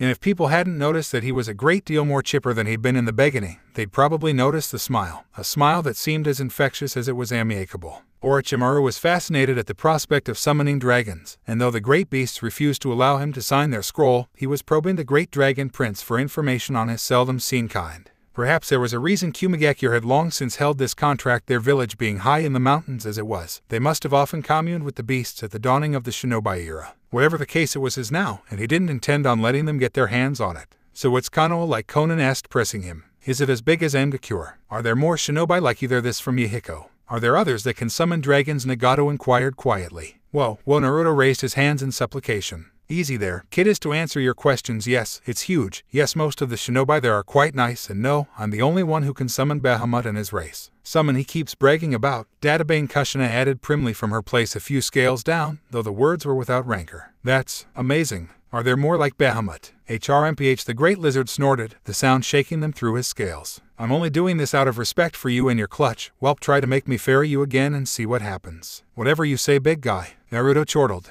"Now where was I?" you were telling us about the dragons. Right. Well, they come in lots of shapes and sizes, and even then I've only met a handful in the time that I've known them. Naruto explained. Midori and Shiro are nice and all, but they're pretty weak compared to their older brethren. Now, if you were to ask about Off-Eyes, he's one of the nastier ones. Won't come unless he feels the foe is a worthy one. Then, there's Tiamat, the dragon of many heads. Crazy fellow, that one. Parthenax is one of the older dragons, wisest of them all, but even then he'd not their leader. Bahamut here's an old softy really, he'd have you think he's in charge, but he really isn't. The real dragon bosses. Remind me to ignore you the next time I'm summoned. The great dragon groused, interrupting him. Quiet, Scales, Yahiko snapped. Scales, impudent brat, if you weren't under the Uchiha's protection I'd devour you for such an insult. Hyukikuku, Orochimaru chuckled, that's all well and good, but I have some more questions. Despite himself, the great dragon actually blanched. You are certainly strange ... for a human. You flatter me, Behemoth-sama. Who the boss? Then Nagato asked as the two continued their conversation. Naruto seemed to consider that a moment he'd accidentally summoned that one right off the bat, and nearly been devoured for it.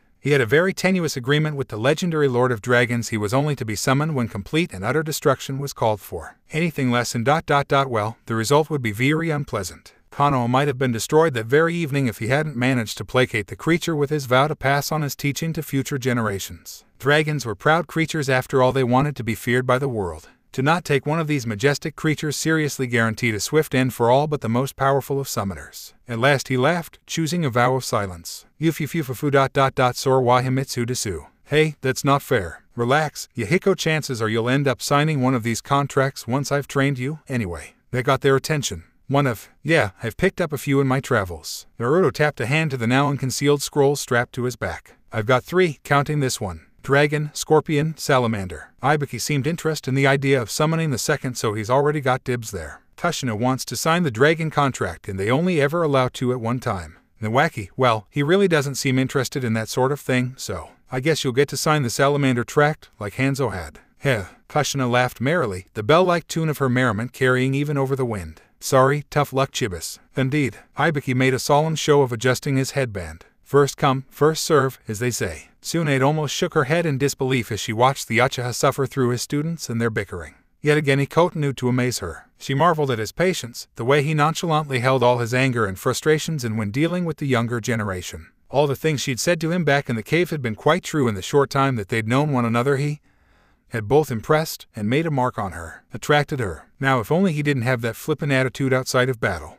He's one of a kind, isn't he, Nawaki? Her little brother grimaced, lips purised together. You're not gonna make white faces at him, are you, sis? Hey, what, you were eavesdropping, weren't you? Yeah, sis, that hurts, you're choking me. Baha Juria could have wept from the inspiration he was receiving here. Riding home on a dragon did wonders for the nerves. He hadn't been quite asleep last night as most would have believed, and that had been a gold mine. But this gold, it was pure gold. That aside, everything was well and good, so long as there wasn't any fanfare. Naruto was swiftly beginning to both loathe and abhor the word in all its forms and many meanings. The village nearly had a massive heart attack when Bahamut dropped the 11 of them off at the gates, said shock swiftly turning into joy once they realized the newly named Sannin and the Black Death had returned triumphant from the land of rain. The doors to Konoha swung free in short order and the floodgates opened wide. All 4 of them soon found themselves swarmed in civilians and shinobi alike, with cries of Naruto-sama and Sannin-sama ringing out in equal measure. And that's my cue. Naruto narrowly escaped their arms through extensive use of shadow clones, leading the populace on a merry chase around the village, but not before leaving a strict set of instructions with a certain redhead. Kushina, you're in charge, make sure they get checked in, then take them back to my place. I've got to put in a word with the old man. Just like that he was gone, vanishing in a black flash. Sensei's pretty popular, isn't he? Nagato gawped. Kushina giggled. Kid, you have no idea. Naruto's hand slammed down on the desk hard enough to crack the laminated wood into fine splinters. His gaze was pure murder, no small feat when one considered whom he was staring down.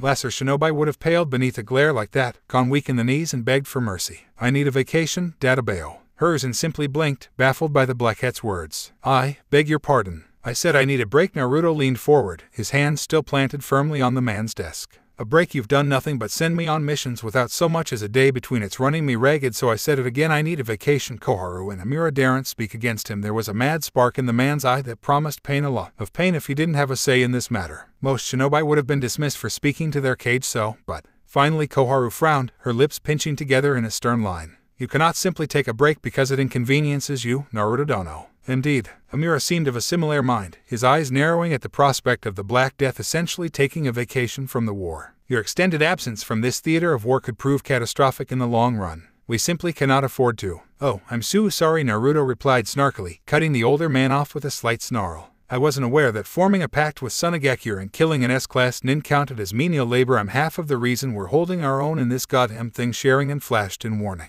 But if you want to insinuate that I've not been doing my part, then that is enough. Both men whirled as the Sandame's amplified voice tore their argument to pieces. I will grant you your request, Naruto. The Uchiha's smile was beatific. Amura's was significantly less so. Lord Third, surely you cannot. It is already done. Sarutobai's sigh slipped between them with the ease of a practiced ruler. I can afford you 3 days of rest before I send you off to Kiri, Naruto-kun. But come Monday, I expect to find you in my office to lead the team I have assigned you. Will that be satisfactory? Very. The Uchiha finished with a curt bow. With shadow clones, 3 days would be more than enough to whip himself into fighting shape. I thank you for your discretion in this matter, Sandame-sama. More than enough to get a handle on this body's taijutsu and genjutsu abilities, of that much he was certain. Is there anything else you need of me? Actually, there is. Hers steepled his fingers, his eyes falling upon the lone piece of paper adjoining his desk. I understand that you brought 3 children back from the land of rain. It was not a question, but a statement, one that demanded an explanation. Naruto frowned. The Anbu had compiled that report rather quickly. Yes, what of it? Koharu was the one to answer him.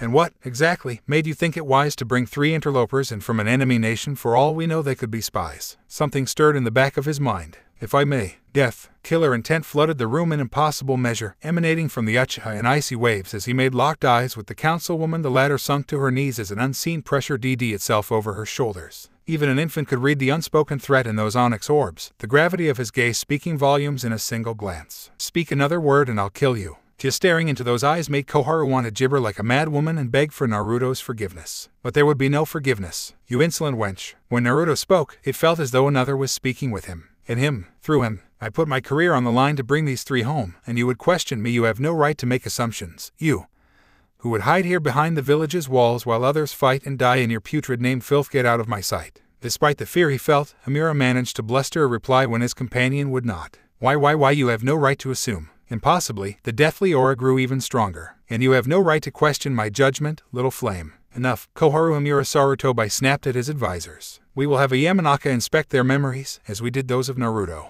No further insinuations are needed. His gaze switched to Naruto, the Uchiha still staring red daggers at the pair. I understand your anger at being called into question, Naruto-kun, but would you please refrain from killing them? I cannot afford the time needed to have them replaced just yet. The way he said he left little to question. He hadn't approved of the way his former teammates had handled the situation either. As you wish. Just as swiftly as it had come, the killing desire abated. I would think that my judgment would be above reproach by now. Trust me when I say it is. The Sandame nodded. Now, I believe you were about to tell us the reason you requested to have them instated in the academy. The Uchiha bit back a sigh. He'd been hoping to avoid revealing this, but it seemed he had no choice. Especially with that outburst just now. What the hell had that been? He'd been relatively calm, but the moment they had dared call his judgment into question, he'd lost all control over himself. That voice that definitely wasn't Kyuubi. How could you possibly confuse me with such an inferior being? Naruto bristled. There could be no imagining it, not this time. You again? Who the hell are you? You honestly haven't figured it out yet. Fair enough, I suppose. You didn't exactly have that much tact when last we met, but your path, your ruthlessness has intrigued me thus far. Continue, and I might not take your body after all. Before he could ask, the presence was gone, slithering out of his grasp even as he tried to pin it down. Shaking himself of the chill once more, Naruto allowed his eyes to drift shut. He vowed figure out who this stranger was later. But for now Sarutobi had posed a question that needed answering whether he wanted to answer it or not. One of them possessed the Rinnegan, sir. There was a silence as Sarutobi processed this. Truly, yes. Naruto chose that moment to open his eyes, finally releasing his tenuous hold on the line that had been fighting its way back into activation ever since the Land of Rain. As he shot a smug smile at Amura and Koharu, quietly daring them to give him an excuse to Shinra Tensei out the window. The act of doing so might have severe repercussions, but it would be so worth it to see the horrified looks on their faces before a glassy death cut them to pieces. Easy there, Tiger. Don't get too excited. When did you awaken? At Herzen's voice was only slightly strained. Those eyes were nothing short of legendary. Just recently. No harm in telling the truth, there, in the Land of Rain. I should thank you for that mission, by the way. It allowed my team to bond. I would, however, greatly appreciate it if this secret didn't leave this room. I haven't learned how to control them yet. You are most welcome, and your secret remains safe with me. He cast a smoldering look to his 2 advisors, though it was assured that neither would speak of this for fear of the Uchiha coming after them in a rage, as he nearly had already. Now, about these orphans that you've brought back with you. I take it you want custody of them, assuming they pass inspection. Yes, sir. There could be no doubt about it, he wasn't willing to take anything to chance, and with those 3 under his supervision he could be ensured that nothing went wrong in the foreseeable future. He wouldn't let them suffer through the same fate ever again. It was with a smile that he watched the 3rd stamp descended upon the paperwork, moving at speeds that would have made the yellow flash look like a crawling tortoise in the middle of winter. Done. Also, interestingly enough, we received an offer of unconditional surrender from Hanzo's successor shortly before your return. A curious gleam shone in the professor's eye, one that told. Indicure is willing to become an ally on Konoha, provided we help enforce their borders to make up for the men they've lost. I don't suppose you had anything to do with that now, did you? Well, I did kill their leader and butcher their men. Naruto shrugged. Inside he was celebrating. For the Land of Rain to willingly join Konoha as an ally.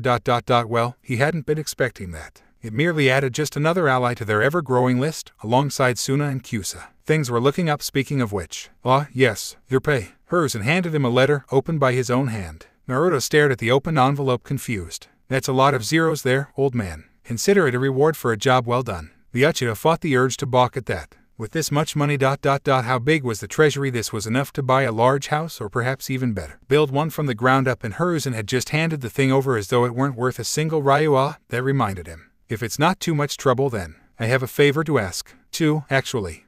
First, I would like to speak with you about the possibility of a medical corps. As expected, the aging monkey opened his mouth to protest such an idea. Naruto didn't give him that chance. Tsunade told me she's brought it up many times before. And I would like to give her the backing of the Uchiha clan. Now this was a calculated risk on Naruto's. If this idea failed, he had very little to lose in the way of face. But if the proposal fell through, countless shinobi would die to wounds that could have easily been quite preventable had they a medic with them. If it went through, then innumerable lives would be saved. High risk, but the pre-eyes. Surely you cannot speak for all of your compatriots. Sarutobi almost balked. The idea of the entire Uchiha clan backing something like this bothered him. They'd never bothered to involve themselves in village politics before, and that they were doing so now. Was troublesome. I can and I am. Naruto replied steadfastly, cutting that train of thought short. I have spoken with Tsunade before, and the idea of training medical shinobi just isn't feasible in a time of war. What if I could provide you with one in 3 days' times? I find that hard to believe. Naruto grinned at such an insinuation, loved taking on the impossible. It only made the looks of everyone's faces all that much more satisfying when he accomplished his task.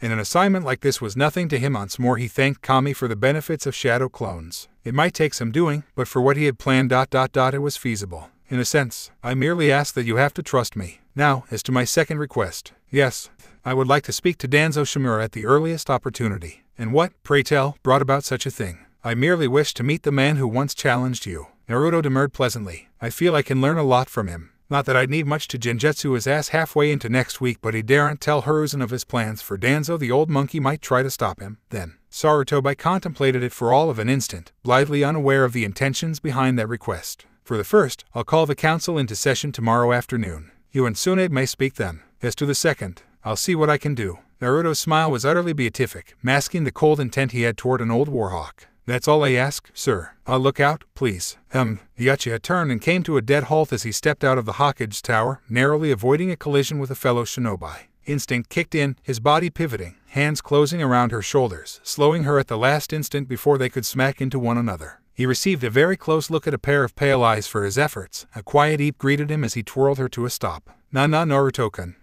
He blinked, recognizing her up close. Hoshichin, long time no see, you're looking ... well. He allowed his Sharingan to flash, subtly checking for any sign of injury in her chakra network. He found none. Good. It seemed, Hayashi had gotten the message then at the very least. That, or he was at least wary enough not to try the same thing twice. Still, was this really the same girl he'd rescued from him? She looked decidedly different in her shinobi Jonin attire, and he decided idly, even though it was practically impossible to hide that bosom behind a flak jacket.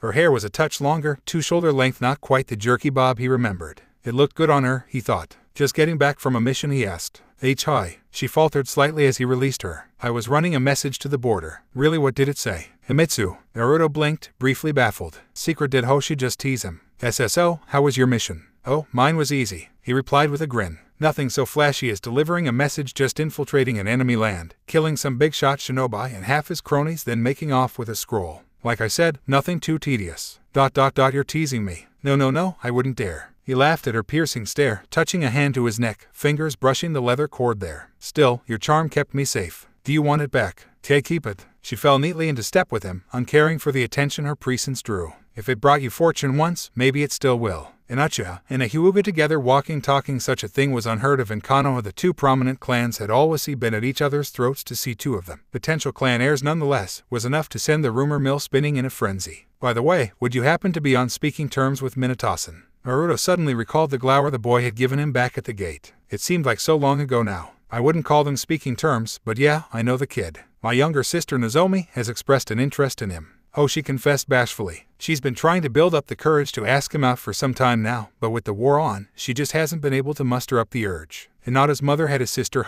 must have died during the war. Still, that was great. He'd felt a little guilty about wresting Kushina away from Minato as he had. It felt good to know that there was someone who cared about him, someone he would notice eventually. Maybe, probably, hopefully. Well, good for her. I hope she's able to tell him. Say though, don't you have a mission to turn in?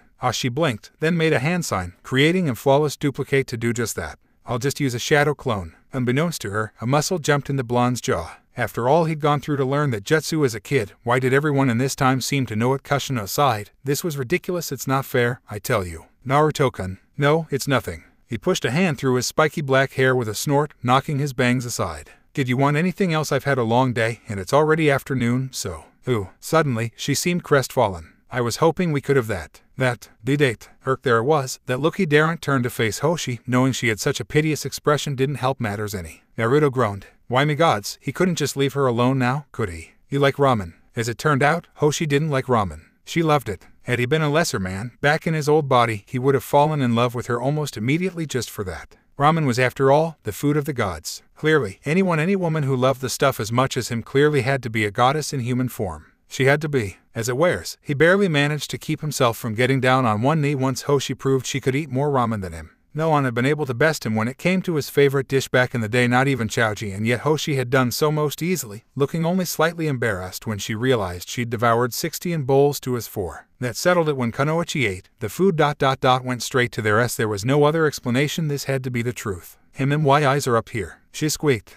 Gomen. Naruto jerked aside, flushing. Sorry about that. It's all right. Tuchai laughed from behind the counter. You sure do enjoy bringing beautiful women into my establishment, Uchiha-san. At this rate, I'll have to name a dish after you. You'll have to wait until I can beat Hoshi over here. Naruto shot back, grinning. She's gotten me beat by a mile. Hoshi colored quietly at his praise. It's funny, right? The Uchiha forced a chuckle. The first time we met, I was here with my team. Maybe next time you can bring your students and I'll bring ...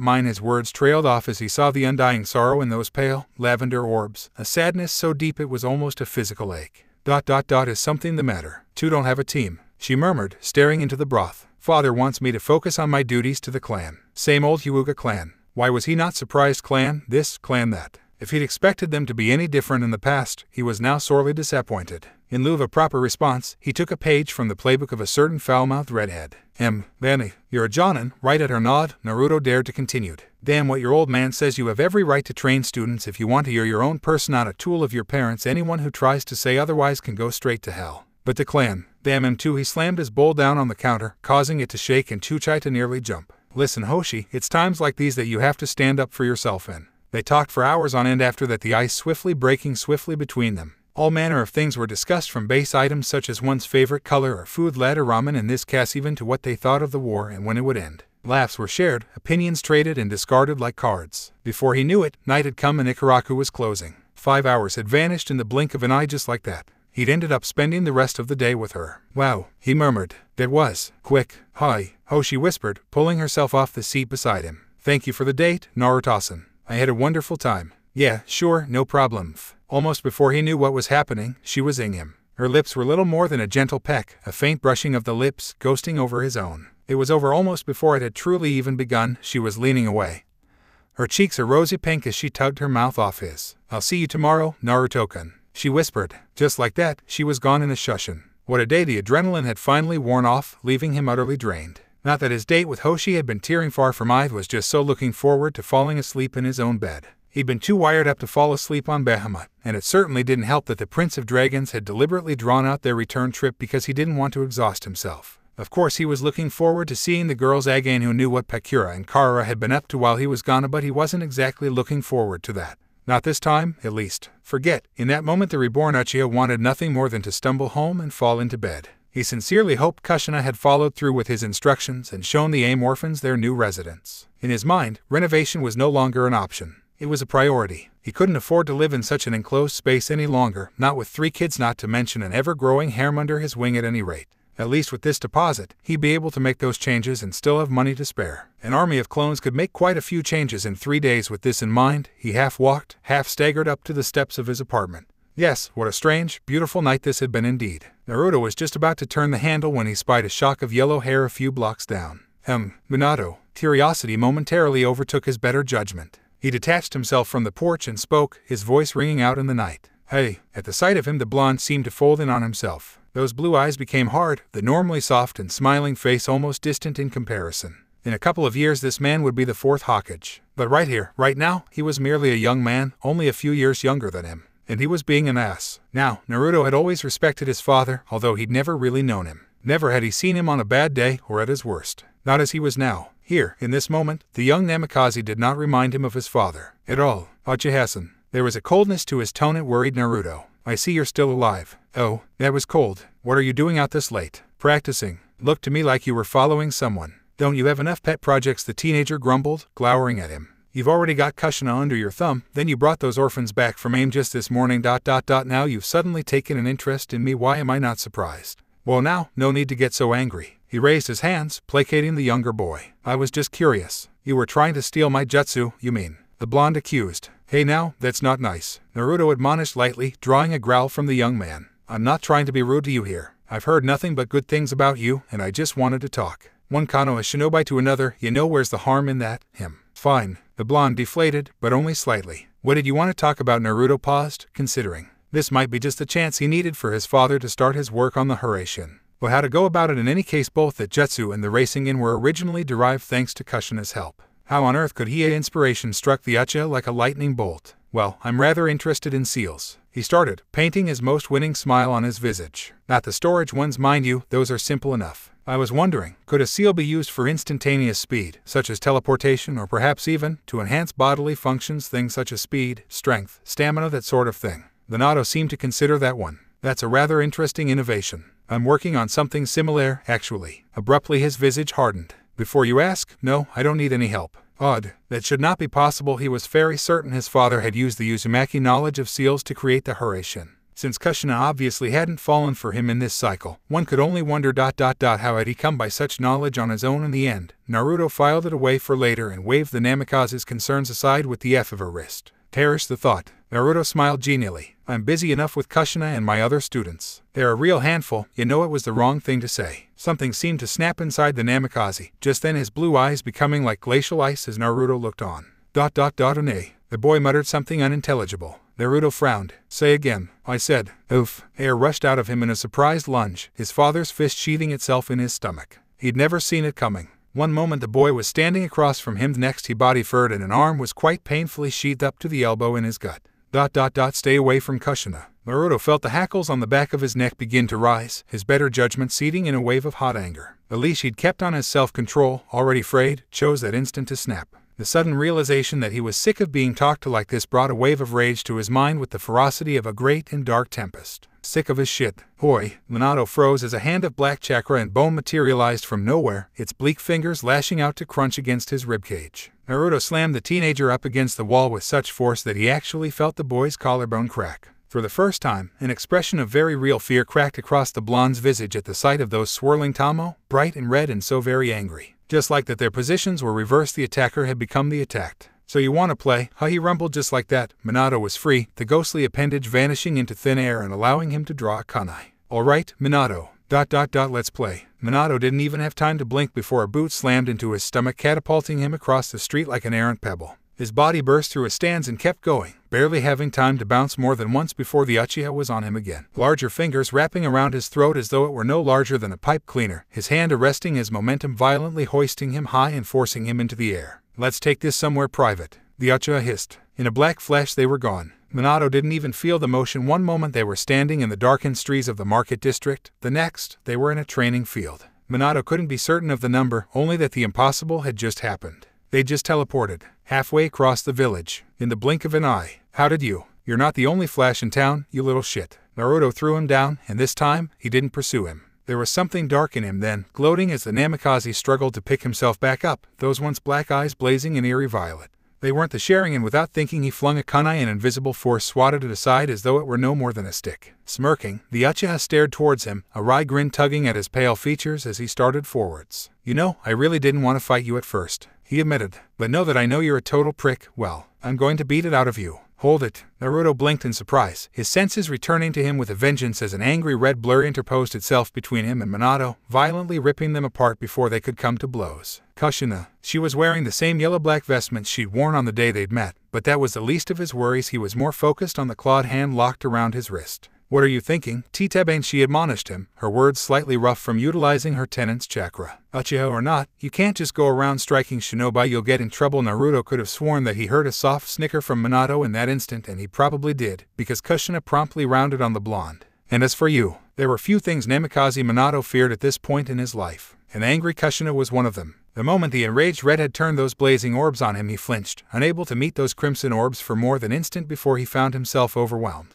How dare you touch him? Her very voice dripped with anger. I told you once already, if you ever hurt him, I'd never forgive you. Kushina-chan, don't you jam me. Minato, you have no right, you attacked him first. He's an Uchiha, the Namikaze continued, pleading. Think about it, as soon as he arrives, the village starts to prosper. It's too convenient, he can't be trusted, and hindsight it was a valid argument. Anyone would be suspicious if things started turning up rosy once a stranger rolled into their village. But that was the crux, wasn't it? Minato's suspicion was proving his own undoing. He valued the village over everything else. Those were the qualities that made him an admirable shinobi ... and a complete dunce when it came to understanding the feelings of women. Leave. Her voice was cold, colder than he'd ever heard it. I never want to speak to you again. Kushina, I told you to leave. Naruto turned aside and presented his back to the boy, unwilling to speak. This wasn't his place, wasn't his right. This argument had been coming ever since he'd uncowingly pushed himself between them. There was nothing he could say or do that would affect the outcome of this fight. Kushina, please, Minato was begging now. He's just a stranger, don't listen to him, I love you. Shut up. If that were true, then why did this stranger save me? I'll admit it, you care more about the village than you do me, you always have. I'm just a weapon to you, like everyone else.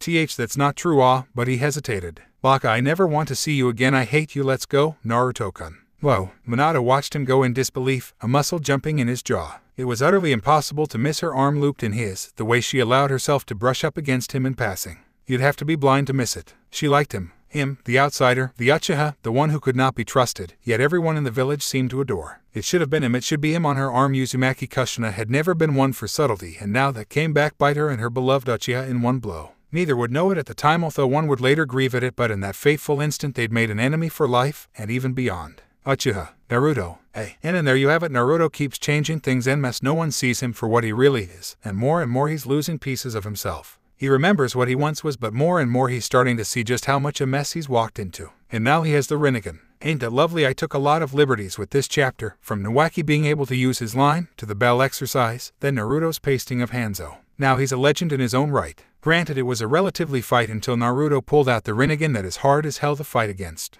But who is that man to which Hanzo was referring? Any guesses? And to answer another old question, yes, Fugaku was taken by something. I won't say what, I'll leave that for you to guess and cue by stirring up trouble for Naruto. On the plus side, our heroes attracted attention ... and unknowingly started to ensnare hearts untold. Tsunade's basically admitted she finds Naruto to be a good person at heart, and he's completely flabbergasted over such an admission. Wonder what'll happen. We've ended the AIM arc and jumped right into the 3-day arc before we set out for Kiri. Folks, don't worry, the story's still far from over. After all, Naruto's gone and started a harem. Hope you enjoy it. As a note for the summoning dragons, I did tell you they would be quite varied. But don't worry, the dragon boss will defy all expectation when he's eventually summoned, I assure you. So you want to guess who the dragon boss is? We're off to Kiri soon. What fate awaits our heroes? Find out next time on Die Another Day. On another note, the pairing has officially been decided, although I will gladly take any other recommendations that are offered. Kushina has officially fallen for him, so too have others. A harem was voted for overwhelmingly here, so I'll try to keep it realistic here, folks. That's right, there will be multiple girls vying for Naruto's affection here. Whom will he meet next? So ... I in the immortal words of Atlas. Review. Would you kindly and of course, enjoy the preview? Hope you brought your popcorn.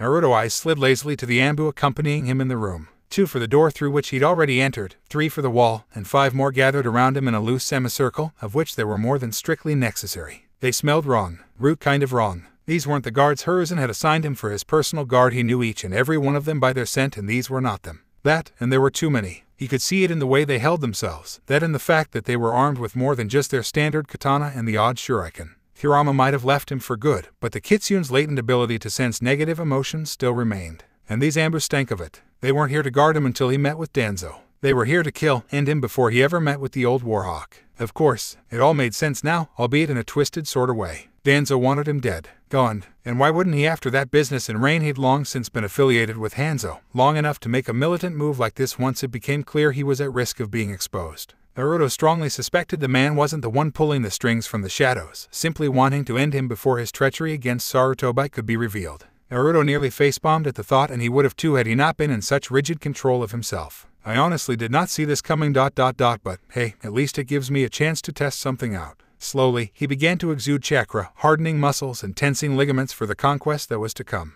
They thought they could kill him in this body. They had a better chance of defeating the Shodaime Hokage in his prime. Sighing, he rose from the couch. Before we get started, he began, the words low and deep in his throat, I have just one question. Naruto allowed the smallest of smiles to grace his visage as he spoke the last words, a touch of killer intent suffusing his voice as though he were talking about something vaguely unpleasant, not contemplating the mass murderer of Konoha's most elite force. A terse silence accompanied those deceptively calming words, almost a dozen masked faces turning towards him in eerie unison. ... Does anyone want to get out? Scarce had he spoken than the world dissolved into a blur of motion. Then he gloried in the majestic art. ... There was his taijutsu.